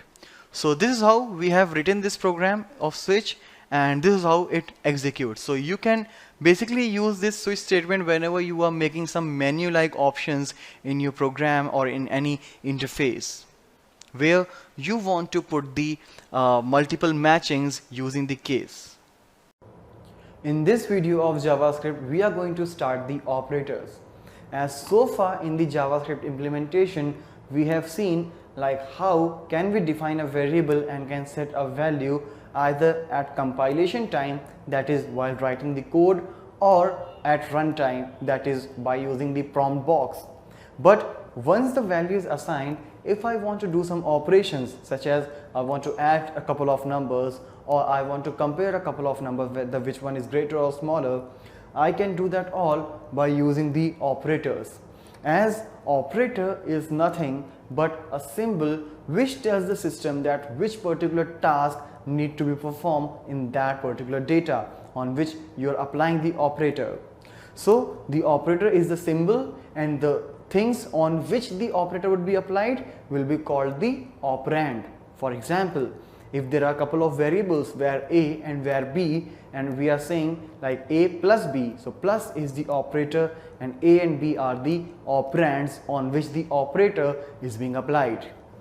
In JavaScript, we have a vast list of the operators, and using individual operators we can perform the specific tasks. So on the basis of the operands, these operators can be classified as the unary operator, means a single operand operator, binary operator means the operator having two operands, or ternary operator means the operators having three operands. But functionally we can classify into these categories such as the assignment operator. We have already seen the assignment operator, that is the equals to symbol where we have assigned the value to a particular variable, like where A is equal to 2. So this equals to variable or equals to operator will assign the value 2 to the variable A. Apart from that, we do have the arithmetic operator, comparison operator, logical operator, and again ternary operator. So let's have a look about these operators individually. As in arithmetic operators, you can see like plus, minus, multiplication, that is for asterisk, slash, forward slash for division, and a percentage symbol for the modulus. Means if you want to add two numbers, you want to subtract, you want to multiply, you divide two numbers. For example, you say 5 divided by 2. So what will happen? In the quotient it will be 2, in the remainder it will be 1. So the slash will take the quotient part, means the division operator will take the quotient part, while the modular symbol will take the remainder part. So both are related to the division only. One is dealing with the quotient, another one is dealing with the remainder. But rather than discussing here, let's see all of these things practically. So for getting started with the arithmetic operators, I will take a couple of variables like num1, I'll assign some value such as 40, and num2, in which I will assign again some value like 10. Now as we have already discussed about the arithmetic operators like plus, minus, multiplication, division and modulus, so let's do them very quickly. I'm not taking any variable, I'm just printing the results directly.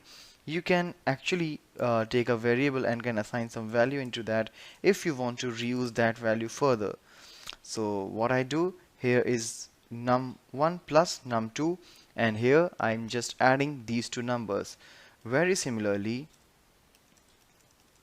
I'll do some more tasks like subtracting, multiplying, dividing and finding the modulus.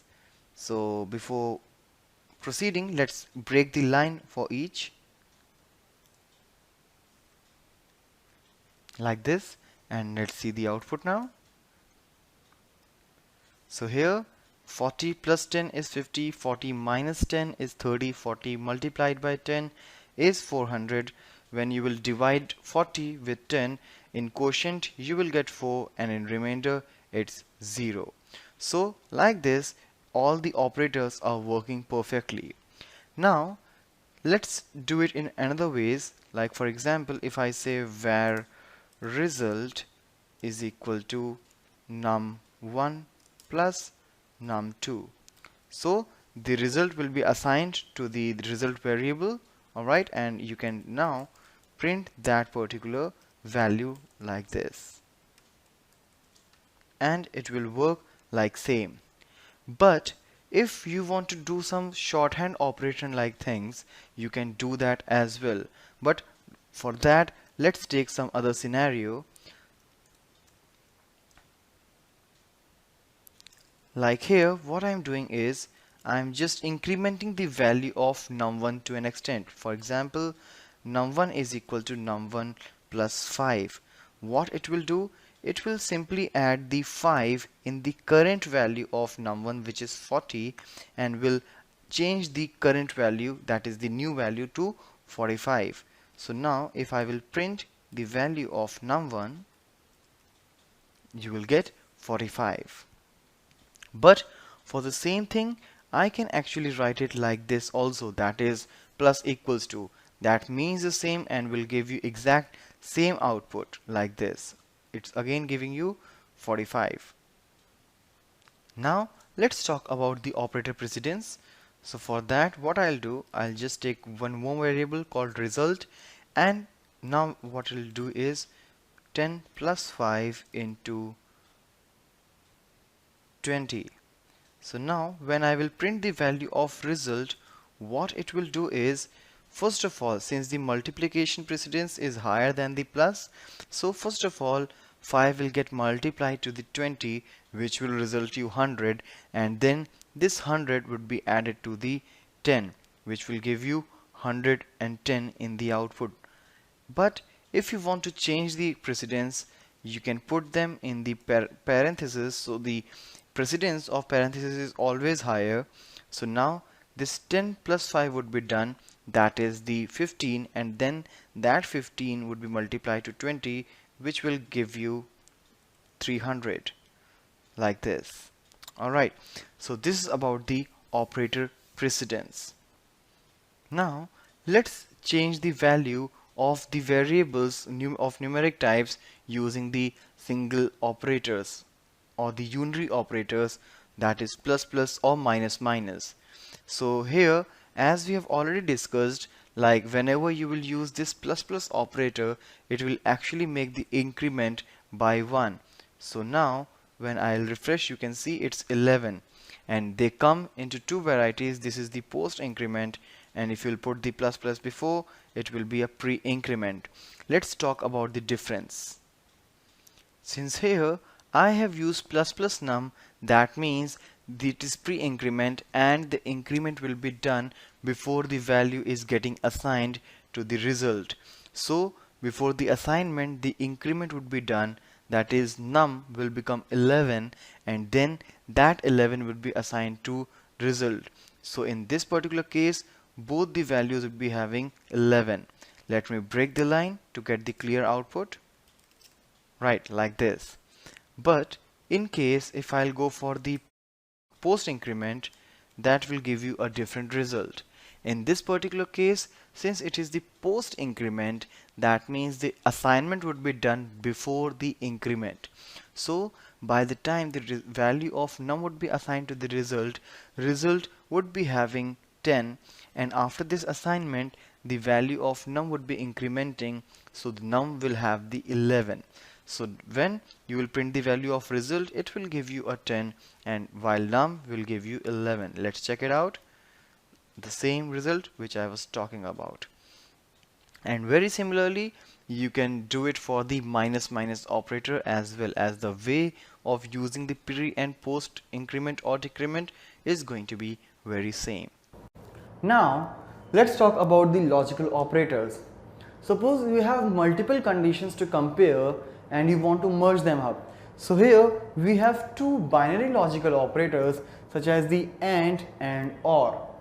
If you have two conditions and you want to check like both conditions must be satisfied, only then I want to do some operation. For example, if I'm doing the login thing, so I want the username and password both must be same in order to do the login. So for that I will go for the AND operator. But if you are okay with any of the condition should be satisfied, then you can go for the OR operator. But if you want to just reverse the condition, that is if you want to make true to false and false to true, we can go for the logical NOT operator, which is a unary logical operator. So let's see practically how can we start working with the logical operators now. Now here in this video, along with the logical operators, we are also implementing the ternary operator. So first of all, let's have a look in the ternary operator. So what I have done here, this question mark and this colon both are comprising the ternary operator. Ternary operator, which means the operator having three operands. So the first operand is the complete condition, which will return you a boolean value that is either true or false. If the result is true, then the second operand, or if the result is false, then the third operand is returned. So basically in this particular operator, the first operator is evaluated, the first operand is evaluated, and according to that the second or third operand will be returned to this particular variable. So what I'm doing here, I have taken a couple of variables for you, taking the user ID and password, and I have used the prompt box for that. So as soon as user will enter, I will check like whether user ID and password, if both the conditions are true. So as per the AND operator, it will return you a true when both of the conditions are true. So as whenever we do the login, the username and password both must match in order to get a successful login result. So if both are correct, so this AND operator will return you the true, and in that case I will assign welcome in the message. And similarly, if any of these will be incorrect, so this AND operator will return you a false, resulting to which the invalid user string will be assigned to the message variable. So let's run it and see the output.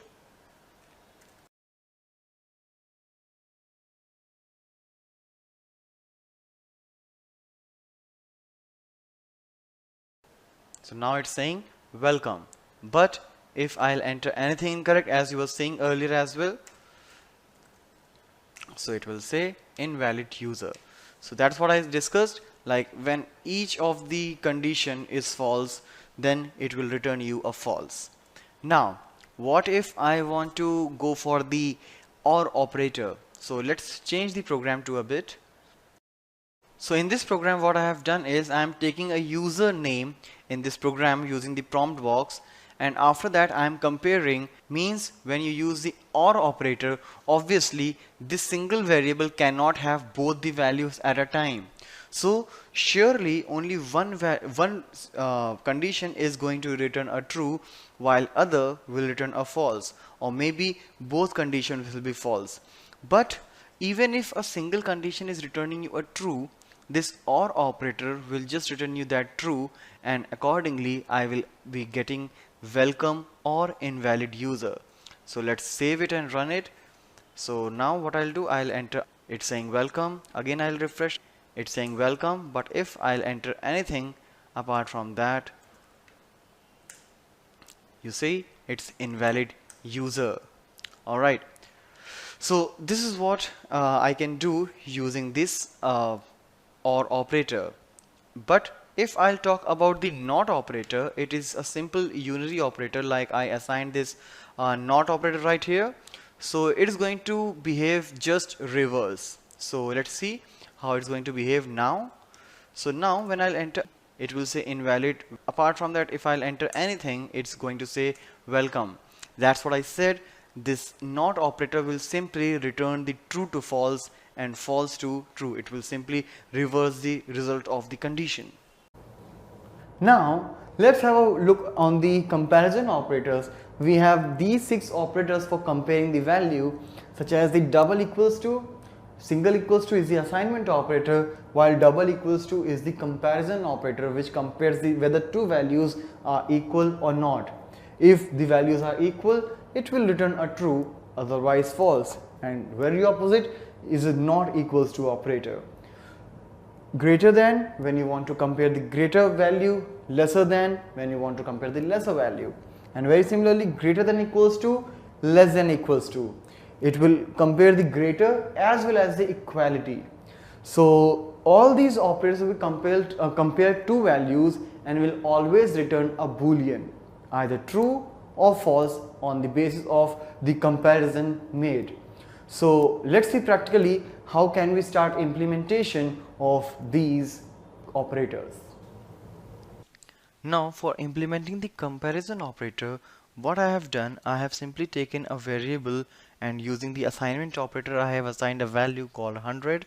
It's a fixed value, and now I have used all the comparison operator, that is double equals to for comparing the equality, not equals to, greater than equal to, less than equal to, greater than, and less than. So when I'll say that num1, which is currently 100, is equal to 10, so obviously it will give you a false. Though JavaScript is not a type safe language, but whenever you will compare a condition, it will return a boolean data, either true or false, and in this particular case it will give you a false. But in the next statement, when you will say that num1, which is 100, is not equal to 10, so obviously 100 is not equal to 10. In this particular case, it will give you a true. As we know, 100 is greater than 10, so when you will say num1 is greater than or equals to, so in this particular case, if the value of num1 is either equals to or greater than 10, so the result will be true. Since it is greater, it is going to return you a true. But since 100 is not less than 10, so it will give you a false. Similarly, the same will happen in these cases, like 100 is greater than 10, so a true, and 100 is not lesser than 10, so it is a false. Basically, the difference between the greater than and greater than equals to is like it will give you a false even though the num1 and 10 both are having the same value. That is, if I'll make it to 10 and 10 is greater than 10, will give you a false. But if I'll say 10 is greater than or equal to 10, so since it is equal to, it will give you a true. Let's check out the output now, since we should get the false, true, true, false, true, false. So let's refresh this, and false, true, true, false, true, false. The same output which we predicted is here. In this video of JavaScript, we are going to begin a very important concept called functions. As in the introduction, we have noticed like JavaScript is functional, and now we are going to implement that thing. So what is a function? Basically, whenever I am talking about a function, it will contain a set of statements which perform a specific task. Specific task means, for example, I want to take the student list, want to take some marks, want to calculate the total percentage, want to find the grades. So I can do each individual thing in a separate task, so that whatever the code I will be writing will become modular. Let's take a real life example. When I'm go to an ATM to withdraw some cash, what happens is I will swipe my card. Maybe I'm just going to check my balance. So just checking balance is what? Is a method. Whenever I'll do that, it will be called, and the amount which I have in my account will be told. But when I'll go to withdraw some amount, even though internally it will find like how much amount I have internally in my account, so that if I will try to withdraw more than that available amount, it will not allow me to do. Alright, so that is what happens with the functions also. Whenever I want to write a logical program, I can split each and individual task in a separate function, so that whenever I want, I will call that particular function. Alright, if you have just defined the function and you are not calling it, it will not be executed. So make sure whenever you are writing a function, you will have to call it whenever you want to make it executed. Now, once you have written the function, you may call it once, you may call it twice, and or any time you want. In short, I can say it provides you reusability. It also makes your code modular. Modular means your code is now clear and individual function, and each function is doing a separate task. So you can easily split your overall functionality in the small modules. Now, let's again take the example of ATM. That ATM machine is having some of the functionality, but I have to swipe a card which tells from which account it has to do the processing. Means after swiping my card, if I withdraw some amount, the amount will be deducted from my account only, not from any others. So even if I have a predefined functionality, I may come across a situation like I want to pass some value, so that the functionality will be happening in that given value only. So whenever I want to pass a value, I can pass it through the parameters. So while defining the function, you will notice when I'll define that, I can pass some functions and parameters as well, so that whenever I want to supply some value from the calling environment means when I'm invoking that. So if I want to pass some specific value, I can do that. For example, if I'm defining a function which is adding two number 2 plus 4, so it will always give me 6. Alright, but if I allow parameters should be there in the function, so what can I do? Every time when I call that function, I can pass a different value. So in this particular case, my function will be more effective and will be able to give me a better result. Now, if it's about the result, you may just print it and it will be end it all. But if you want to return that particular value to some other function, so you can do that as well using the return keyword. So let's see practically how can we start writing a basic function in JavaScript, and then we'll see how can we pass the parameters, and then we will see how can we return the value from the parameter. Now in this implementation of functions, I have placed the script tag inside the head section. As you can see, so far I was putting the script tag in the body because anytime when this page would be loaded, the code inside the script tag will get executed. But rather than executing the code now, I will execute that in a particular event.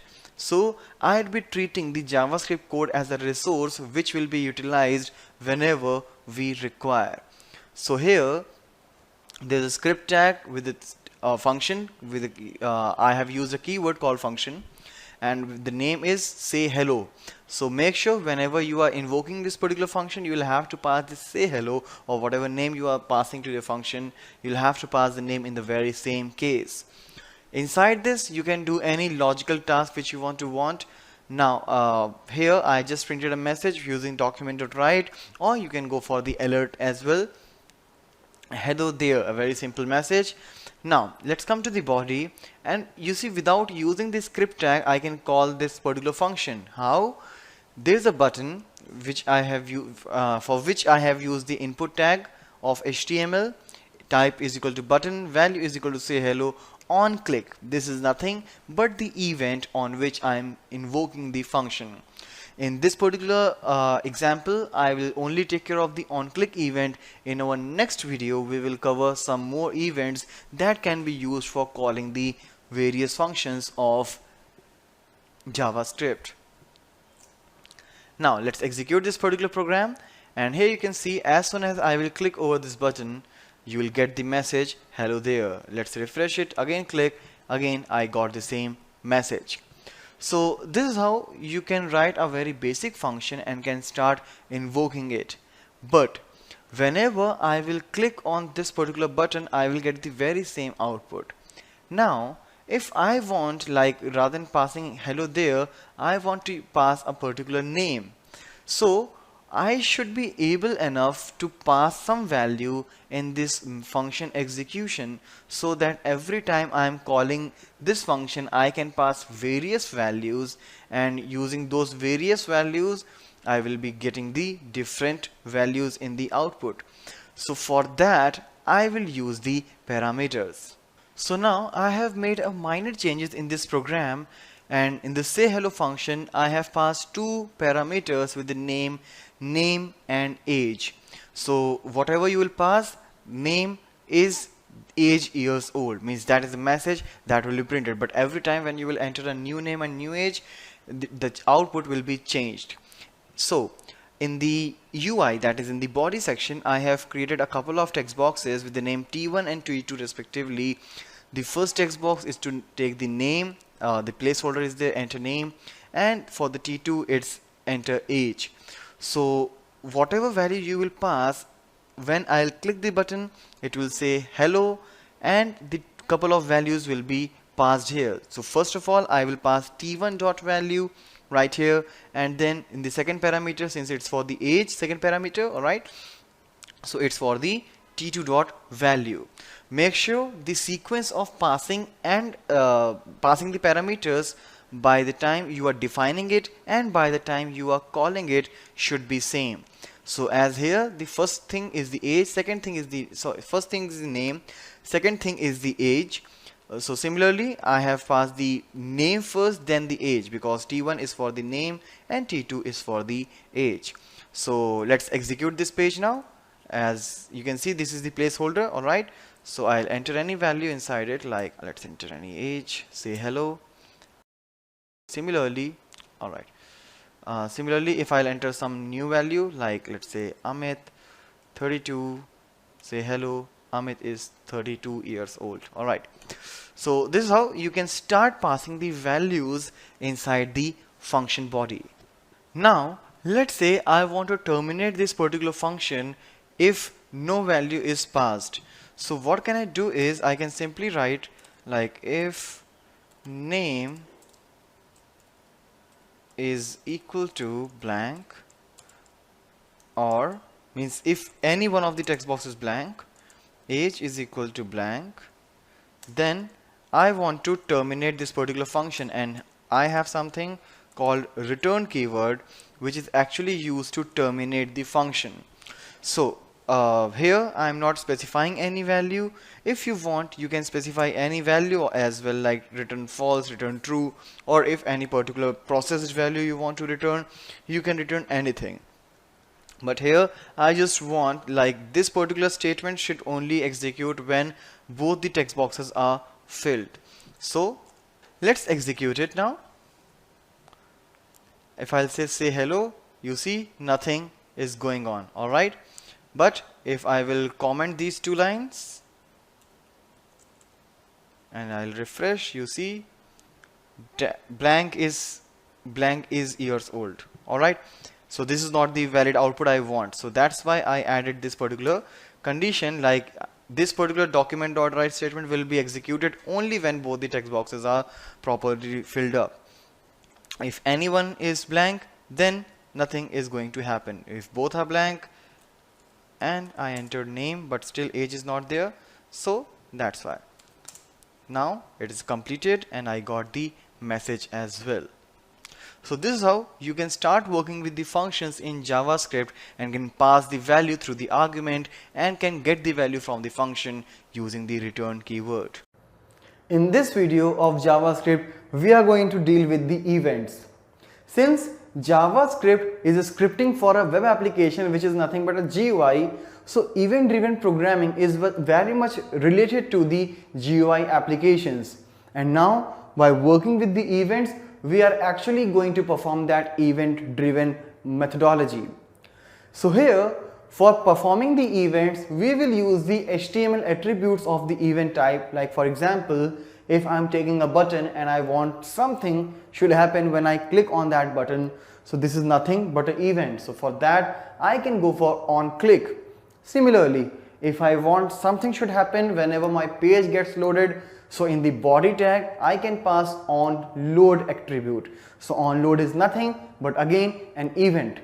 Similarly, different elements of your DOM may have the different set of events, and you can call the specific methods which we have already done on a particular event so that that event will be more logical.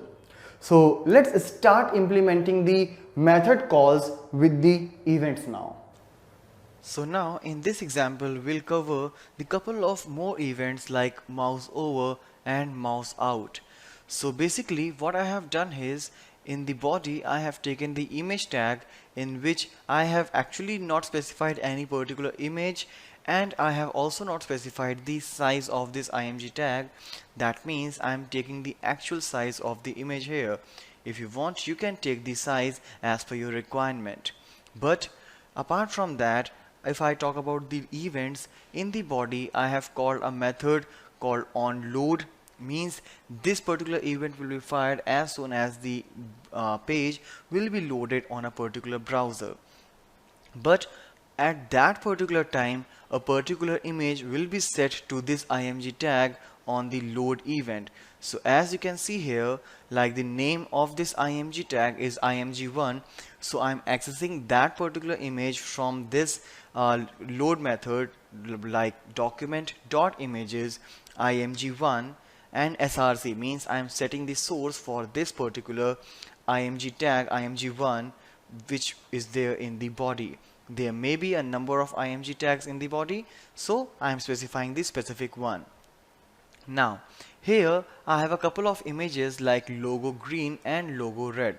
So on the load I want this logo green to be there in the image, but as soon as I will put the mouse over that image, so as you can see here on mouse over, I have called a method called mouse over, and there I am setting the logo red.png. That means that particular image will be swapped and the new image will be there as soon as you will be putting the mouse over the image. But when you will move the mouse out of the image, this mouse out event will be called and it will again set the logo green in that image. So let's see how the output is looking like. So this is what the logo green is here. When I'll put the mouse over it, you can see this is the logo red, and now if I'll put the mouse out of this image, again this is logo green. So you can see the effect of the event like mouse out and mouse over. So this is how you can try some more events. In the tutorial you will find the couple of a list of events, so you can try any of the event on a particular control or the tag and you can do the relevant operation on that event. In this video of JavaScript, we are going to deal with the error handling.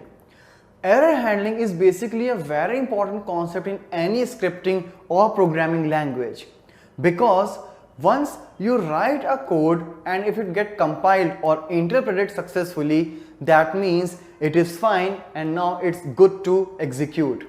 But during the execution, anytime it may cause something which may result the error at the runtime, and those runtime errors are called exceptions.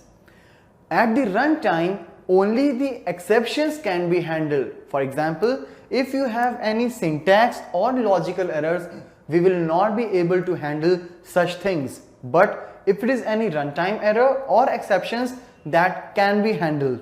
How? We will use some keywords for that, like try, catch, finally, and throw. Each of these keywords has a different significance. For example, all the suspected code which I may think like it may cause some exception.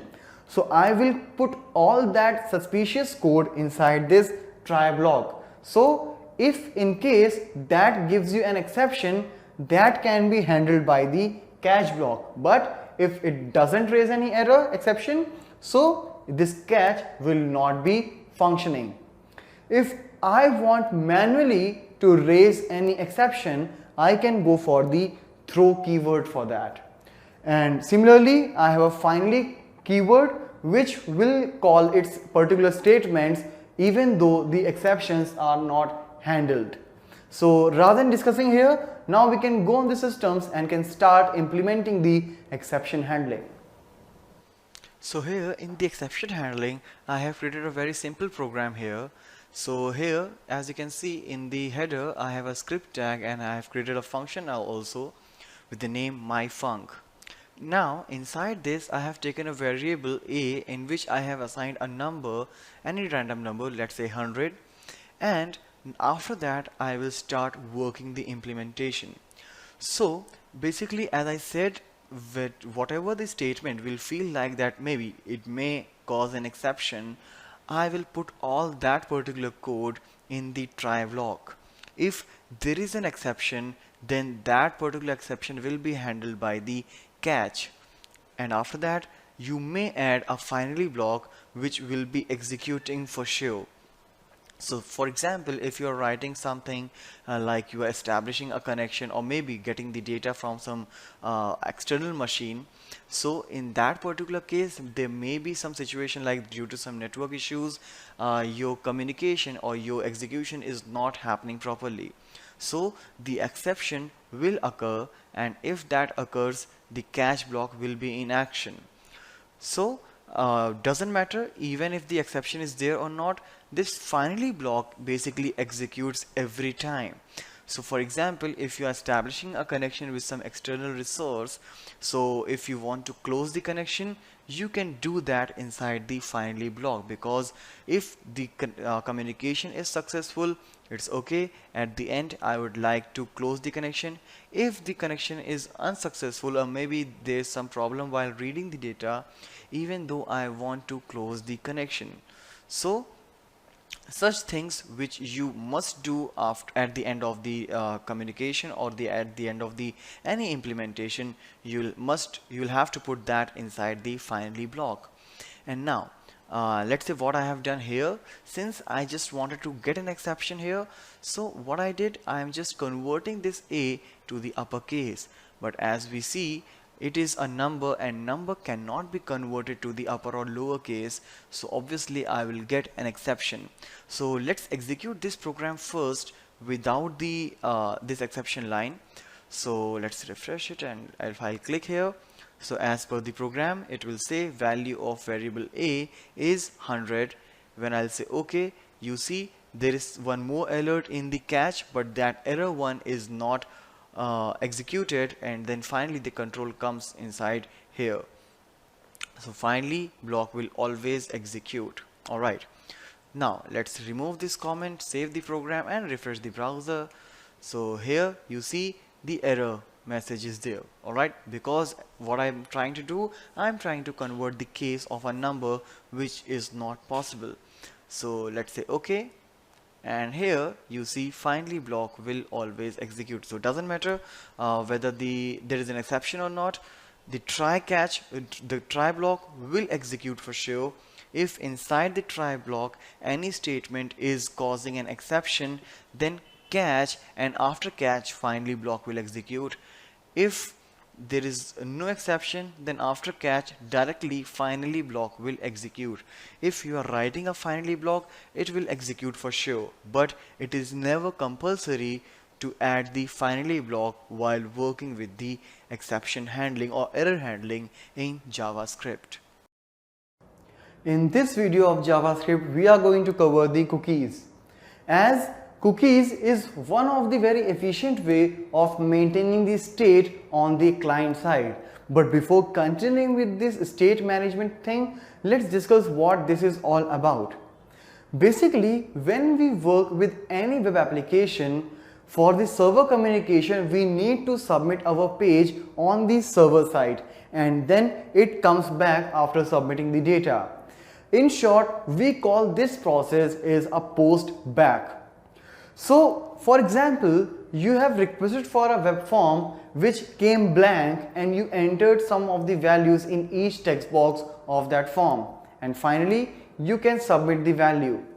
Now, when you submit that particular value, this HTTP protocol, which is a backbone of the client server communication in any web application, this HTTP protocol will take the HT means hypertext of the particular page, but the data which is associated with that web page which a user has entered will not be taken by this HTTP protocol. So in this round trip, means in this post back process, that data may get lost.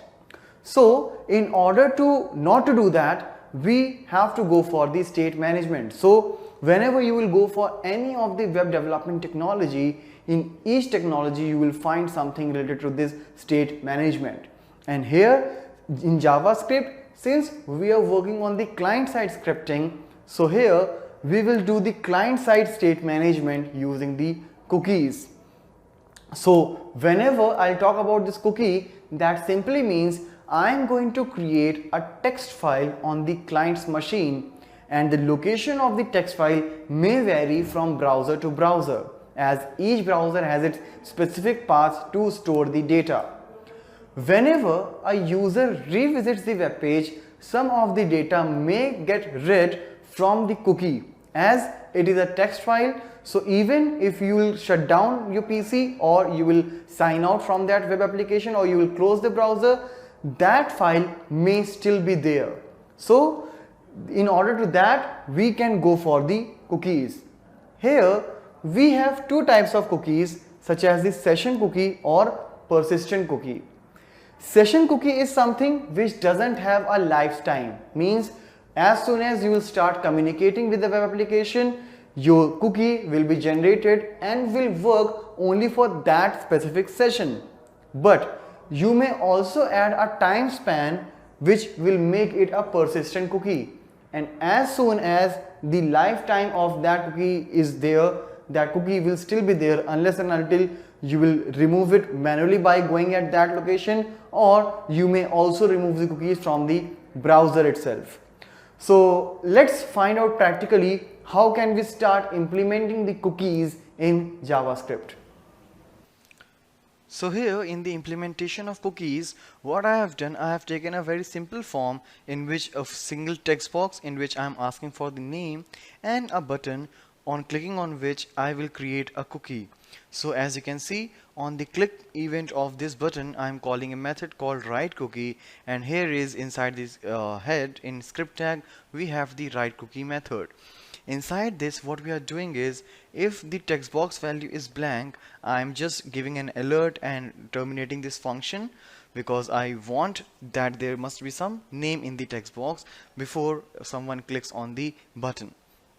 Once a user will enter some value into the text box, and whatever the value it will enter, that will store in the cookie value. Alright, so here you can see, like document means this complete page, dot my form, the name of this form, dot customer, customer is what? Customer is the name of this text box, dot value. Alright, so we are actually getting that particular value, and with a semicolon I will assign that particular value in this cookie value variable. I haven't defined that, you can do that as well, like where cookie value is equal to this. It will not make any different. Now after that, what I'll do, I'll just take the document object, and here I will use the cookie property of it, and here what I'll do is I will write name is equal to, name is just a fixed literal string, and I'll concatenate that particular thing with this cookie value, means whatever we have got from the text box, and later I will simply print the value of that cookie. Alright, so once you will use this document.cookie, it will actually create a text file in the your system as per the browser. Means next time when you will be back on this particular website, you can see that stored value. So let's execute this page. So here you can see there's a text box. If I will say click and enter some value, because the text box is blank, now I will enter, like I'll say set value, and here you see setting cookies name. Alright, the value means whatever I have entered in the text box. So this is how you can start working with the cookies in the JavaScript. Now, here in this video we are going to do some interactive things. Using some of the methods or timer like concepts, we can actually make some animation like things in your web page. And this will definitely not destroy the performance of the web page, as whatever functionalities we will make, it will all execute on the client side only. So there will not be any post back things happening. So let's see practically how to do some basic level of animations in your web page. So here inside the body you can see, like I have placed the img tag for putting the animation, and here I have 4 images in the same location, that is 1 2 3 4.png. Alright, and the name of this img tag is img1, so that I can access it from the JavaScript code from this name. And I have called a couple of methods which I'll discuss later, but before that let's go to the JavaScript tag to see how I have placed the animation. As here you can see in the very first line inside the script, I have placed an array of images in which I have just put the name of the images, as I said, 1.png, 2.png, 3.png and 4.png. So one by one I want these images will be set in the img tag. And for pointing each particular element of this array, I have taken the I means index variable, which will point an individual element of this array. Now after that I have taken a reference so that I can control the timer and the slideshow which I am getting started. I'll discuss about this ref later. Now inside this function pick library, what I have done is document.images. Since you can have a number of img tags in your document, I am asking for the first one with the index 0. Either you can use this particular name also inside this square bracket. So just I wanted to check, like the src will be arri. Initially the value of I is 1. The index will begin with 0, but I want that the it should start with the 1. Why? Because by default I have placed the 1.png in the img tag. Alright, so as soon as you will load it, you will see this 1.png, but after a second it will be changed to 2.png. How? Because this will do the thing. It will set the image at the index 1, and then it will do the increment by 1. So 0 1 2 3. If this increment will make it greater than 3, I will reset the value to 0. Alright, and now I will create another function called start. Inside this I have used the set interval method. Basically this set interval method will take a couple of arguments.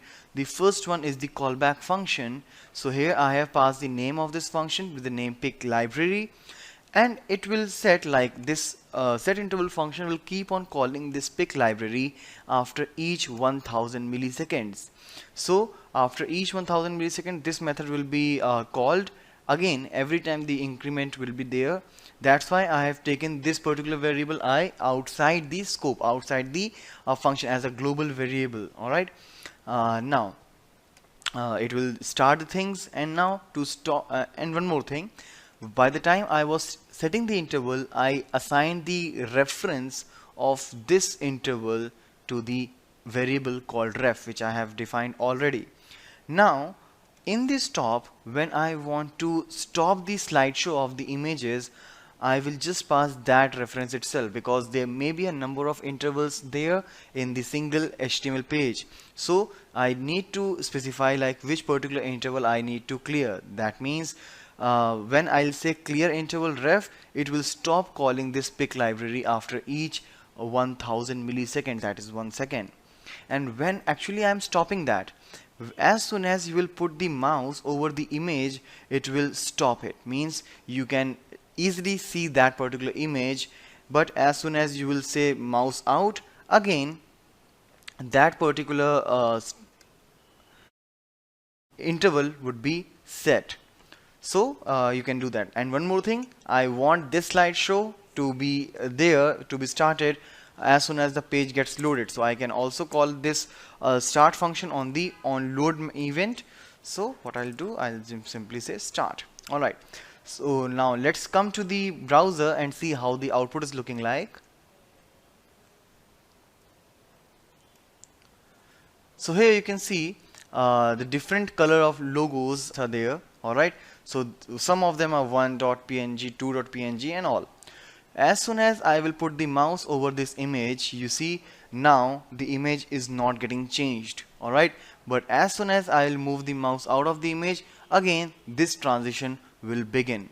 So in the same way, you can use the set interval function for the different purposes, like if you want to change the color of the font or of the background at a particular time, you can just set the logic like this and you can put some animations in the output on the client side. In this video, we are going to cover the JavaScript objects. Basically, JavaScript here, which we are covering, is an object-based language. So what we can do, we can create an object and can fix some properties into it. Later, as per the requirement, I will be able to retrieve that particular object and the specific property which I want to read. So in this practical, we are going to create a such object, and to retrieve, we will also cover one more for in loop of JavaScript.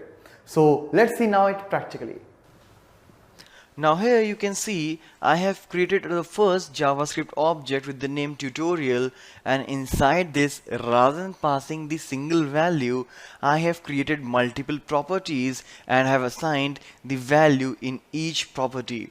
Like I have created a variable or an object with the name tutorial, and inside that tutorial object I have placed three properties, that is topic, trainer and mode.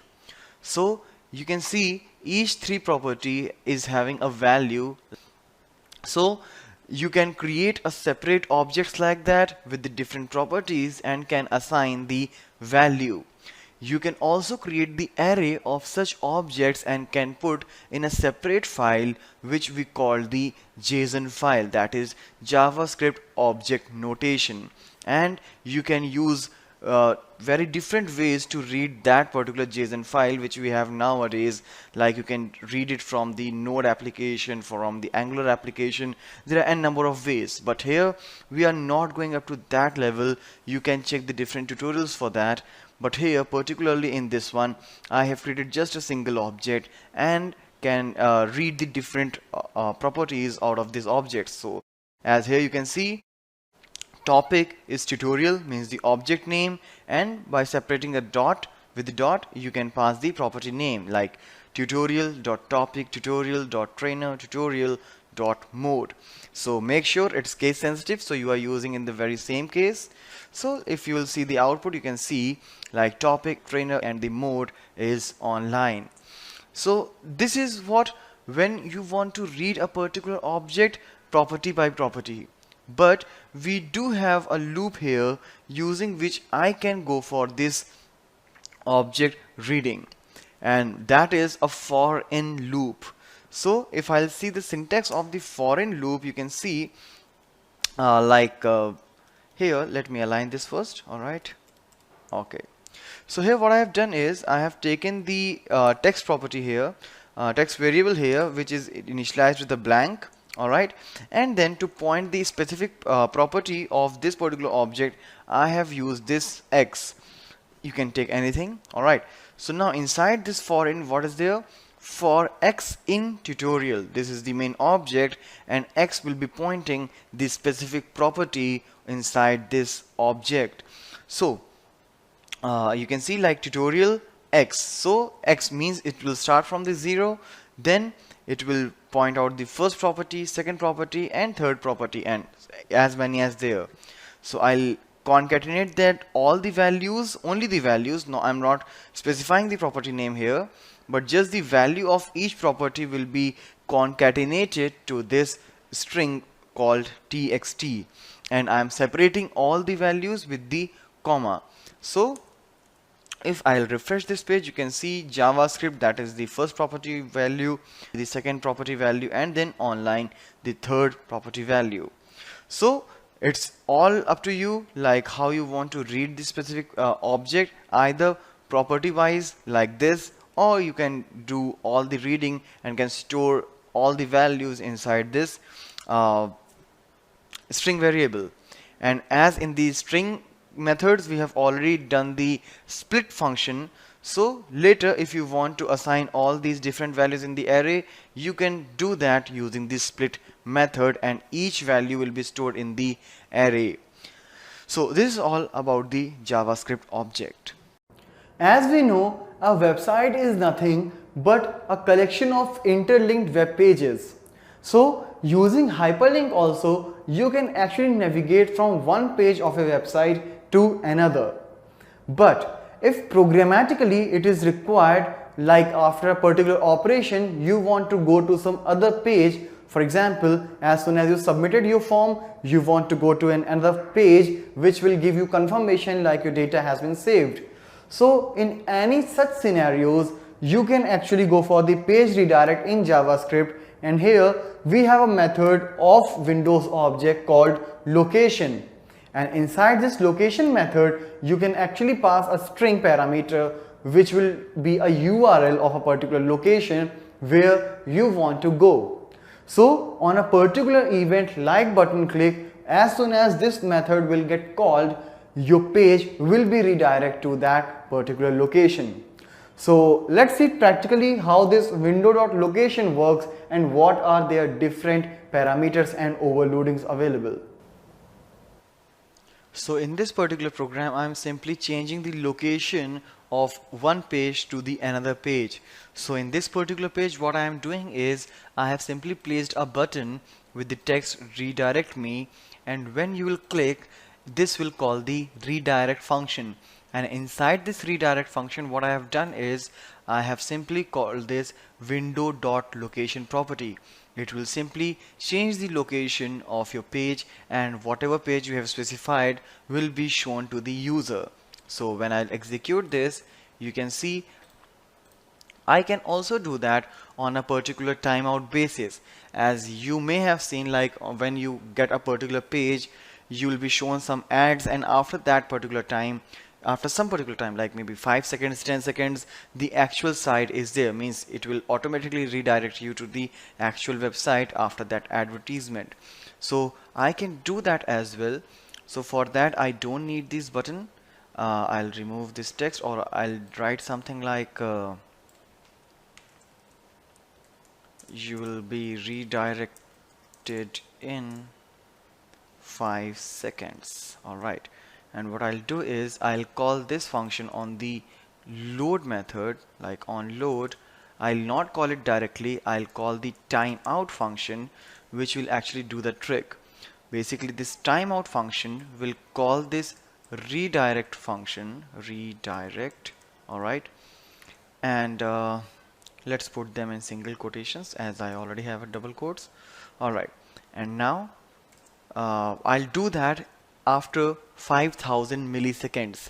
So this particular redirect function will be called on the load after 5000 milliseconds, because as soon as the body will get loaded, it will call this timeout function, and this timeout will give a callback to this redirect function after 5 seconds. So let's refresh the page.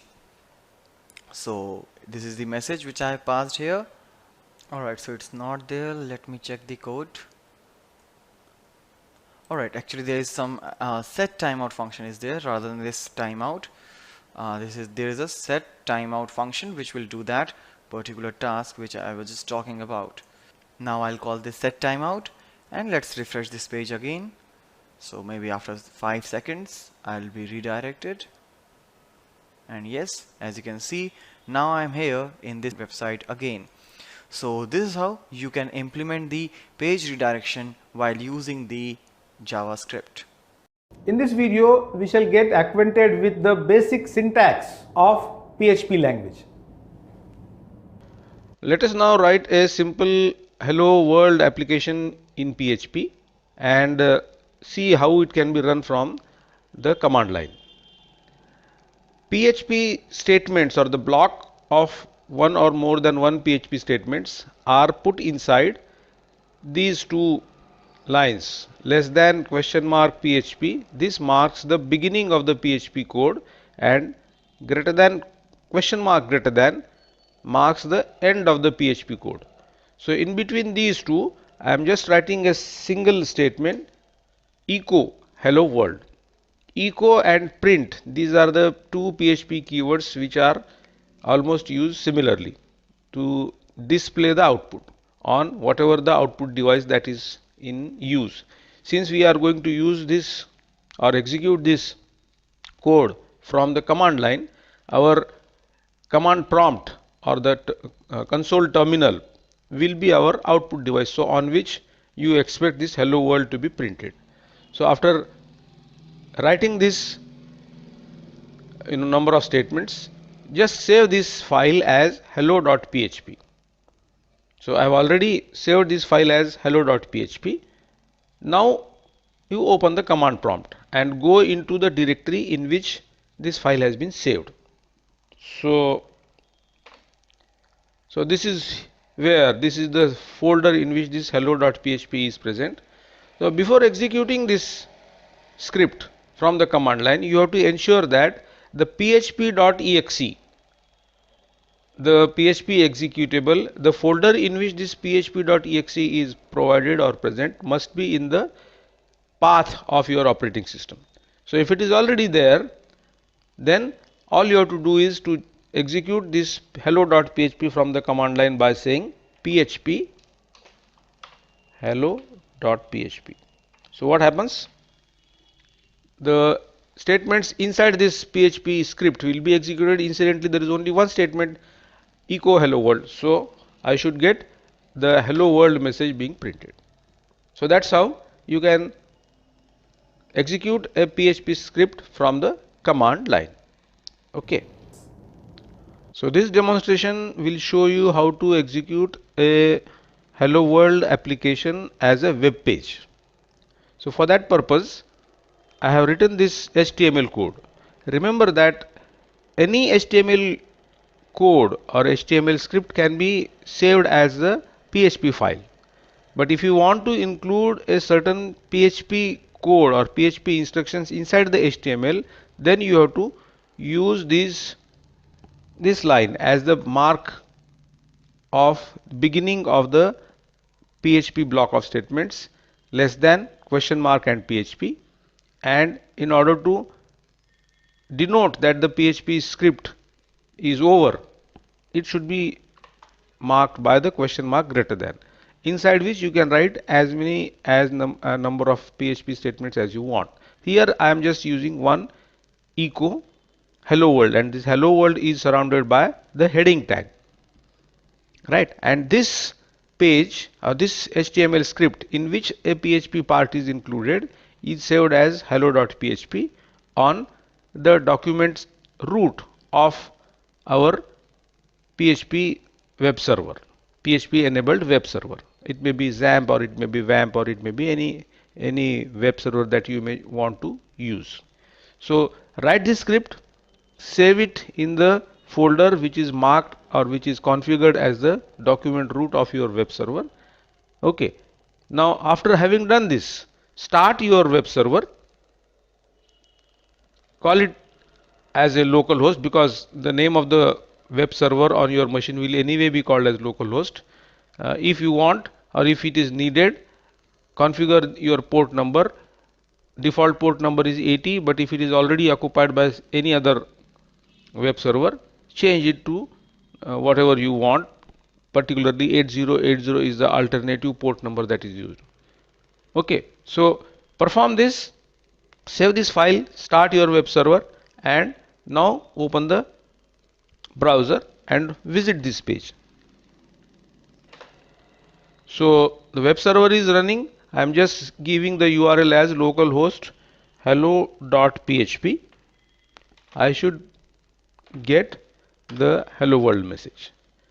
Remember that the script also carried a title as PHP test that is appearing here, and hello world echo hello world statement had a h1 tag used. So hello world is being displayed in the heading format.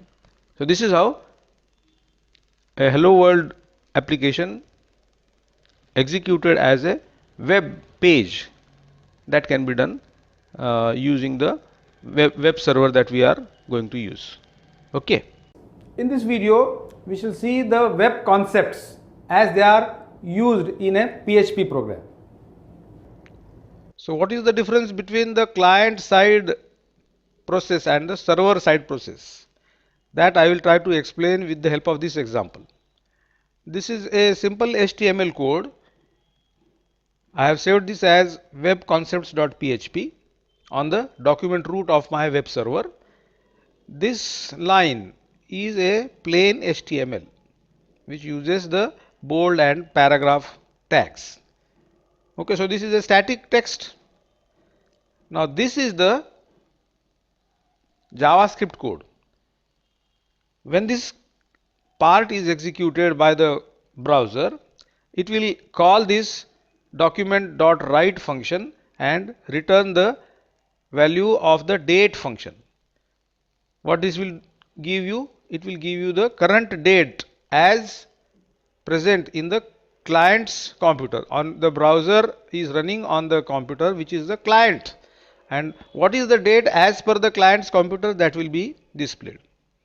And after the execution of this code, the browser will encounter this. This is the embedded PHP code. So as soon as it encounters this PHP part will be executed by the server on the server.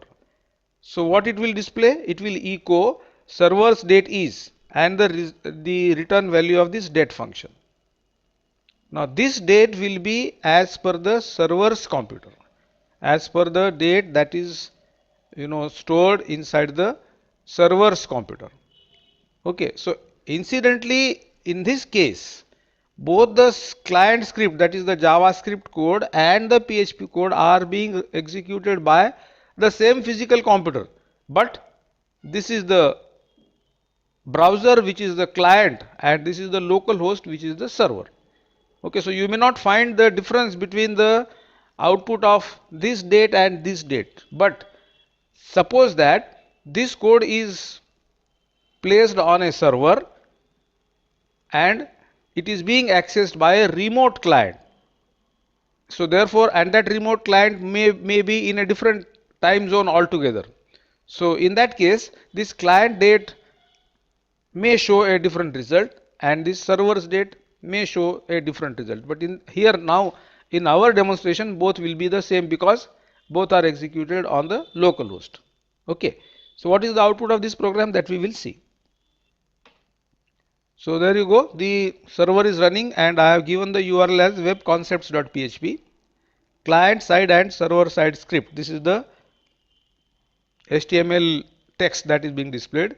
This is the output of that JavaScript that I was talking about, and this is the output of the PHP code. Okay, so remember that this may be different.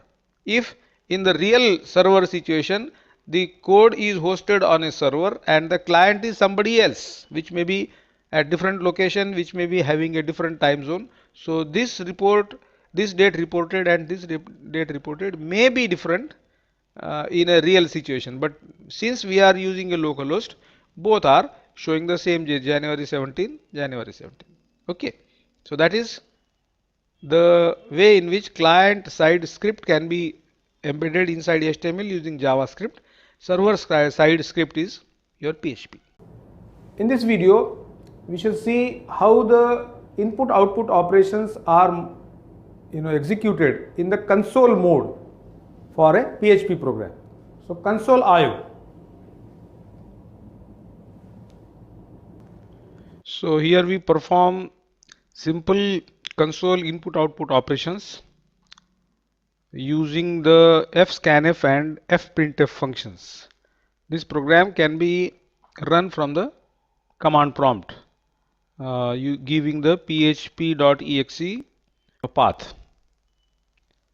Okay, so fscanf is the function which accepts input from the stream. Here the stream is stdin, which is a standard input stream which is defined in PHP, and it is going to accept the data from the standard input device into the variable called as a, and because the data that is input is going to be stored in the form of integer, I am using the format specifier as %d. So if you are familiar with the scanf function in C, you will be able to understand this. So fscanf, stdin is the stream from which the input is read into the variable a using the format specifier %d for integer. Same statement or same syntax is also used for reading the data into b. It is also reading the input from the stdin, that is the standard input stream, into b in the form of integer. This is the simple formula for calculation of area, which is length into breadth, and now you want to redirect the value of c towards the std out. So fprintf function displays the output or writes the data into this stream. This is the standard output stream. So area is equal to %d format specifier is used to display the value of c in integer form. So this is a very simple demonstration of console input output in PHP in console mode. So we'll go to the command prompt and execute this program php area.php from the command line. Okay, so this is the directory in which this area.php is stored, and the execution is simple: php area.php. Provided php.exe is in the path of our system, this area.php will be executed. First statement is fscanf, enter the length, I give some number, enter the breadth, I give some other number, area is equal to 200. So that is how a console input output operations can be done using the standard library functions fscanf and fprintf. Of course, fscanf and fprintf can have, here in this case the streams are predefined streams, we are using std in and std out. Instead of that, the streams could be any file stream, so that we will see in our next discussion. But for the time being, this is the console input output operation. In this video, we'll have a look at the different arithmetic operators that are available in PHP language. So let us verify the behavior of arithmetic operators with the help of this PHP script. This PHP script starts here. In the beginning, there are two variables, a is equal to 42 and b is equal to 20, and then we are performing the different arithmetic operators one by one $C is equal to $A plus $B. The values of a plus b will be added and the result will be stored in C. So you should get addition operation result is equal to 42. Similarly, here it will be 22. Here the multiplication will be 840. Here the division is expected to be 2.1. Whereas the mod or modulus operation 42 divided by 20, the integer division is 2. This will increment the value of a was 42, it will become 43, and then again if I immediately decrement it, it should be again 42. So that is the expected output of this program. If I save it on the document root of my XAMPP server, that is htdocs, the name of the script will be arithop.php, So open the browser after starting the server, of course, and give the address localhost 8080 at top.php, and then see whether the same expected result is obtained. So this is the browser's page, the same address that has been given at top.php. Addition is 62, subtraction 22, multiplication 840, division 2.1, mod 2, increment and decrement. So that is how the result will be displayed. So this is the behavior of our arithmetic operators. In this video, we shall see what are the comparison operators that are defined in PHP. In this example, the comparison operators in PHP, they have been demonstrated. So this is where the PHP script starts, and in the beginning we have defined two variables a and b equal to 42 and 20 respectively. So all the the comparison operators are being used here. For instance, here $a is equal to $b. This is the comparison operator checking the equality of the two operands. Now remember that all the comparison operators return either true or false value. So if this is true, then I want the first statement to be printed or displayed on my browser, a is equal to b. Otherwise, that means if this result of this comparison operation, equality operation, is false, then I should get the output a is not equal to b. Now the same technique is used for all the operators. This is greater than, I am checking whether a is greater than b. If true, then this will be printed, because in our case a is indeed greater than b, so therefore I expect this line to be printed.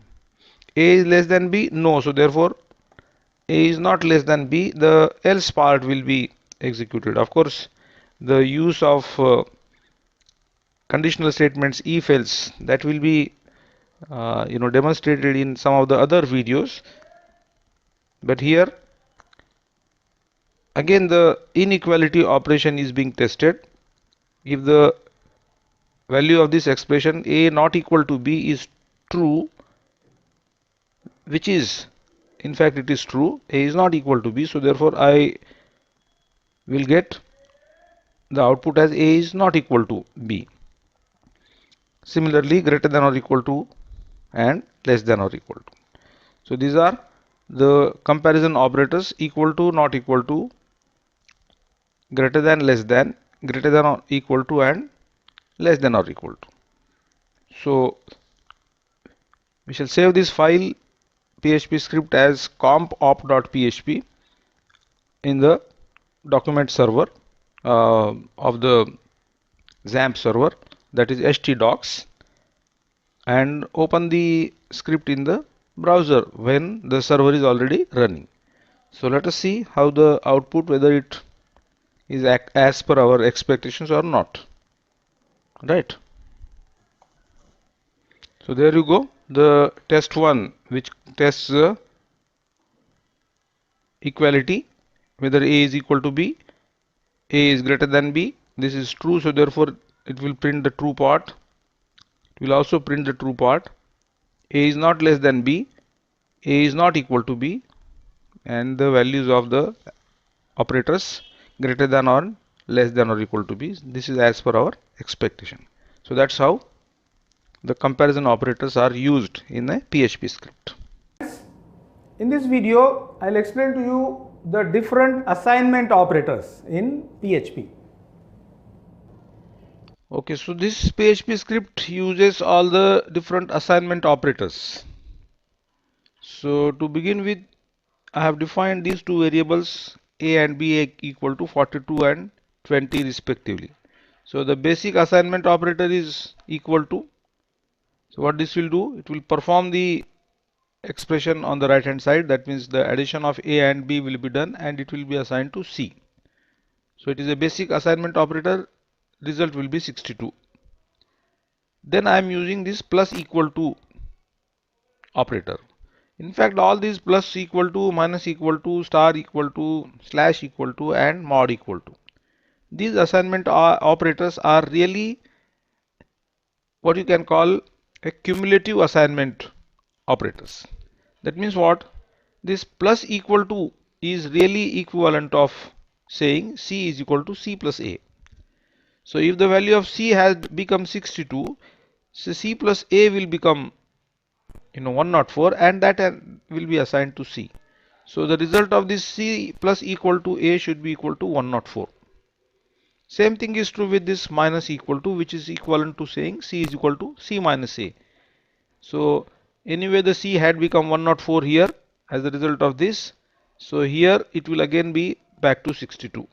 So subtract and assignment operation result should be equal to 62.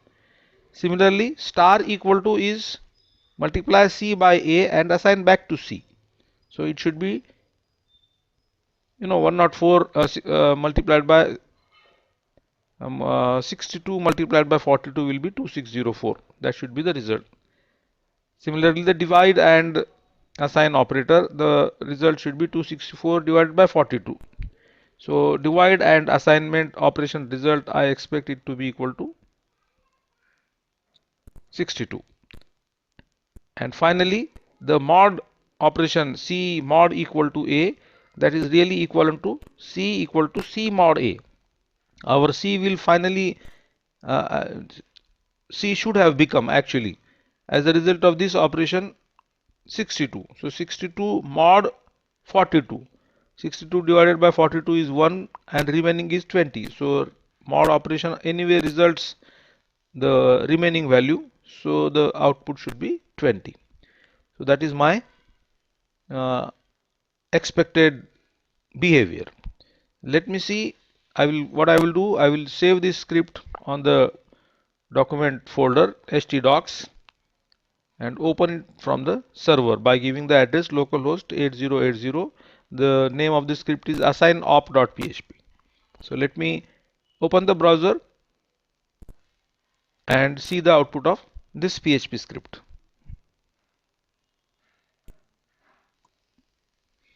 So there you go. The addition operation result is 62, which is 42 plus 20. C is equal to C plus A 104. C is equal to C minus A, multiplication, cumulative multiplication, cumulative division, and finally the cumulative mod. So these are this is the behavior of all the cumulative assignment operators in PHP. In this video, we shall see a very typical operator called as conditional operator. Now in this script, the use of the conditional operator in PHP is demonstrated. Actually, the conditional operator is also called as the ternary operator because it requires 3 different operands for the operation. And the use is as per this statement.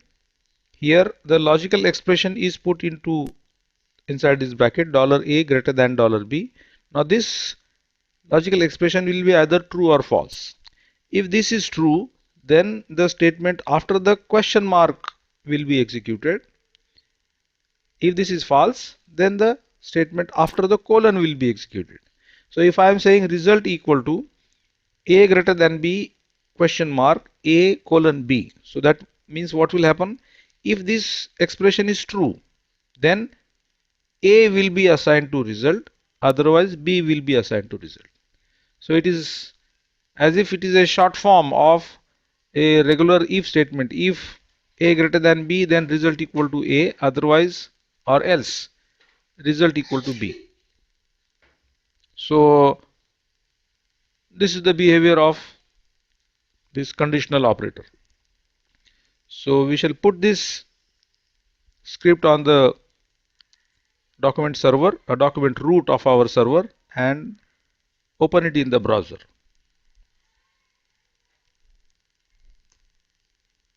So the output is as per our expectation. Initially a greater than b, result equal to a greater than b, a colon b, so result will be 20, and a less than b question mark a colon b, result will be equal to 10. So this is the conditional operator in PHP. The function that you define, to which the arguments can be passed, or arguments have to be passed, the arguments can also be passed by reference.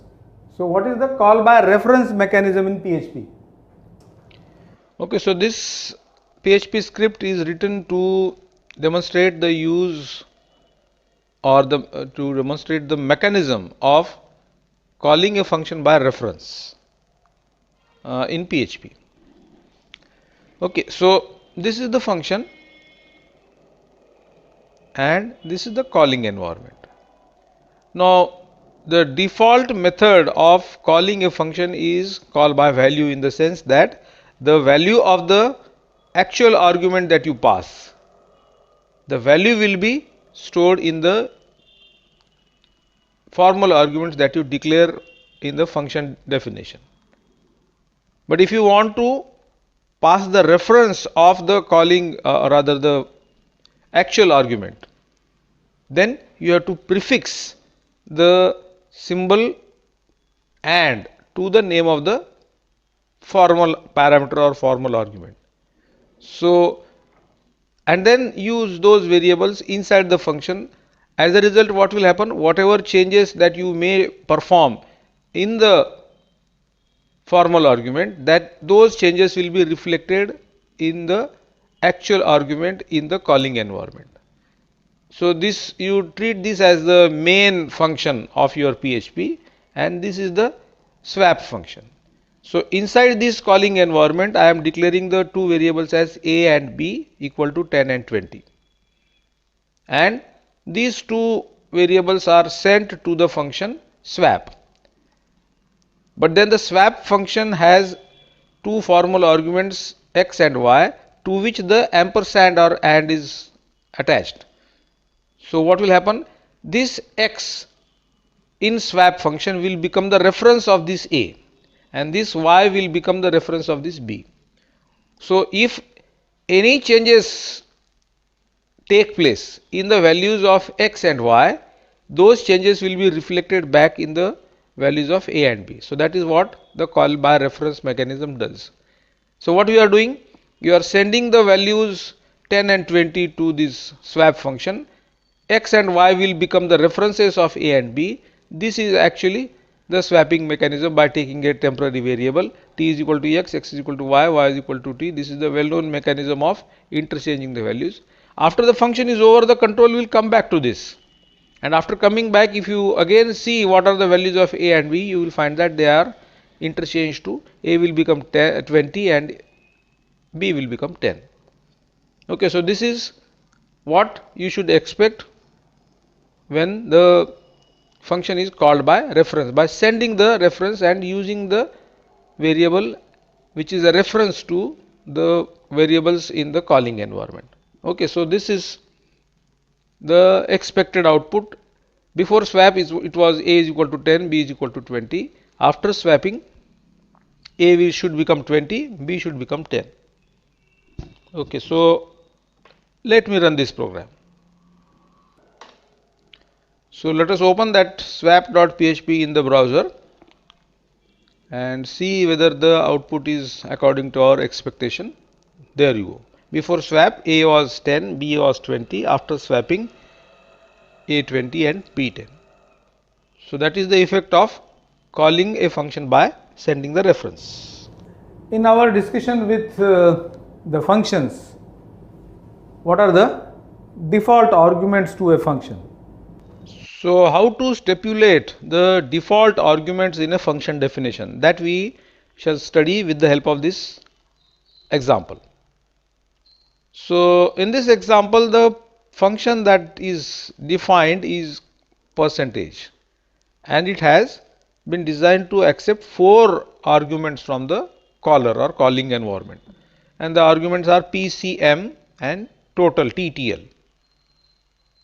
Okay, so the idea is that when the function is called, it will send the values of PCM, but The assumption is that generally the marks of PCM, physics, chemistry, mathematics, they are out of 100. So the total marks are generally 300. Okay, so if they are out of 300, generally they are 300, so therefore there should not be a need to specify that the marks are out of 300. So the TTL variable is defined to have 300 as its value by default.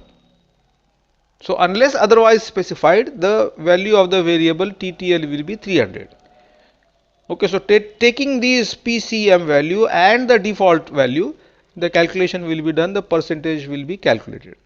So while calling the function, I am just sending three values 50, 60, 70, assuming that these marks are out of 100 respectively of PCM, and therefore the total is out of 300. The calculation will be performed by the function percentage is equal to 60. Okay, so this is taking the default value of the variable total. But in the second case, in the second call to the same function percent, I am sending four parameters, four values. Value of this will become P, this will become C, this will become M. When the function will be called, the actual parameters will be exchanged in the formal parameters. But these marks are not out of 100, but they are out of 50, 25 out of 50, 30 out of 50, 35 out of 50, etc. So therefore the total marks are 150. Okay, so taking the 150 as the value of total instead of 300. So if the fourth parameter is specified, the default value of total is equal to 300 will be overwritten by 150. That will be taken up for the calculation, and the calculation will result into percentage is equal to, in this case also it will be equal to 60. Okay, so this is how the default parameter is specified and eventually used in the function. So let us run this program and see the output of two different calls to the function, percentage function.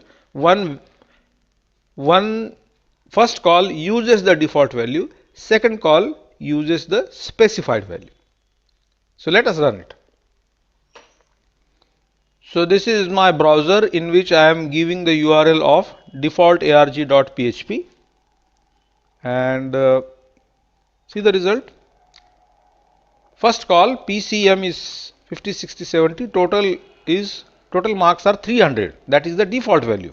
We are not given or we have not mentioned the value while calling, percent equal to 60. Second call PCM is 25, 30, 35, we have specifically mentioned the value of the TTL as 150, percentage is 60. Okay, so that's how the value of the default value to a parameter in a function can be defined and used, right? Another way of sending and accepting the parameters inside a function is variable length arguments. In this example, I will show you how you can write a function with or which can accept any variable number of arguments. So the name of the function is average. Even though I am going to show how to pass variable number of arguments, the function actually receives no arguments. Okay. PHP has a built-in function called as funcGetArgs, function get arguments. So this function will retrieve the arguments that are passed to the function in the form of an array. The name of the array is args. So all the arguments that will be passed to this average function, even though there are no formal arguments mentioned, this function can retrieve the number of arguments sent to it in the form of an array, and the name of the array I have used is args. I am just printing it out for confirmation. Args, if I print it, all the arguments that are received by that will be printed in the form of an array. And then there is another built-in function called as FUNCNUMARGS function number of arguments. So how this will return an array and this will return the size of the array.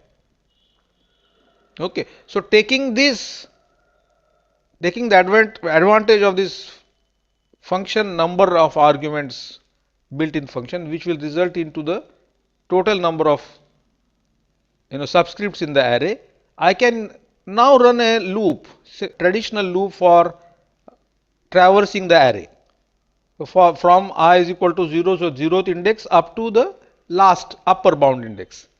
Okay, every time increment the value of I by 1. Just run a cumulative sum over it. I am using the plus equal to operator to cumulatively add the values of all the parameters that I send into a function, into a variable called sum, which is initially defined as assigned to be equal to 0. So this will perform all the addition to the sum of all the numbers. I divide it by the count, so I will get the average. Okay, so this is the function. I am now sending what, 5 arguments to this average function. Those 5 arguments will be stored in the array and count will be equal to 5. Run a loop and perform the cumulative sum and divide by the size of the array to get the average. I don't have to change or do any changes to this function if the call to the function sends instead of 5 maybe 10 or 100 argument 100 values also. I don't have to make any changes to it. So that's how it is beneficial to define a function with variable arguments in such a situation.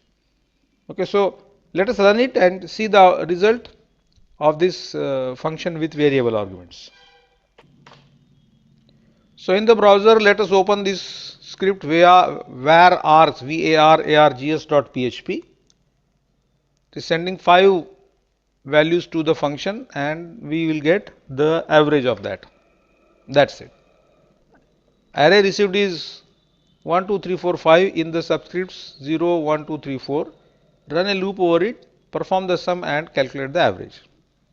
So that is an example of a function with variable arguments.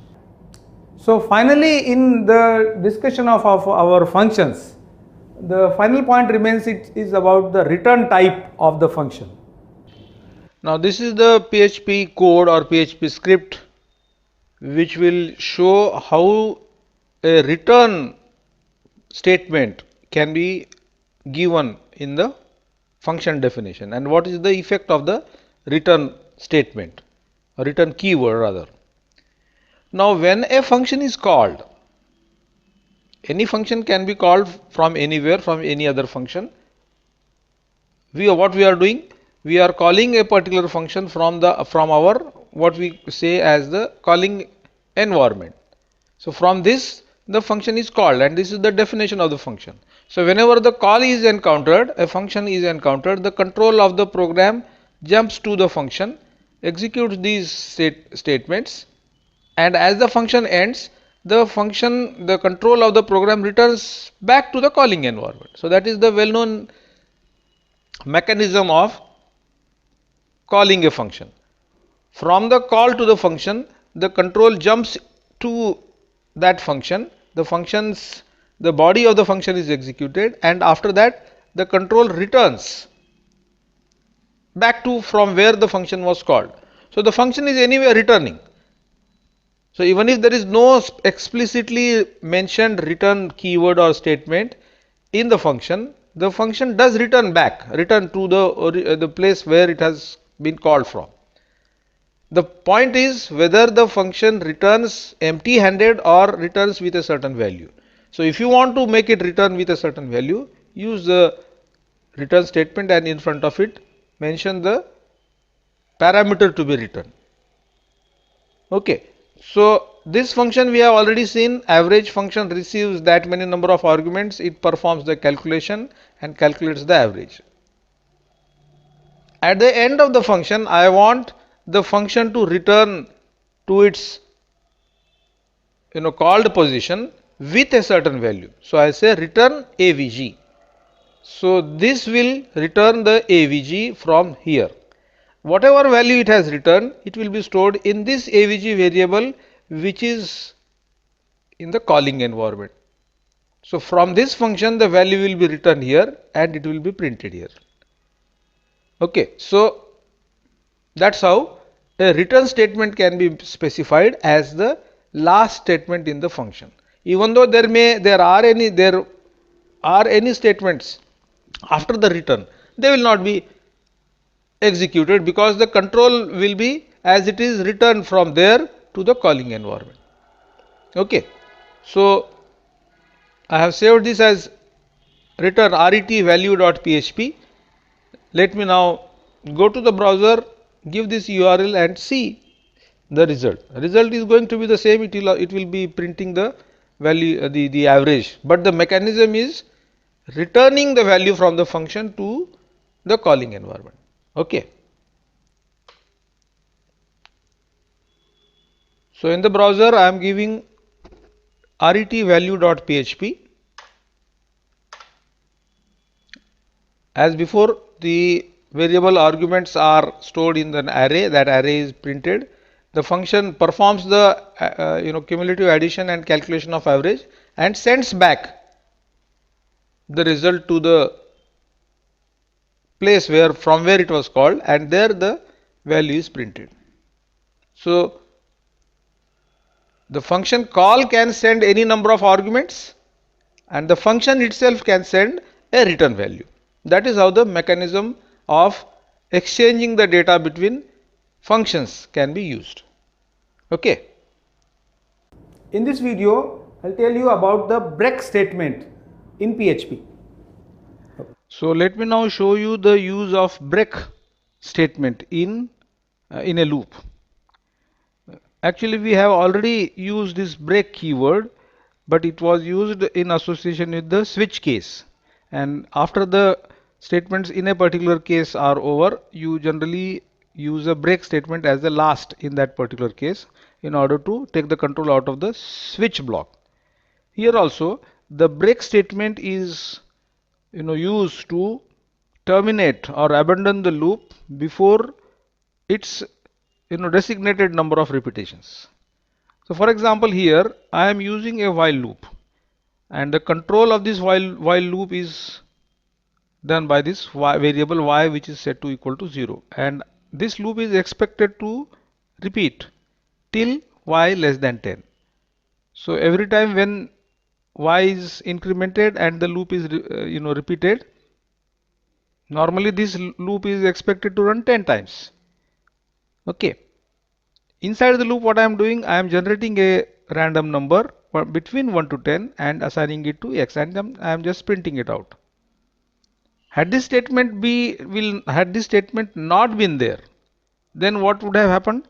It would have generated 10 random numbers and 10 number of repetitions would have taken place.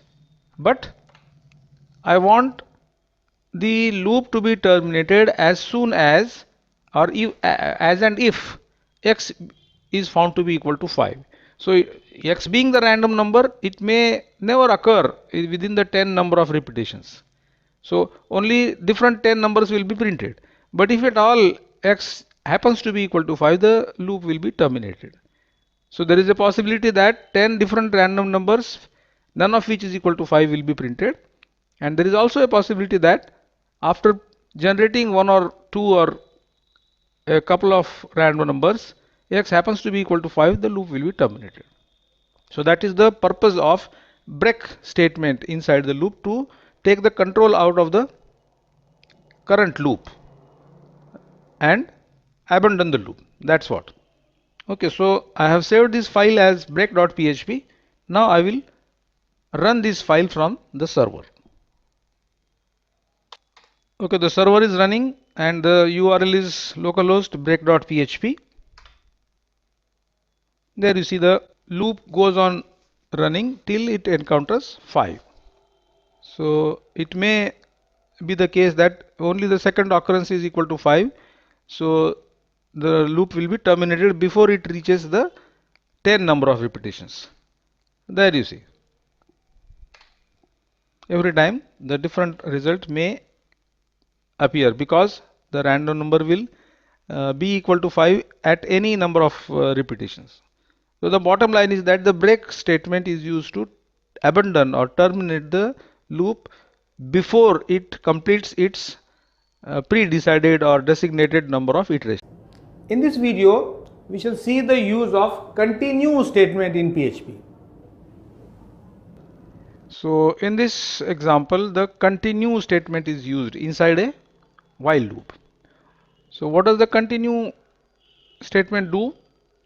In fact, continue is somewhat opposite to what the break does.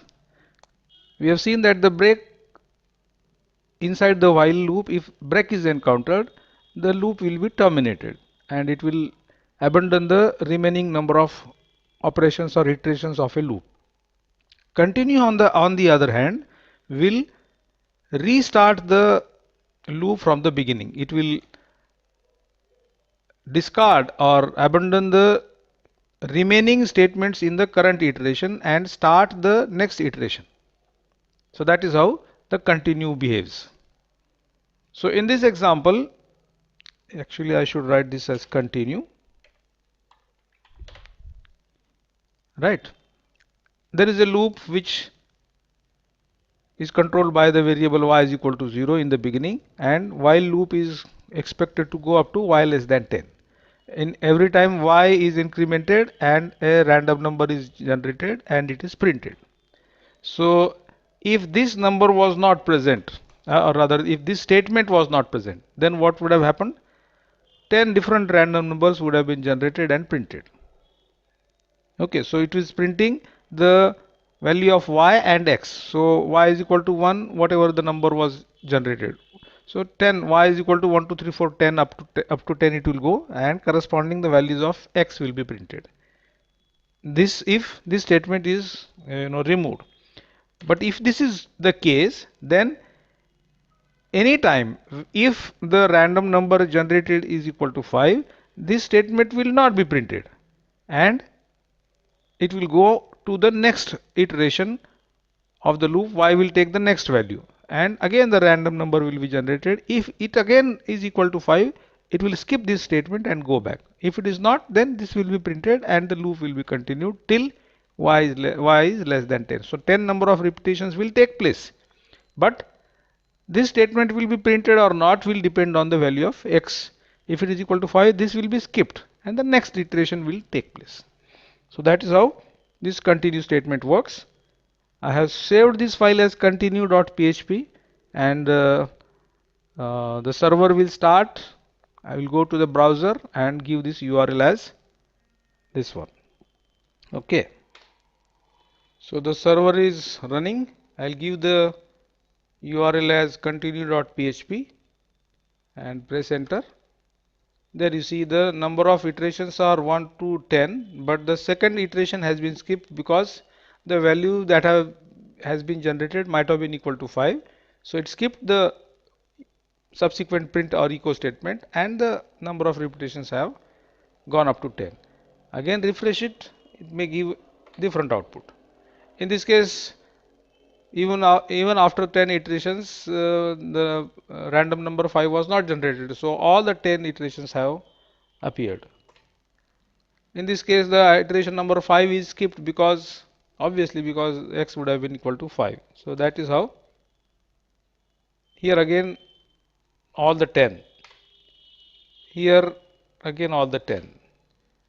You see 7 and 8 are skipped. That is because obviously x would have been equal to 5. So this is the behavior of the continue statement. In this video, we shall have a look at the different decision making statements that are available in PHP. So this example is used to demonstrate the behavior of if, else if and else, the conditional statements in PHP. And for this purpose, I am using a built-in function in PHP called as rand. This generates a random number between the two parameters that I have given, 1 to 100. So every time it will generate a number between 1 to 100. Now all I have to do is to check whether it lies in a particular range. So to begin with, if x is less than 25, I have to just print the prompt number less than 25. Else if the number is not less than 25, then I want to check it whether it is less than 50. If it is so, then I'll print number is between 25 to 50. Else, that means if both the conditions are not true, then the control of the program will land into the last or the final else. So you can have a series of else if statements to relegate or discard the different conditions that may be present in the entire decision logic. So here the first condition, if this is not true, the second condition, and if all the previous cases or conditions are not true, then the program will land into the final else. So this is the use of if, else, else if and else. So let us see how it behaves. Of course, the number we generated will be a random number, so every time you may find different output being generated. So let us run it couple of times and see the result. So the server is running, and I have opened the browser in which I am giving the address localhost if statement.php. The script that we have written, I have saved it as if statement.php in the document root of the server, web server. So I just press enter. At this point of time, the random number generated is 53, and therefore it is greater than or equal to 50. Again, if I run it, it may generate a different number, and the different result number is greater than 50. Again, fortunately, all the time the number is greater than 50 is appearing. We may get some number. The numbers are being randomized, but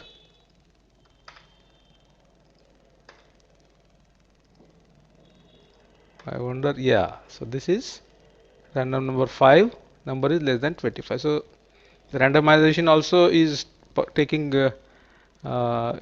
accurately, and the if statement result is also appearing as per the requirement. So this is the demonstration of if, else if and else in PHP. If your programming logic requires multiple if statements, then writing or putting more than one if statements in a sequence becomes rather clumsy, especially if each of these if or else blocks might be containing more than one statements. In that case, you will have to make a block of the statements by using the curly brackets. So in that, this unnecessary clumsiness of multiple if statements, it is also a switch case statement is also available. So you can use that in this particular situation.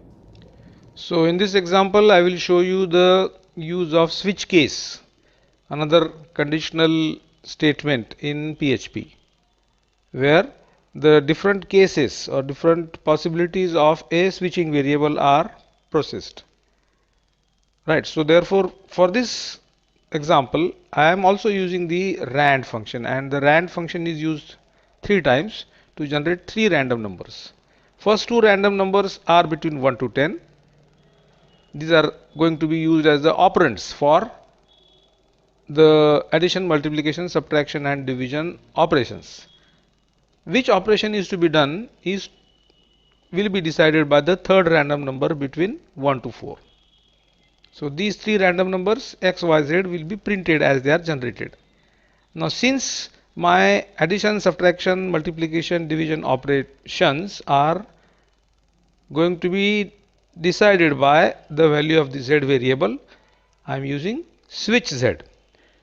So if the value of z happens to be 1, the case 1 will be satisfied because z is equal to 1. Addition will be done and the control will break out of this switch to this output statement. You know that each case must be having this last statement as break in order to prevent the program control from falling through the entire cascade of switches, the cases. So every case has a break at the end. Of course, this will not require because this is the last one. Okay, so the result is, expected result is very obvious. Two random numbers from 1 to 10 will be generated. Third random number between 1 to 4 will be generated. Depending on the value of z, switching will take place. If z is equal to 1, addition, 2, subtraction, multiplication and division. Okay, and whatever the result will be printed. So I have saved this file as switch.php in the document root of the web server. With the web server running, we'll enter this file as a URL and see the result.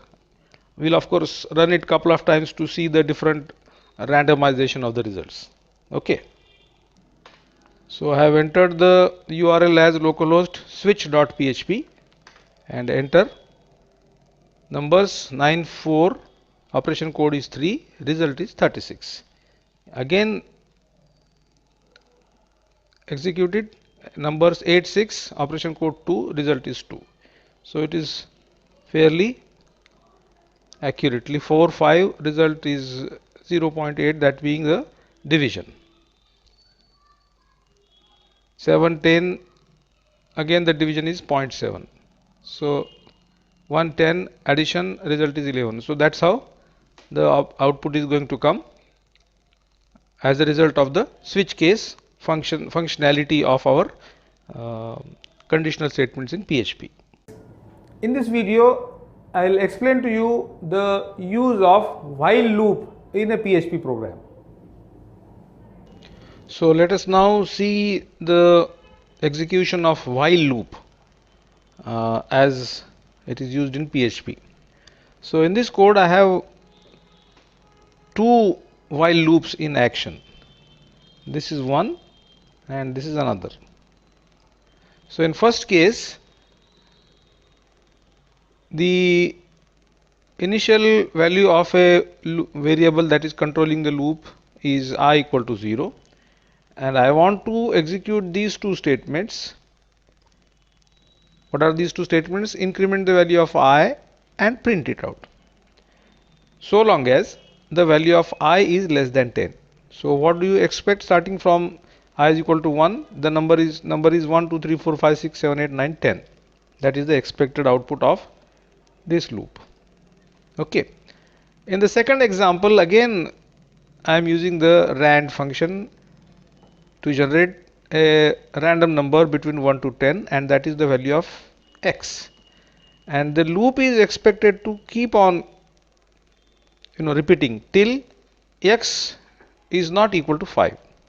So depending on the possibility or the probability of the what random number is generated at that point of time, x, the loop may go on for 1, 2, 5, 9, 100 number of repetitions, or it may even terminate in the very first place where probability of the first random number itself being equal to 5 will be there.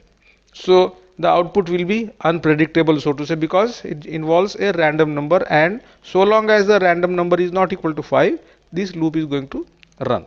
This is a straightforward 1 to 10 output. This is of course a random output till the number generated is not equal to 5. Okay, so these two examples now I will show you.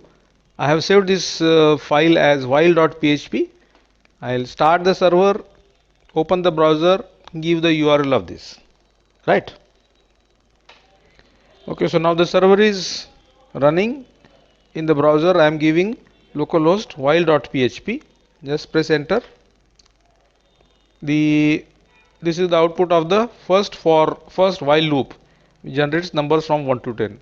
This is the output of a loop having a random number, and the loop is expected to go on till it encounters a 5. So as soon as the number is 5, the loop is terminated. So that many number of times x was generated, it was not equal to 5. If I again run it, the second loop output may be different. See, only the second occurrence of a random number is equal to 5. So after the 2 iterations, the loop terminated. So that can vary as per, see, the first number itself is 5. So this is how the while loop behaves in a PHP script. This video explains to you the use of for loop in PHP. So in this PHP script, I will show you the use of for statement and for loop. And there are 3 different examples. By the or with the help of each, I will show you the different ways in which the for statement is used.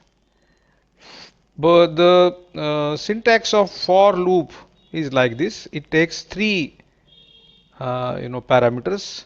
One is the initialization of the controlling variable. Here x is set to equal to 1. Second condition, second statement is the test condition up to which the for loop is running, is expected to run. X is less than 10, and every time how much increment or the controlling variable to be incremented by what, x plus plus is the third argument. So this loop will run from x equal to 1 to x less than 10, incrementing the value of x every time by 1. So I expect number to be printed 1, 2, 3, 4, 5, 6, 7, 8, 9, 10 in as a result of this for loop. But you know that the 3 parameters of this for loop, or 3 clauses of this, not parameters, the clauses of the for loop, they are not mandatory as such. You can ignore even all of them I told you that even if all the arguments are not given, the for loop will become a infinite loop. Here in this case, what I am doing, I am setting the initial value of x is equal to 0. I am giving the test condition, and what is the test condition? I expect this for loop to go on till x not equal to 5, and I have not mentioned any value of the incrementing clause. Okay, and then inside the for loop there is a rand function which generates numbers, any random number from 1 to 10, and I have to print it. So every time when the loop runs, if it doesn't encounter x equal to 5, the loop will run. As soon as x printed value of x is equal to 5, this test condition will be false and the loop will stop. So how many iterations this for loop will do, that you never know. That depends on the random number. In what occurrence, or at which occurrence, or at which instance x will become 5, that is a random choice. So you will expect different output of this, the second for loop. The for loop is especially popular when you want to traverse the entire array. So array, of course, you will learn in one of the subsequent chapters, but here I am declaring a array ARR as an array. Array is a built-in function to create an array, and there are 5 elements. So if I run a for loop from x equal to 0 to 4, every time incrementing x by 1, I use this control variable x as the index of the array. So array of x, I will print array of x every time. So array of 0, 1, 2, 3 and 4. So that means 10, 20, 30, 40, 50. These numbers are expected to be printed. Okay. So this is the simple for loop. This is a for loop in which the termination is decided by the random number, and this is the third for loop to traverse the array. Okay. So I have saved this file as forloop.php in the document root of my server. The web server will now start, and then in the local in the browser's address bar, I will give the URL of this localhost forloop.php and see the result. So with the web server already running, in the browser I am giving forloop.php as the URL. There you see the 3 different outputs. This is the output of the first for loop from 1 to 10. This is the output of the second for loop in which a random number is to be generated, and if the random number encountered is equal to 5, the loop is going to terminate. This is the traversal of the array in which these 5 elements are there. This of course will be a variable output. Every time it may generate different number of values. So if I run it again, there you see the random number was encountered to be equal to 5 just at the second occurrence. That may change. This is the traditional or simple for loop 1 to 10. This is the array traversal. Okay, so that's how the for loop is used in a PHP script. In this video, I'll tell you about the MySQL API, which is a part of the PHP software. So with the help of this example, let us try and understand the features of MySQL API. Before going on to explain this code, let me tell you that this MySQL API has been deprecated since the PHP 7. So if you have in your computer PHP 7 installed, then this code may not work. Instead, you will have to get a PHP 5 or earlier version installed on your computer so that this MySQL API can be used. So for this purpose, I have installed a WAMP server in which, in addition to the Apache server and MySQL software, the PHP version 5 is available. So let me show you the home page of the WAMP server. So this is the WAMP server home page. You can see that the PHP version 5.3.10 is the version that is installed on it, and the extension that is available is MySQL. So the MySQL API functions can be run on this particular configuration. So PHP MyAdmin is the GUI interface for managing the MySQL database. So if I open this, it will show you the different databases that are stored on the server, and the rest of the menus are provided by which you can add the data, insert the data, create the table, etc., etc. We are of course not going to do anything from this. This is just a verification. This will be a verification of all the activities that you will do from the PHP side. Okay, so this is where your data will come and stay. Okay, so let us go back to the PHP code now. So first is the execution of MySQL connect function, which enables or which establishes the connection of your PHP program with the MySQL server, and it needs 3 parameters: the name of the host, username, and password. So they have been set here. If these credentials are found to be correct, this connection resource will be created. If not, then I want to terminate the entire program, so therefore I am executing a die function with this particular error message. Otherwise, I'll go on to create a database called as testdb. So this is the SQL statement that I want to execute: create database testdb. And in order to execute the SQL query, a function in MySQL API is MySQL query. It needs two parameters. One is the query, other is the connection object that we have created here. This query does not get run properly. This return value will not be created. In that case also I want to terminate. But if it does go ahead, then I want to create a table. So this is the query of create table, in which the table structure is given here. How many fields are there? Employee name, employee address, employee salary. Its type and its size are mentioned here, and some other constraints are also mentioned, like for example, name cannot be null.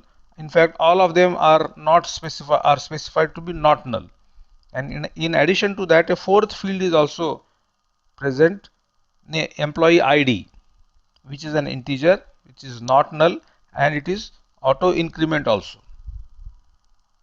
And that employee ID has been stipulated to be a primary key of this particular table. So a table of this structure is to be created. So before running this query, I have to use the test DB, the database that was created in the previous step. Now that database is brought into use by a function MySQL select DB, and inside that this table needs to be created. So again execute the query MySQL query. If the table is properly created, if not, then stop. Otherwise, give the message table created and go on to execute the insert query. Insert query takes this following form: insert into the table name. Here in our case, the name of the table is employee. So insert name employee followed by the field, structure, the structure of the table. How many fields? Name, address, and employee salary. You don't have to give the ID field because it is auto incrementable. So automatically, as the number of records go on adding, the employee ID is anyway going to be incremented automatically. What are the values? Correspondingly, name will take Raju, address will take Nanded, and salary will take 10,000. So such a query, insert query, is to be executed. So again execute my SQL query. This is the string of query and the connection object. If properly executed, just display a enter data successfully message. And finally, go on to close the connection that you created in the very first place by saying MySQL close. So this is the entire PHP script which will interact with the MySQL database. We open the connection, create the database, create the table, and insert a record. So all these activities will be done if you run this mysql1.php in your browser. Okay, so this was the explanation of the code. Now we will run it and see the result. Okay, so as I give this URL mysql1.php, you see the messages that are displayed in the browser's page. Connected successfully. This was when the MySQL connect function was properly executed.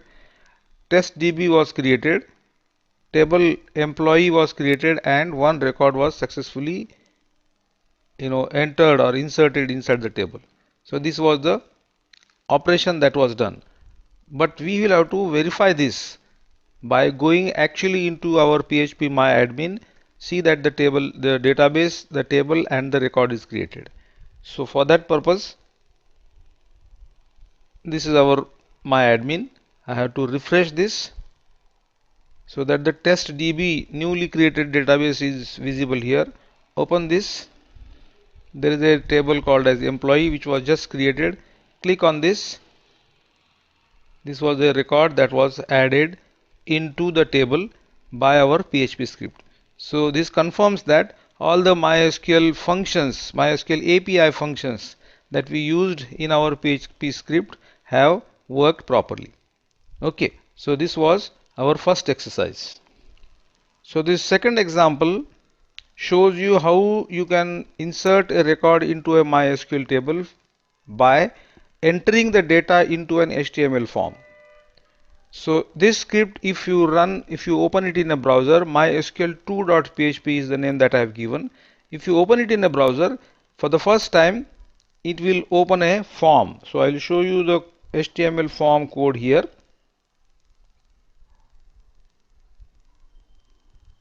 This is the form from this point to this point. This is the form inside which in a 2-column table, what we have entered or what we have created is an input name is equal to employee name of the type text to enter the name, to enter the address to enter the salary. So it is simply a form with three text fields and of course a button. Importantly, the form attributes that are given are form method is equal to post and action is equal to PHP self. That means what? The data will be posted to this same script. So obviously when the first occurrence or first time when this PHP script will be displayed, the submit button might not have been pressed. Obviously not, submit has not been pressed. So when the as the page starts opening in your browser, this is set will fail because submit has not been pressed. The name of the button in this case is add. So this is not pressed, so therefore this part will not be executed. Which part? From here to here. And so therefore it will run into this form. So form will be opened, user will enter the data and press the submit button. Subsequently this post add will be true. Then actually the insertion operation will start. All the required credentials are given here: host name, username, password, using which the connection is established, and the form data which is stored in the $post server variable, super global server variable, from which the data is fetched and stored into the PHP variables emp name, address and salary. Use these variables to execute the insert query. Insert into employee, these are the names of the fields and these are the values that are fetched from the form, right? So this insert query is to be executed doing the same thing, selecting a database and executing the query. If all goes well, the message enter the data successfully should appear on your screen. So let us run this mysql2.php. One record is already there, which we have entered by hard coding the values into the insert query. Now we will fill up the new record by accepting it from an HTML form. So let us run this mysql2.php. So as I enter the URL mysql2.php in my browser, a HTML form is opened in which these three text fields are there to enter the name, address and salary, and then there is a submit button. So some data I will introduce or insert.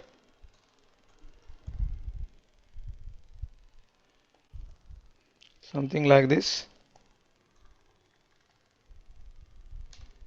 and press submit. Now that the data will be posted back to the same script, in which on the top there is a PHP code to establish the connection and insert the records.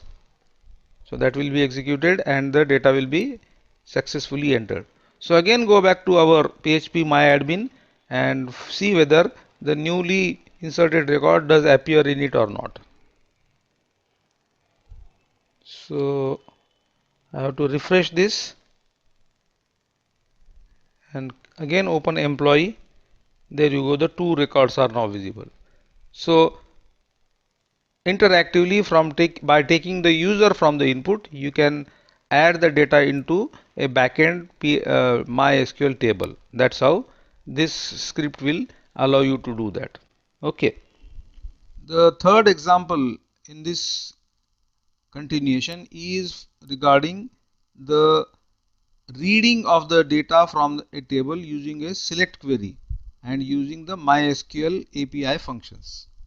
So how to read the data from the MySQL table? Again, starting with the same sequence of events, MySQL connect function to establish the connection.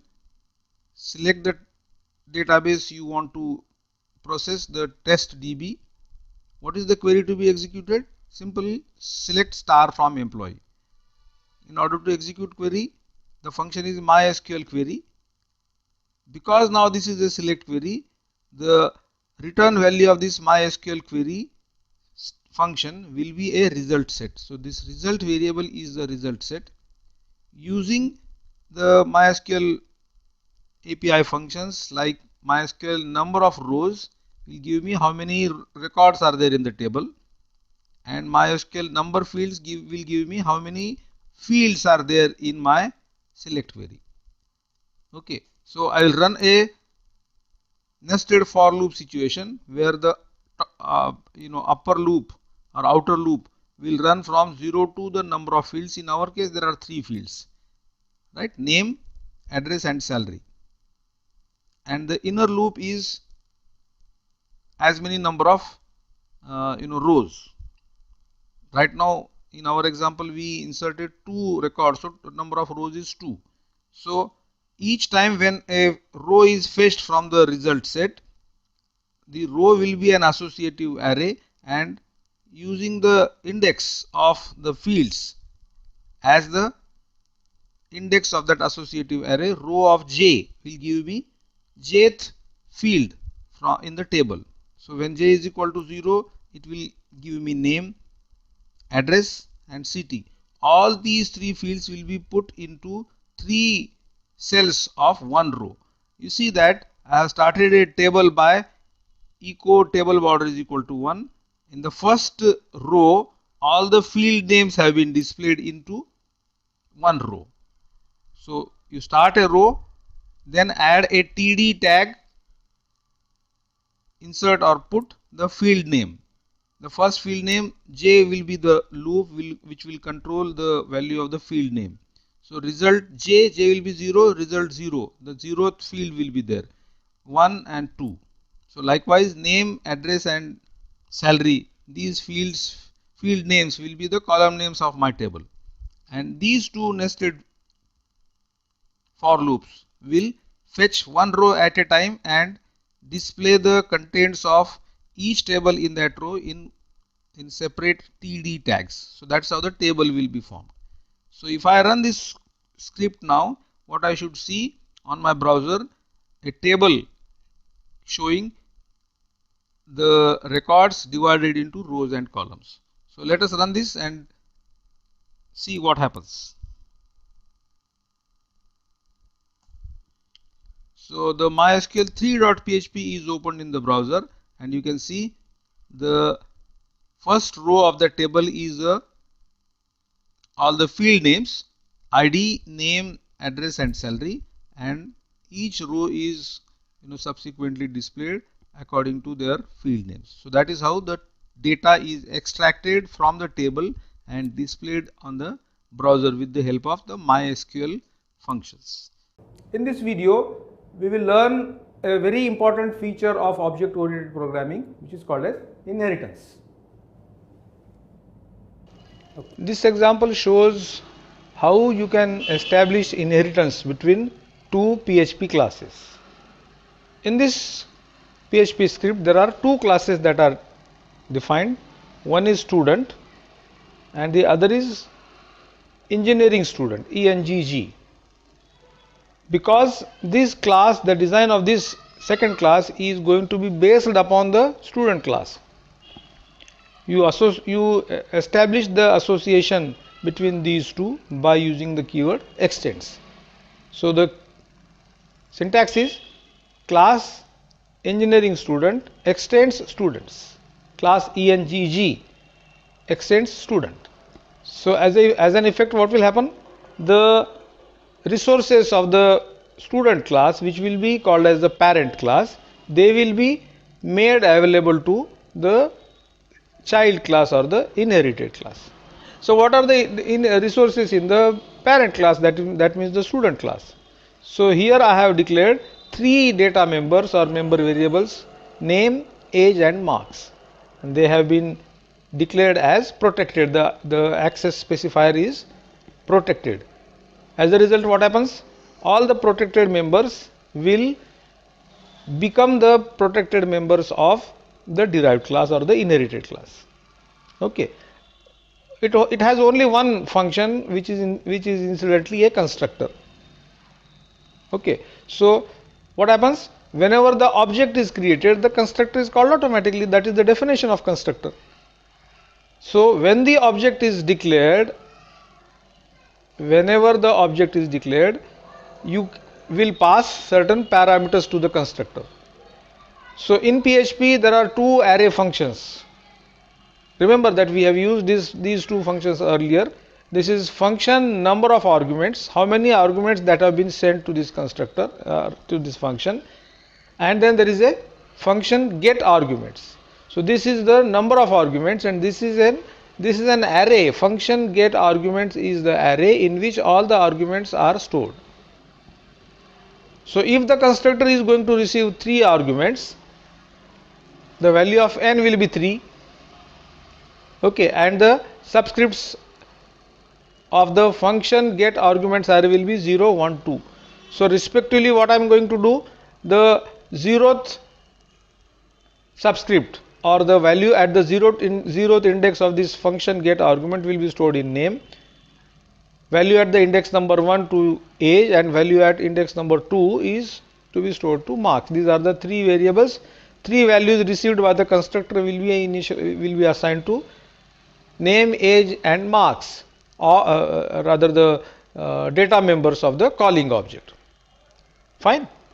So that is constructor, and then there is a get details function which will just display or print out the values of the data members of the calling object. So this arrow name, this arrow age, and this arrow marks will be displayed by the well known echo function. So that is what is in the parent class. 3 data members all protected, and 2 functions, 1 constructor and 1 get details. That is what is in the parent class student. In the derived class, in addition to the 3 data members that this class will anyway inherit, I want to make available another 4th data member to the object of this class, and that variable is branch. So that means what? Whenever an object of this engg class will be declared, it will have 4 data members, 3 from the parent class, name, age, marks, and 4th its own. So what will happen when I declare the object of this class? It will require 4 parameters. So for example, in this declaration of the object, S1 is equal to new engineering student, new engg, I am sending 4 arguments: name, age, marks, and branch. So these 4 arguments will be received by the constructor of the child class. Function number of arguments will be 4, out of which the 3 arguments, all the arguments will be stored in the array function get arguments. Now it will have value at index number 0, 1, 2 and 3, out of which the values at index number 0, 1, 2, 0, 1 and 2, they will be used to call the constructor of the parent class. So the parent class constructor will take on the values of function get argument 0, 1, 2. So this constructor will be called, and the data members name, age, and marks will be initialized with the provided values. Okay, and then the remaining part of the child class constructor is to assign the 4th value in the array to the branch data member that is introduced in the child class itself. Okay, so you are calling a constructor from the constructor, you are calling a parent constructor from the child constructor. Okay, so that is the advantage of establishing the inheritance. Okay, and then there is a get details function also, which will in turn call the parent get details and print out the remaining data member branch. Incidentally, this is also an example of function overriding, because get details function was defined in the parent class, but it was having only this much of functionality. Now you want to extend the functionality of the child class get details. So therefore you are redefining it so that when the get details function is called by the object of the child class, this get details will be called. Incidentally, through or inside, from inside that, you are calling the parent get details class, that is a different issue. But this get details function has been overridden by the engineering class. So this is the simple implementation of our inheritance. Create an object of the child class, give parameters to it. Those parameters will be intercepted by the constructor, of which the first three will be passed on to the constructor of the parent class, and then you call the get details to just display all the data members of the calling object. Okay, so this is a simple demonstration of inheritance. Let us see the execution of this example. So the name of the script is inherit ex.php. This is the result.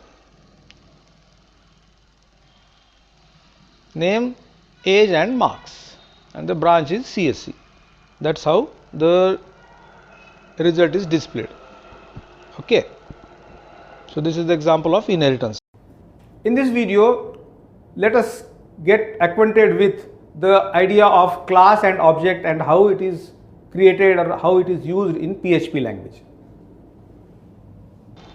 Let us now put all these object-oriented programming principles in a practical example. The script that I have shown in front of you is called as bookclass.php, and it is placed on the document server of our web server. The name of the class is books, and in which two data members or member variables are defined as price and title, whereas there are a couple of member functions, of which this is a constructor. Remember that a constructor in PHP is having a name construct itself, which is having a prefix of double underscore. Okay, and the two arguments that the object is going to receive. For example, if this is the construction of the object of the books class, I am saying physics is equal to new books. How many arguments? Two arguments I am passing to the constructor. So the constructor will take two arguments. First argument is given to the title member variable of the class, and the second argument is given to the price. So this arrow title is equal to par 1, that means parameter 1, and this price is equal to parameter 2. So this is the behavior of the constructor, right? Then there are some set and get functions which are called setters and getters. So set price will receive one parameter, and the received parameter is stored as the price variable, the value of the price variable of the object. So this price is equal to parameter. Similarly, there is a get price which will return the value of the price parameter, price member variable of the object. Similarly, there is a set title and get title. In addition to that, there is a get details method inside the class, which will just display the value of title and price of the calling object. Remember that this variable, a special variable called as this, stores the reference or the address of the calling object that we are going to use to fetch the value of the title and price of the calling object. So this is the entire class. Okay. Now we are going to create three objects. Remember that in order to create a object, you have to use the new operator. So new books, physics is equal to new books. Two parameters, we have decided to send two parameters to assign the data to two member variables of the object. So this is the title, price. New books, maths is equal to new books, chemistry is equal to new books. So these are the three objects that are declared and initialized by the constructor. Just print out the values that have been stored in these two objects call the get details function. So it will print the title and price associated with the physics object and chemistry object, as well as the maths object also. Okay, now I will call the set price method physics arrow set price. So this set price method will be called, and the value that is going to be passed is 25. So what happens? The 25 becomes the value of this pair parameter, and that will be assigned to this arrow price. Here this will refer to the physics object. So in effect, what is going to happen? Initially the value of the price member variable of the physics object was 10. Now it will be set to 25. Similarly, I am changing the title of the maths object. So I will call the set title, and then just to verify, the changes are to be displayed by calling the get details.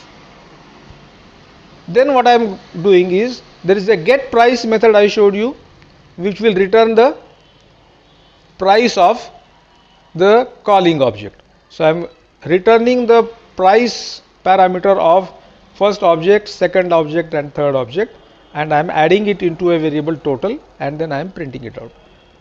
So all the elements of the object oriented programming principles are used here: how to declare the class, how to declare the object, how to press the constructor into action, and how to call the different member functions inside the class.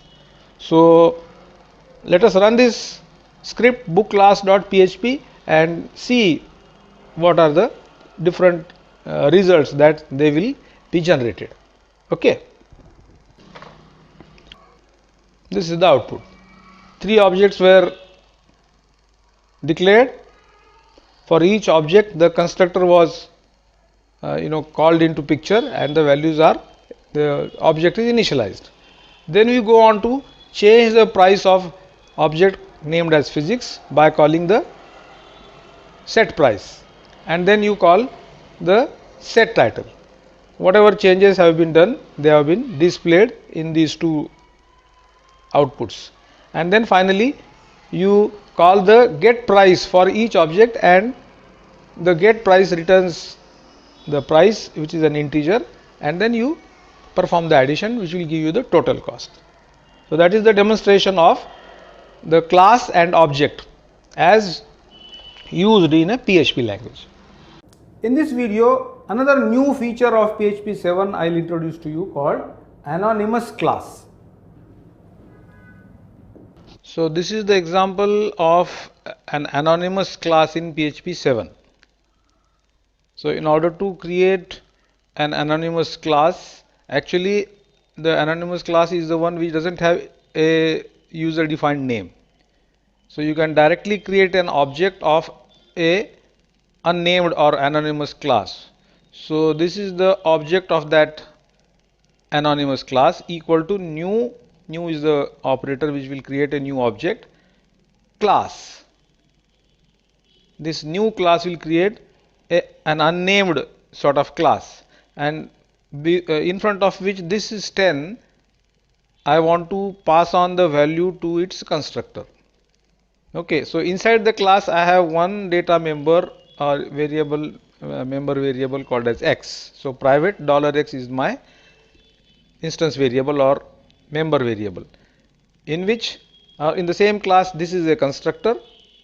So the value that is passed here will become the value of this arrow x, so that means this x, and then there are 2 functions inside the nameless or anonymous class. One is add, other is subtract. So whatever argument that may have been passed to this add function, that and the value of x will be added and it will be returned. Same thing is with the subtraction. So let us now see what happens. This obj is the object of this class, which has this arrow x being set equal to 10, and if I call now obj arrow add, so this function will be called, because that this function is belonging to this object.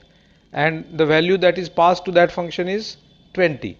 So what will happen, this 20 will go to this y, this arrow x is anyway 10 because it is coming from the constructor. So 10 plus 20 will be the value of this variable result.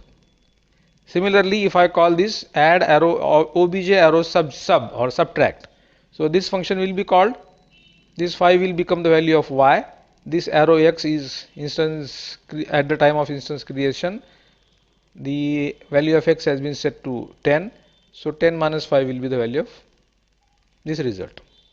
So that's how an anonymous class, a new feature in PHP 7, that can be constructed and used.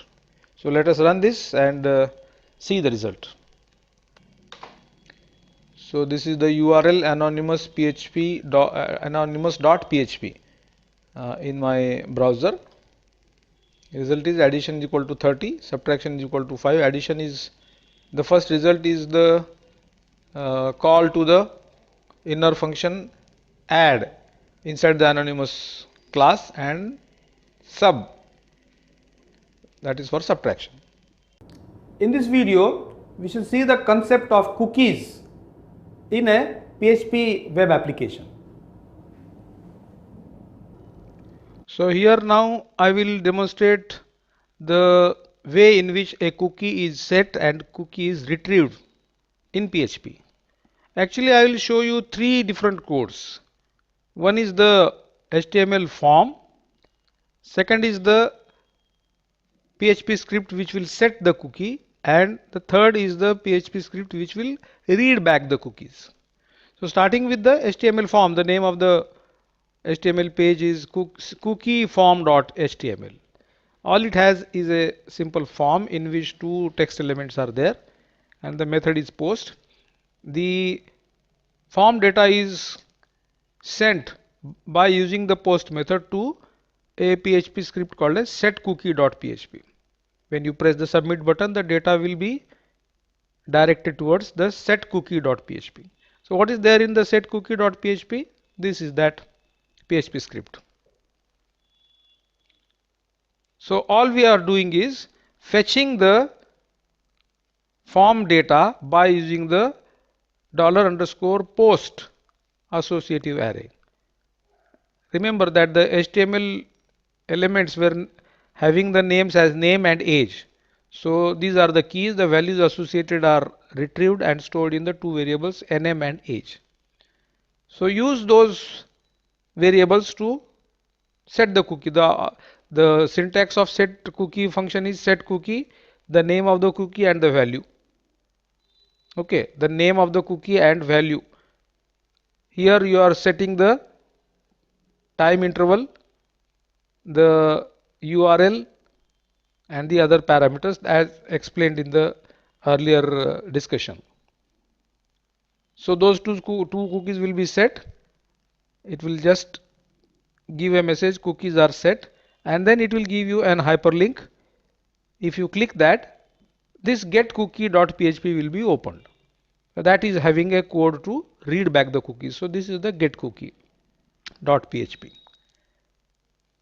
What it does, it simply finds the value associated with the name key of the $_cookie associative array, that is a part of the request server variable. So from which the cookie name and cookie age are fetched and they are displayed. So whichever values that you may have given in the earlier form, they will be read back. So these are the three different codes. One is the HTML form, other is the set cookie script, third is the get cookie script. I'll show all these three activities in front of you by running starting from the cookieform.html. So this cookieform.html contains two text elements. Let us enter some data into it and press the submit button. What happens? The form will take the data back to a PHP script called setCookie.php. The two cookies will be set, right? Now there is a hyperlink which takes me to the getCookie.php, which reads back the values. So these are the two values. So this is a small but effective example of setting and retrieving the cookies in PHP.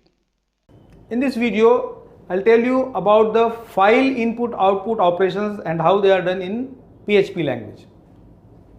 Okay, so with the help of this example, I'll now show you how to perform the read write operations on a file object.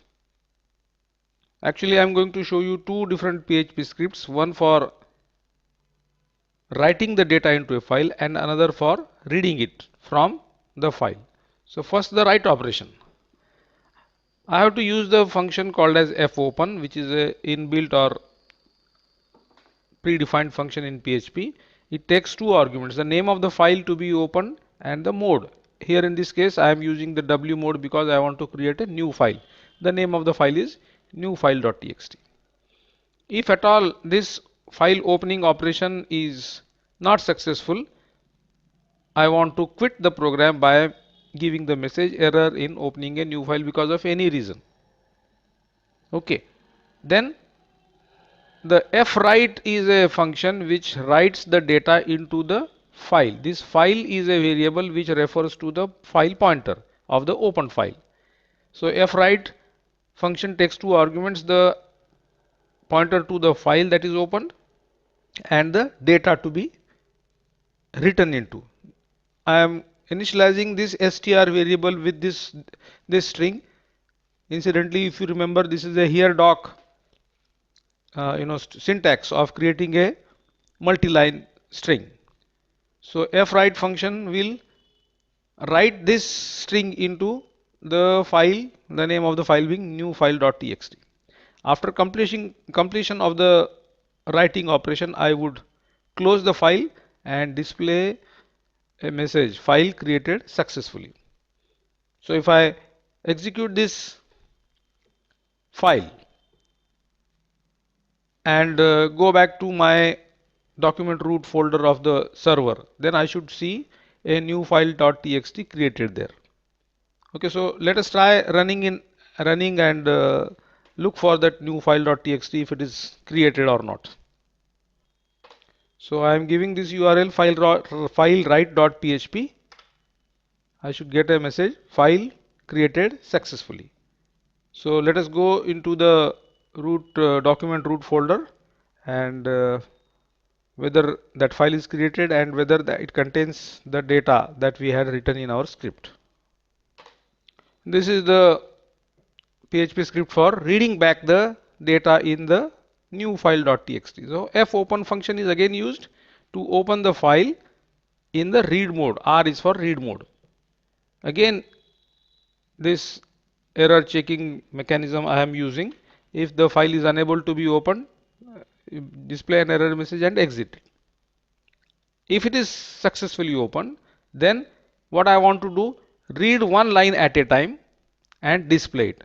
So fgetS is another file function which reads one string at a time from the pointer which is pointing towards this file that is open. So it will get one string from the file and display.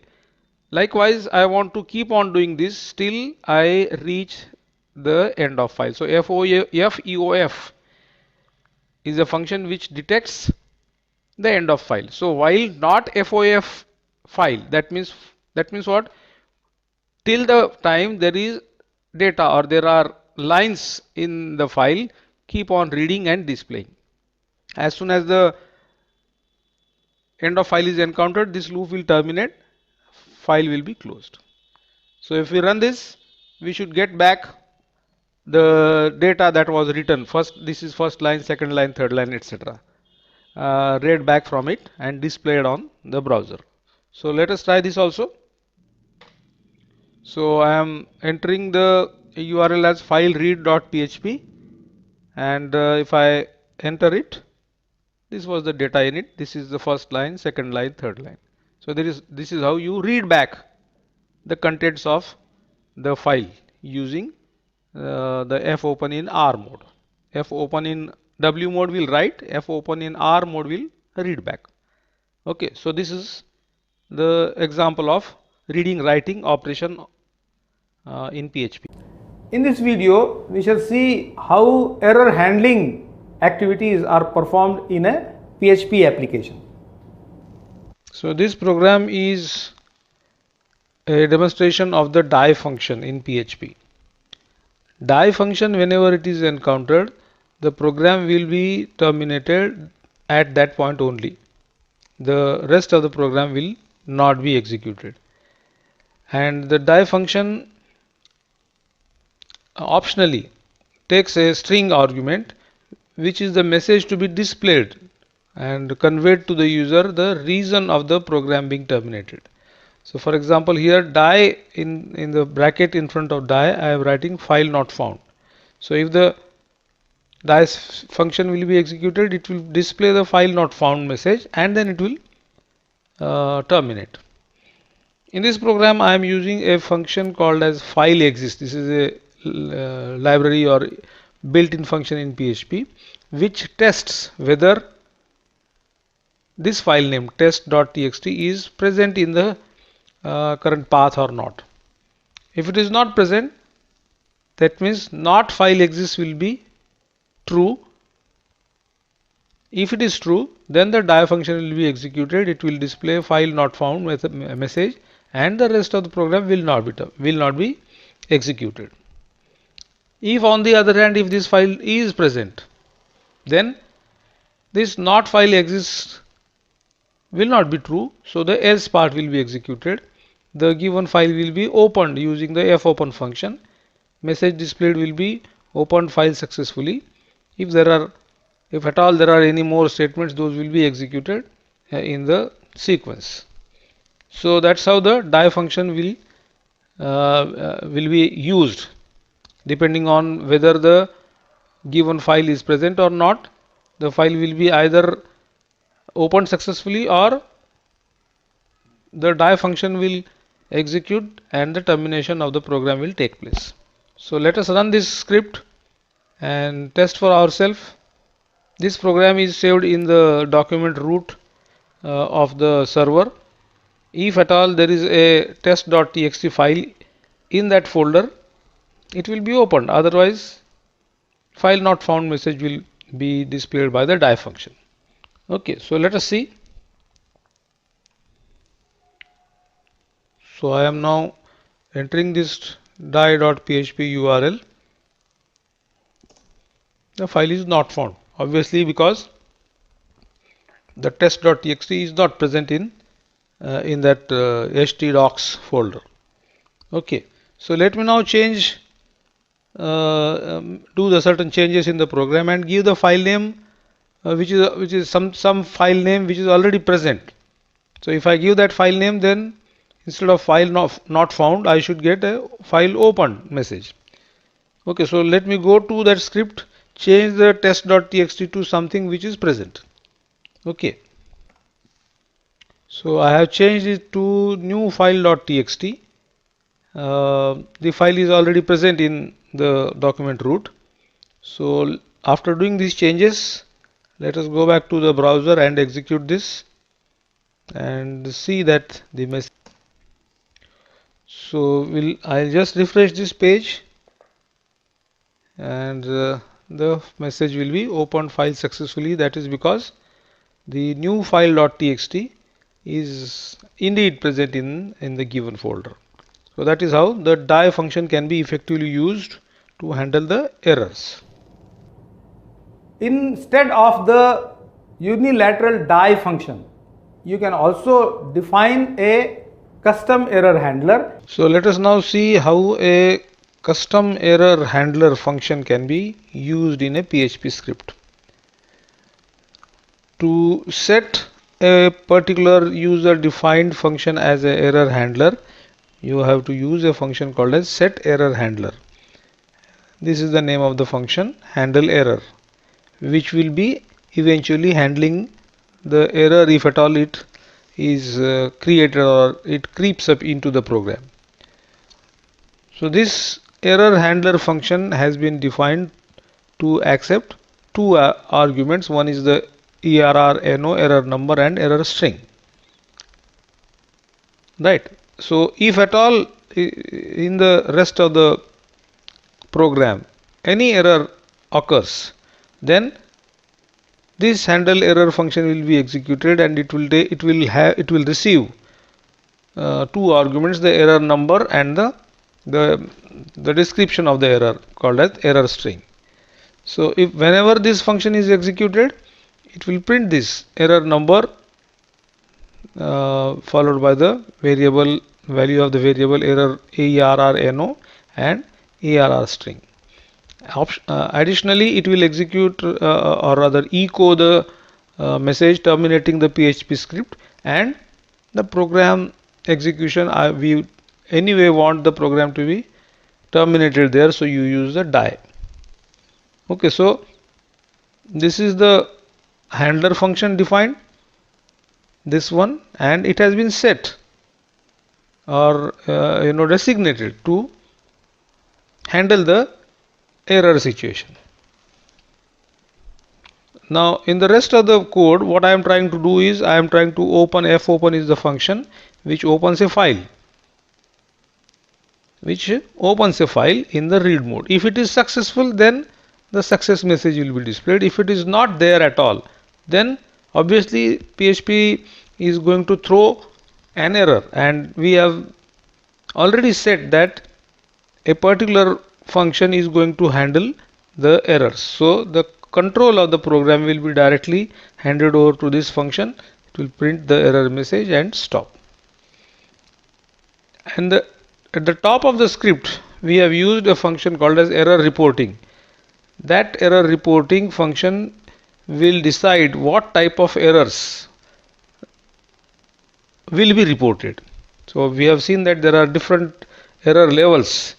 There are warning, there is error, there is notice, etc. So error means all those errors which are of the type error, those will be reported. Whenever that type of error will be generated, the handle error function will be executed, and that will print the error message. So let us run this script. Not present, the name itself suggests that the file is not physically the file is not present. So you expect the error message to be printed, error number, error string, and terminating the script, etc. Okay, so let us see.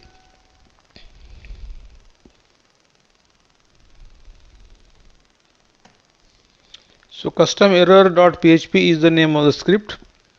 I am giving it in the URL. So that is the output of the handler function. Error number. What is the error message? No such file or directory. Terminating PHP script is what we have hard coded as the echo message. Okay, so this is how the custom error handler can be used. In this video, we shall see the exception handling as implemented in a PHP application. Now this PHP script is used to demonstrate the functioning or mechanism of the well-known try, throw and catch mechanism, which is very popularly used in many of the computer programming languages to process the exceptions. And this program is also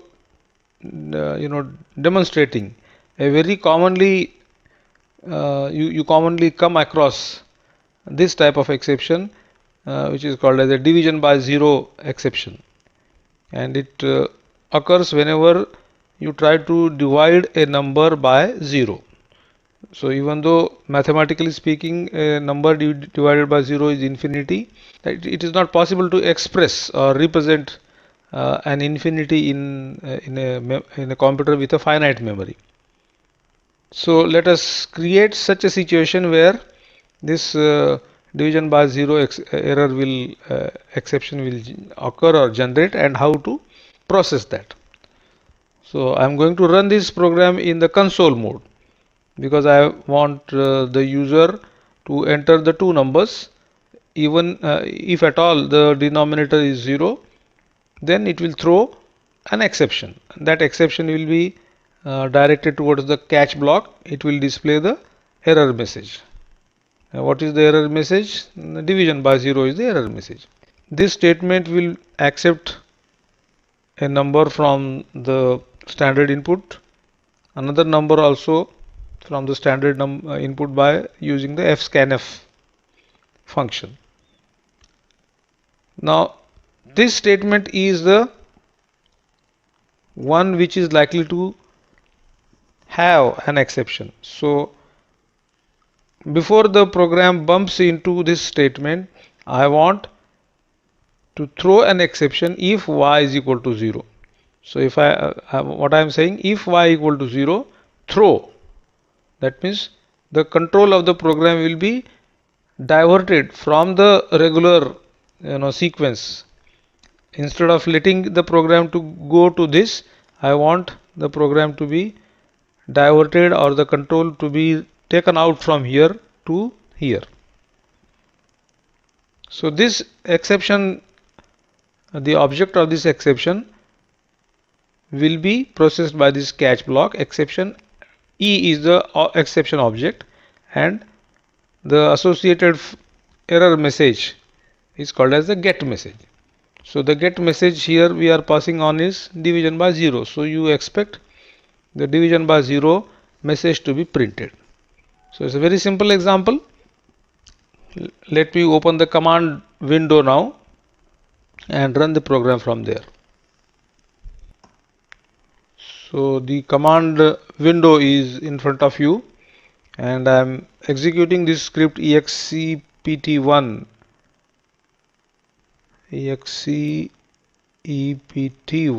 I should write .php. If I execute this, it will ask the number to be inputted. I input something, and if I input some other number which is not 0, it will give me the result. But if I again run it, I give a number and second number happens to be 0, so it will print the division by 0 message which is coming out of the catch block. That's how the try catch throw mechanism is employed in PHP. After seeing the example of try, catch and throw, there is one more way of processing the exceptions, and that is defining a custom exception handler. Remember that we also use a custom error handler. Now we're going to designate a user defined function to handle the exceptions that may be caused inside the program. So this example is a demonstration of a custom exception handler in PHP. So you have a function called as set exception handler, which using which you can assign a user defined function to handle the exceptions that may be arising in a PHP script. So the function here, I have defined a function called as exception handler, which receives one particular argument.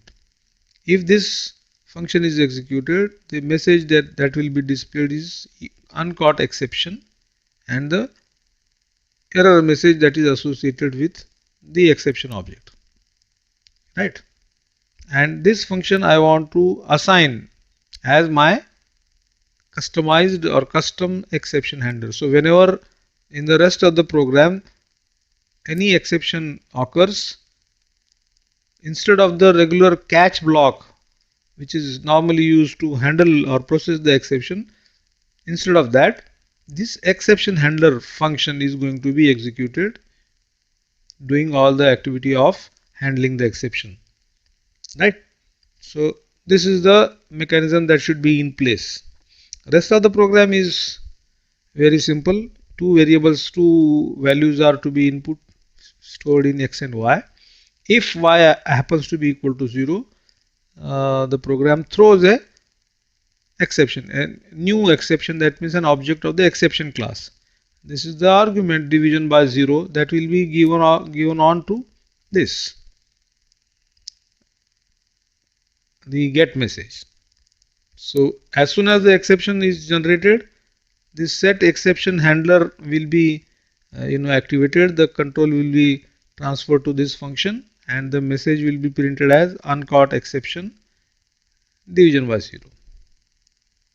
Otherwise, if no exception, then the regular normal operation of printing the result of the division will be taking place.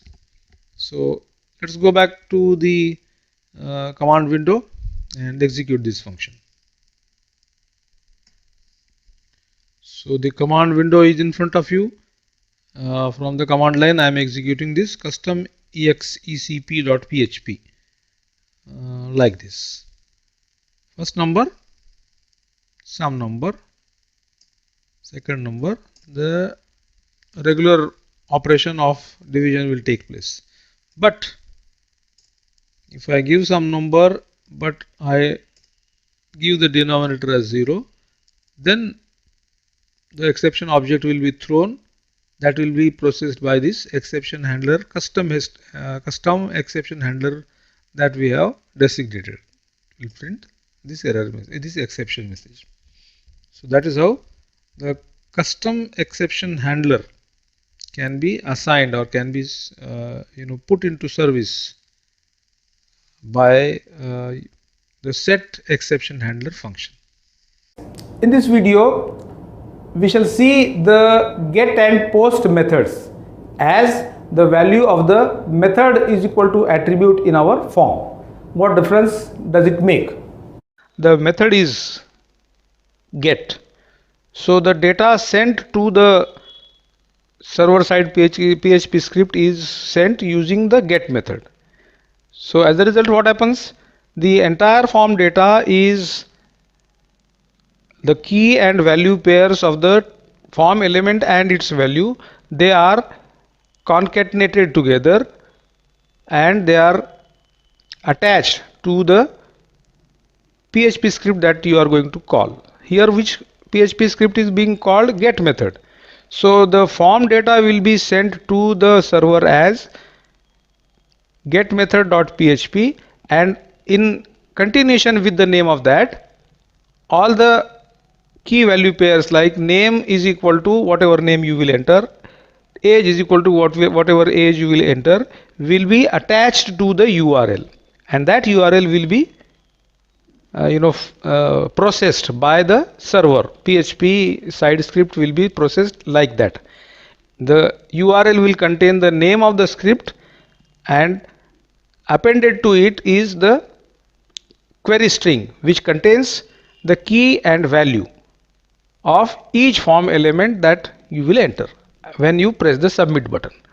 So when you press the submit button, that query string will be received by the PHP script.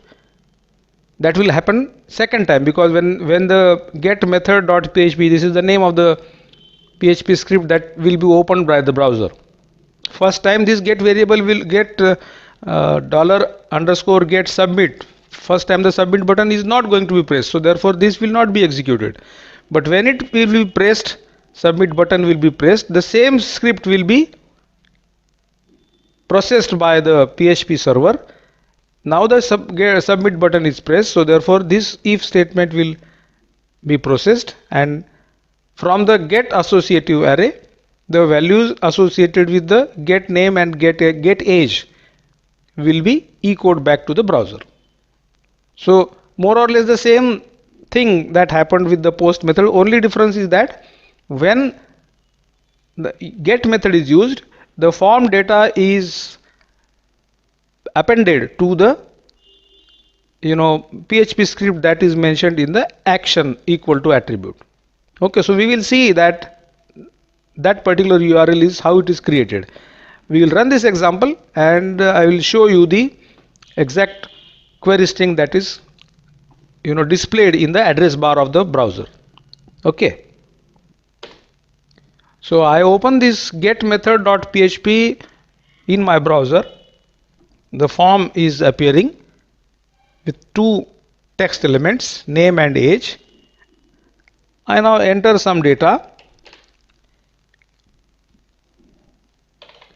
and press submit button. Now as soon as I press submit button, the query string will be formed. Name is equal to Anil, age is equal to 33, and that will be appended to this get method.php, because it is going to be redirected towards the same PHP script, because it is action is equal to has been set to the PHP self, right? So if I press submit button, there you see the query string is name is equal to Anil and age is equal to 33 or 33, and submit is equal to submit query. That was the name of the button.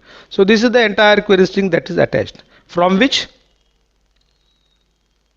the value associated with get name and get age is fetched by the PHP script from the associative array. So this is the behavior of get method. After the get method, we will now see how the post method works. So let us see the use of different HTTP methods. This example is using the post method. In fact, this is the HTML form, okay, in which there are two text elements. Input type is equal to text. The first text element is to enter the name. The name of the text element itself is name, and the second text element name to identify that text element is age. Okay, and then there is a input type is equal to submit. It is a submit button, so that when the user enters the data and presses the submit button, the data is sent to the server side script, and that server side script is this one. I'm using the special variable called as PHP self, which means that the data is posted back to the same script in which the form is there. Okay, so when this form is opened in the browser for the first time, the submit button is not pressed, so therefore this condition is not true, and therefore this PHP script will not be executed and the form will be displayed. But when the data is entered and submit button is pressed, that means what? The associative array server side variable called as $post, in which the submit variable is entered, or submit variable is set. So therefore this is true. Then what will happen? From the $post array, this is the called as super global, which stores the form data in the form of an associative array, where the name of the element is the key and the value entered to that element is the value. So in order to fetch the values associated with the keys, I'll say $post name, which will give me whatever value that was entered inside the text box named as name, and similarly age. So this will be executed when the user clicks the submit button. So that is how the form data is accessed by the PHP script, which is the value of the action attribute of the form. The method is post. Okay, so this is the use of post method. Now I'll run this example and see that the form data that is entered is fetched by the PHP script. Okay, so on the address bar of the browser, after the of course the web server is running now, I enter localhost post method.php. I get a form. I enter some data into this,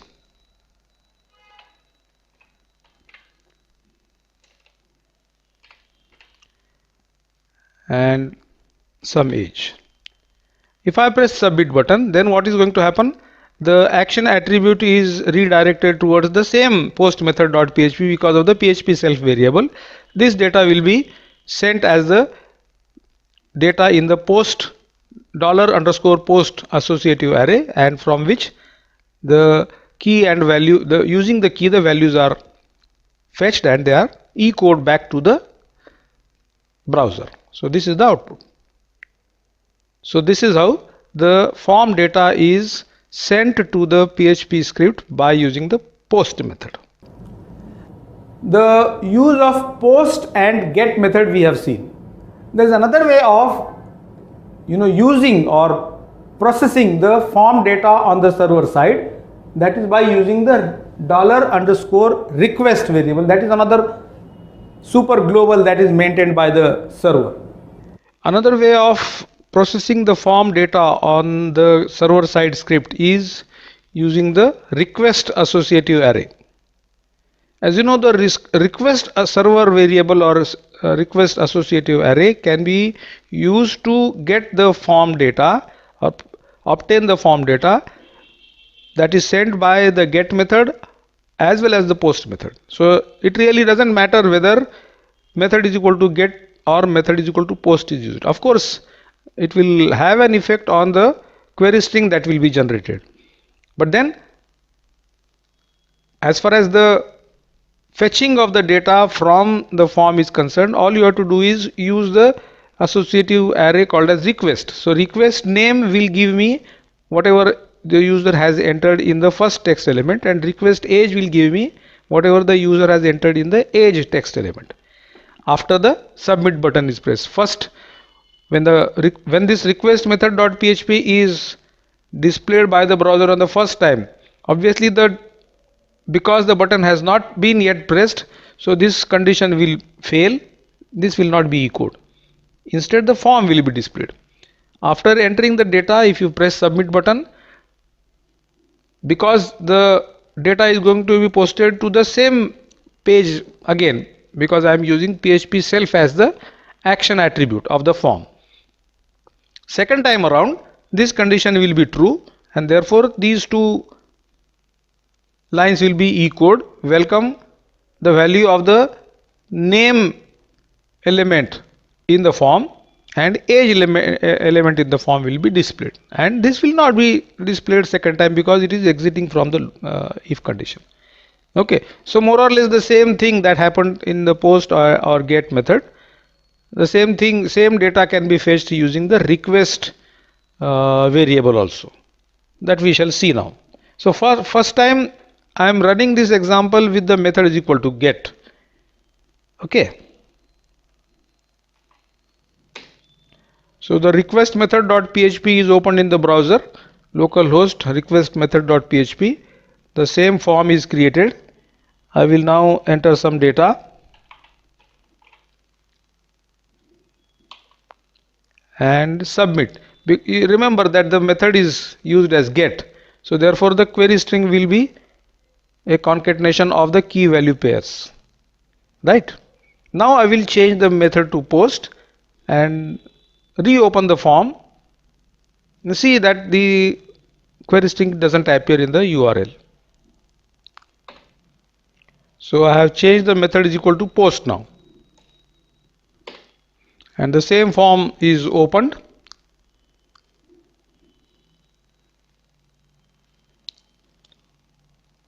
And now if I press the submit button, because the data is posted, sent by the post method, the query string will not appear here, but the query string, the data of the query string can be fetched from the request server variable as before, where you see the data can be fetched.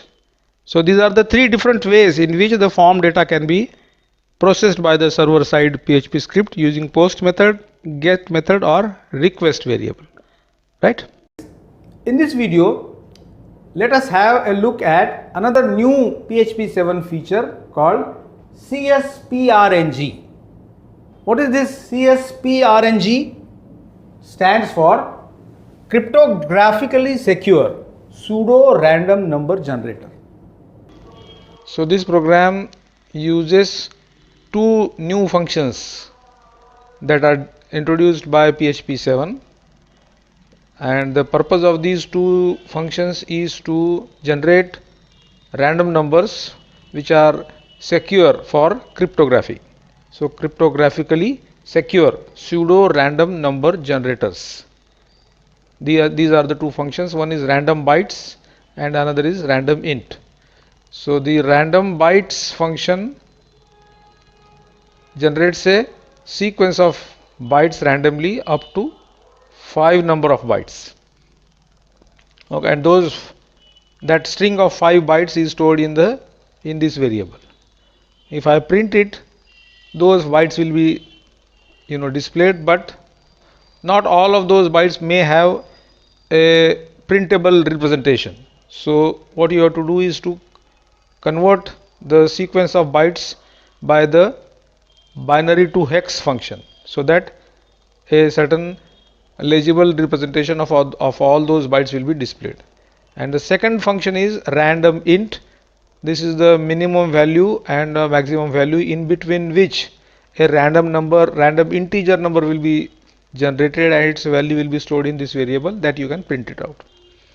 So these are the two functions for generating pseudo random numbers, which are secure as far as the cryptography is concerned. So let us run this, and randomization also we'll run it couple of times so that you will see the random changes that appear in the output. So this is csprng.php.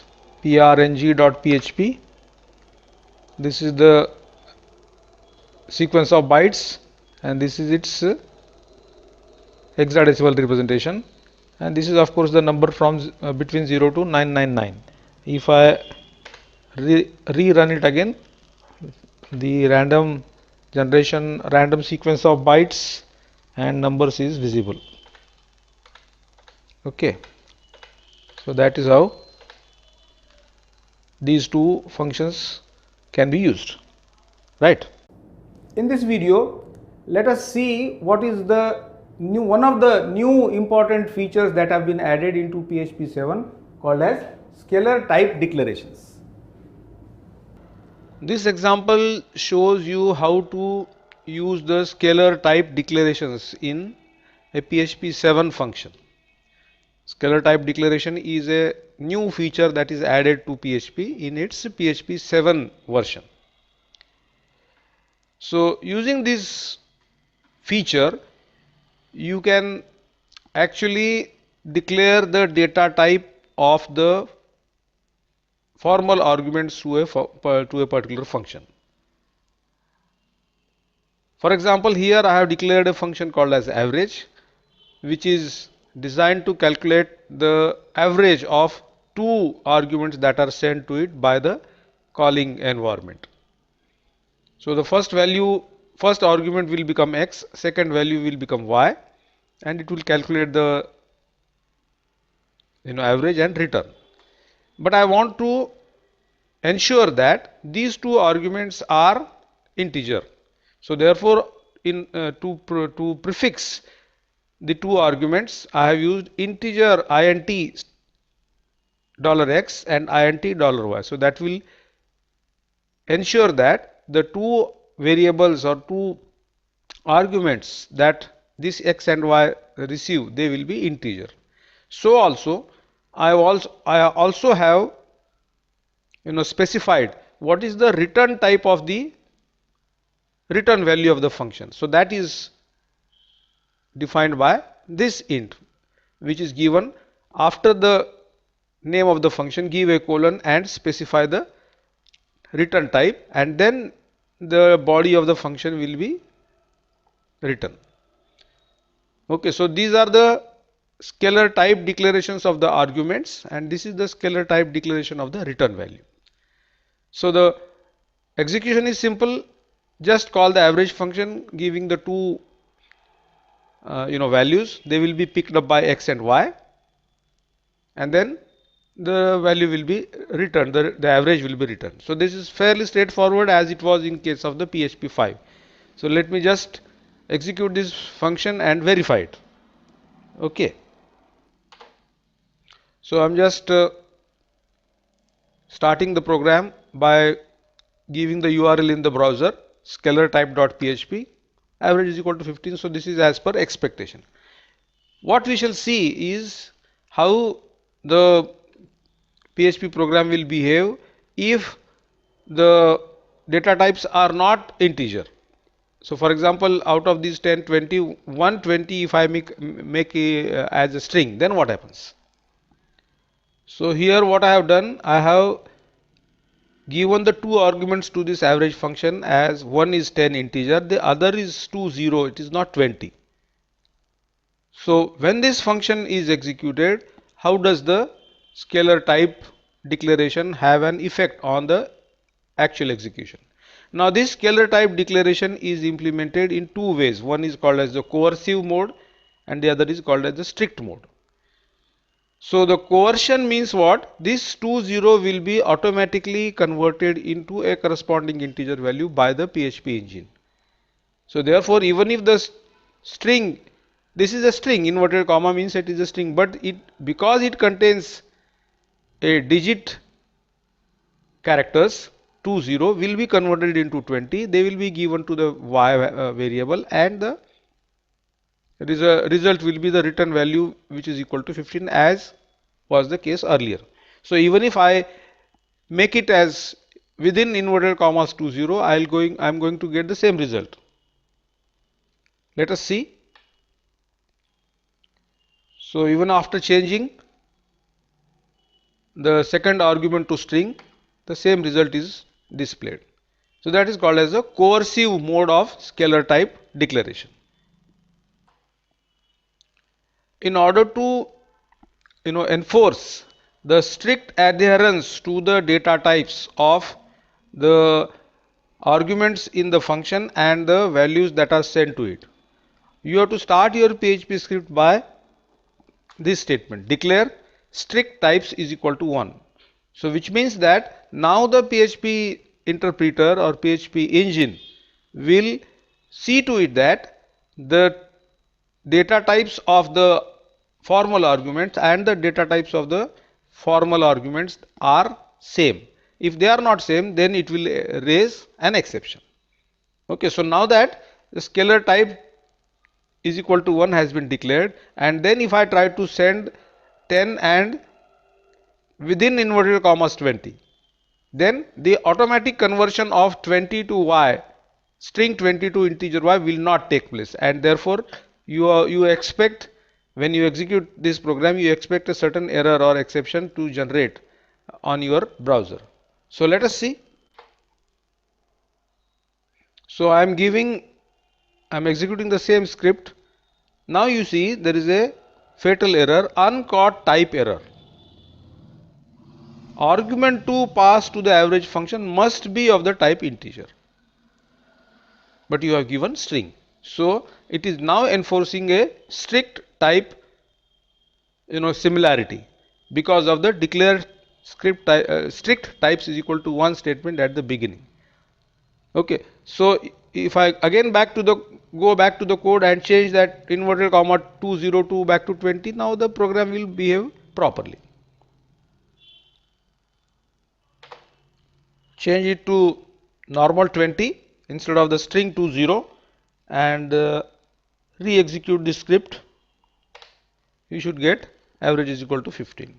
Now this scalar type enforcement, either in the coercive way or in the strict mode, can also be applied to the return value also. So if I now change this formula of calculation of value to something like this, so what happens? The division of this x plus y divided by a certain float value will be a float. That means this value variable will contain a certain float, but you are mentioning that the return value of this function is an integer. And now that the declaration of strict types is enabled, declare strict types is equal to 1, this will not be allowed. Why? Because the function returns a value which is not integer. So therefore when you try to execute this, it will again give a fatal error saying that the integer value or the return value of the function is not integer. Okay, so let us now again run the program. So with the changes in the return value type. If I try to run, again it is giving an uncaught type error. Return value of the integer average function must be integer. It is returning a float and that is not allowed. So that is how the scalar type declaration can be coercively enforced or strictly enforced. In this video, we shall see another new feature of PHP 7 called as null coalescing operator. So another new feature of this PHP 7 is this coalescing operator that we will now put it into practical use. What this operator does is it verifies whether a particular variable is set or not. If it is set, actually this double question mark is called as a coalescing operator or coalesce operator. There are two operands, one on the either side of this double question mark. The first operand is the one which you want the one which you want to verify whether it is being set or not. And if it is not set, or if it is set, then this expression will be returned, otherwise this expression will be returned. If it is set, then the set variable will be returned to user, otherwise this string will be returned to the variable called user.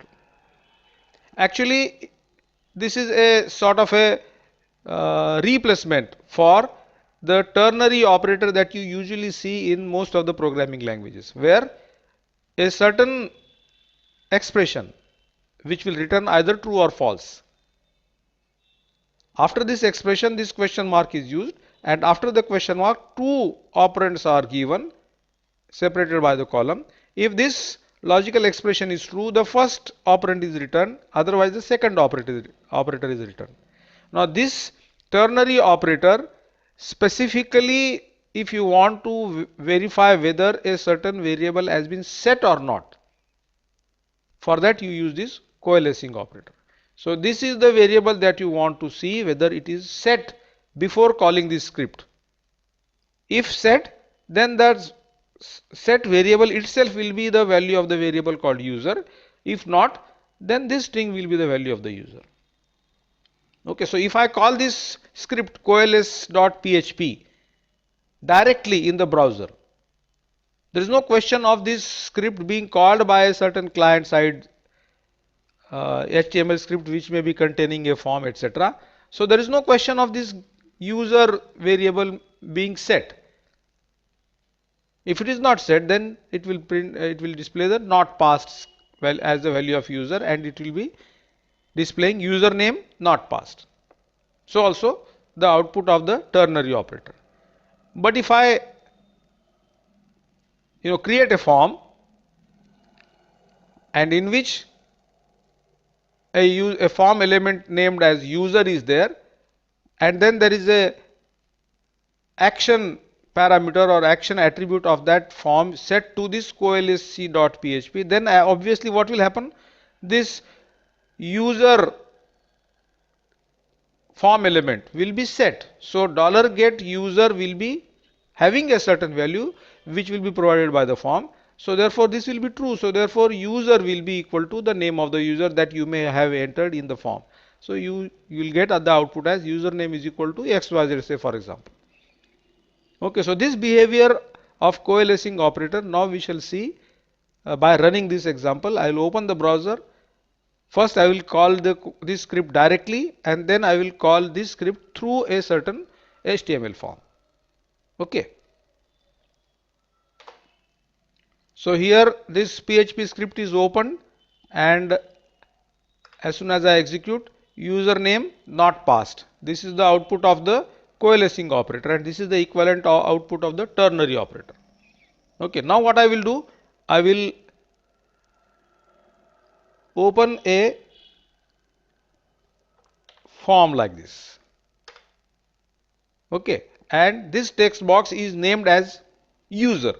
So if I type something here, press submit button, this coalesce.php script will be executed. It will have within the get server side variable or server side associative array, so to say, it will have a the value for the get user, and therefore it will retrieve or obtain that xyz as the value of the user variable in that script, and it will print that. That's it. This is the output of the coalescing operator. This is the output of the ternary operator. So this confirms the behavior of the coalescing operator in PHP. In this video, we shall see the principle of polymorphism is executed in PHP. In this example, I will show you how the interface is used in PHP. Interface is similar to a class, but inside the interface only the functions are mentioned or declared. It doesn't have any body or functionality defined in the interface. The interface needs to be implemented by a certain concrete class, and the implementing class has to override the functions, all the functions that are defined in an interface. That is how the interface works.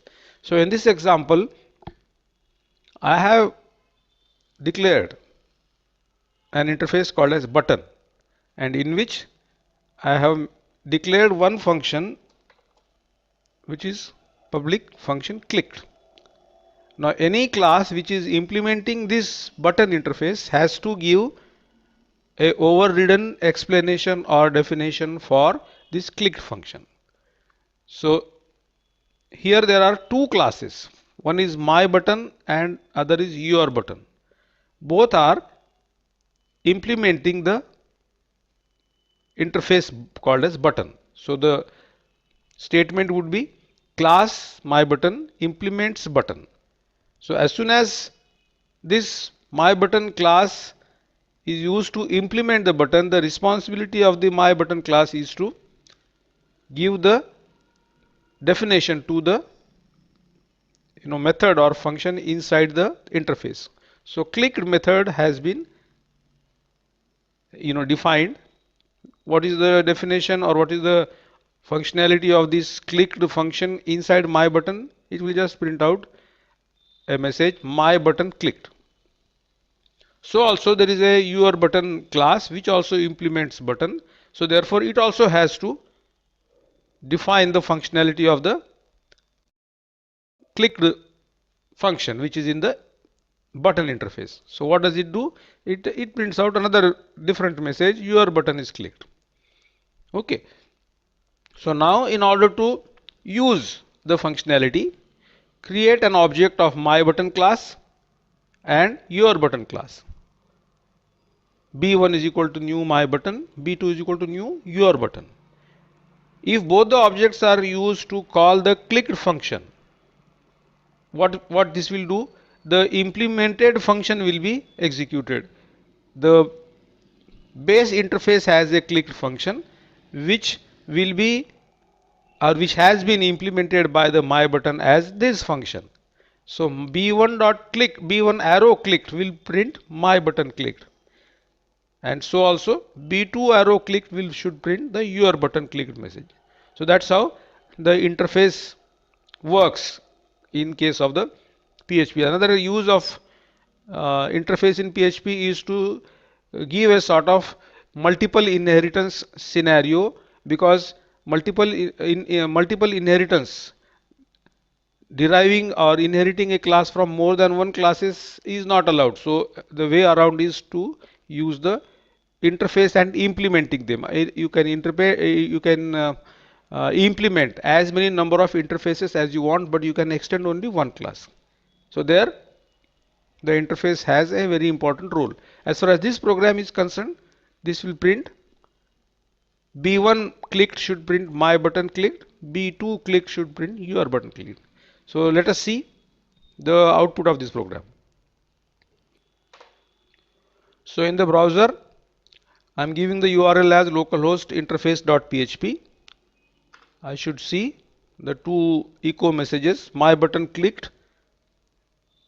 It is the output of the my button class calling the clicked function, and your button clicked output for the your button class calling the click function again.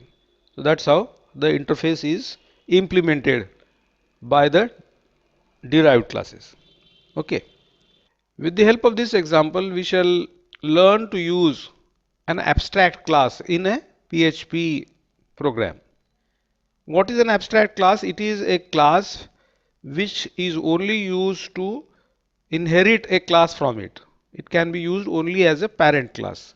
In other words, you cannot declare an object of the class which is declared as abstract. Okay, so you have declared a class shape as an abstract class from which you are having a rectangle class, and also I have a circle class which extends the shape class. And then you can have the objects of the derived classes. You have a R1 is equal to new rectangle, C1 is equal to new circle. So you can have an object of the inherited class, but you cannot have the object of the parent class which is an abstract class. One more thing, the abstract class may have some normal methods and some abstract methods. The abstract method will not have any body. It will have only a declaration. So likewise, abstract protected function area. There is no body. There is no bracket like this, or in which there are no statements. So it is somewhat similar to what the interface does.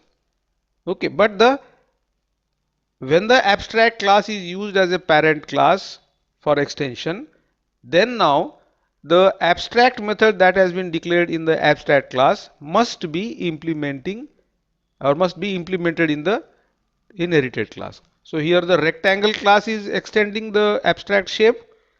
So therefore, because this function does not have any body, this rectangle class has to provide the body to the function called as area.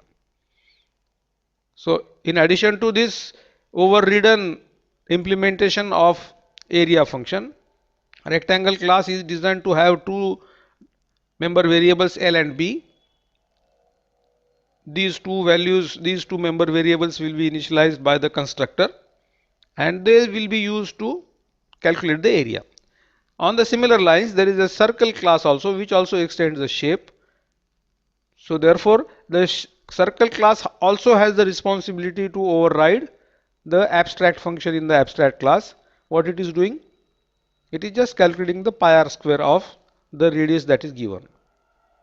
Okay, so at the execution end, you have a rectangle class R1 is equal to new rectangle length and breadth.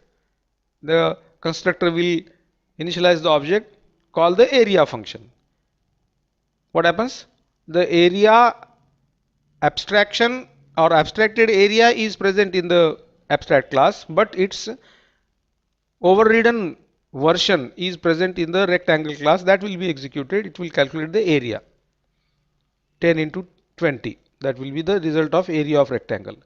On the similar lines, there is a circle object whose radius is given as 10. The corresponding area function will be called up, and it will calculate the area of circle pi r square. R into R is 100 into 3.14, whatever the value will be displayed, that will be the area of the circle. So this is how the abstract class is used as the base or parent class for the subsequent child classes or derived classes. So let us see the output of this program. So the URL for this script is abstraction.php localhost abstraction.php. You should get area of rectangle and area of circle as per the execution of the overridden area function in both of these two classes. So that is how the abstraction principle of abstraction is executed in a PHP script. In this video, we shall see what is a session in case of a PHP web application. So in this example, this is a demonstration of how to set session variables and how to retrieve or read the session variables that have been set. So to begin with, there is a PHP script called as session set, in which there is a form and there are two text elements, name and age. The input type is equal to submit. When this button is pressed, the data will be posted back to the PHP self, that is the same script session set.php, by the method is equal to post. So obviously when this session set.php is opened for the first time, the submit variable will not be set. Underscore post submit will have no value. So this condition will not be true. So therefore this will not be executed, and therefore the form will be displayed. But when the submit button is clicked, the $post submit associative array $post will have the value for submit button. This is set, so therefore this will be true. Session will start. Session start function starts the session, and then inside that session you set up a session variable called user, whose value is obtained from the $post and associative array. Value associated with the key name will be set as the value of the session variable user, and then it gives me a hyperlink to go to the check session.php. In the check session.php, the value associated with the user session variable is fetched from the underscore session server variable, that is fetched, and that will be displayed. It will print a message, hello, whatever name you may have entered in the form, the name text element in the form. So that is just a confirmation of the session variable that is set. So I'll now open the session set.php first. A form will be displayed, enter the data, session variable will be set and read back by the check session.php. Okay. So this session set.php is opened in the browser. It is giving me a form. Just enter some data into this, press the submit button. The data is posted back to the same script which sets the session variable called as user. Okay, the session variable is set, the name is used as user. So read the session variable back and it will print the message like this. This is how the session variables are set and read back using the PHP script.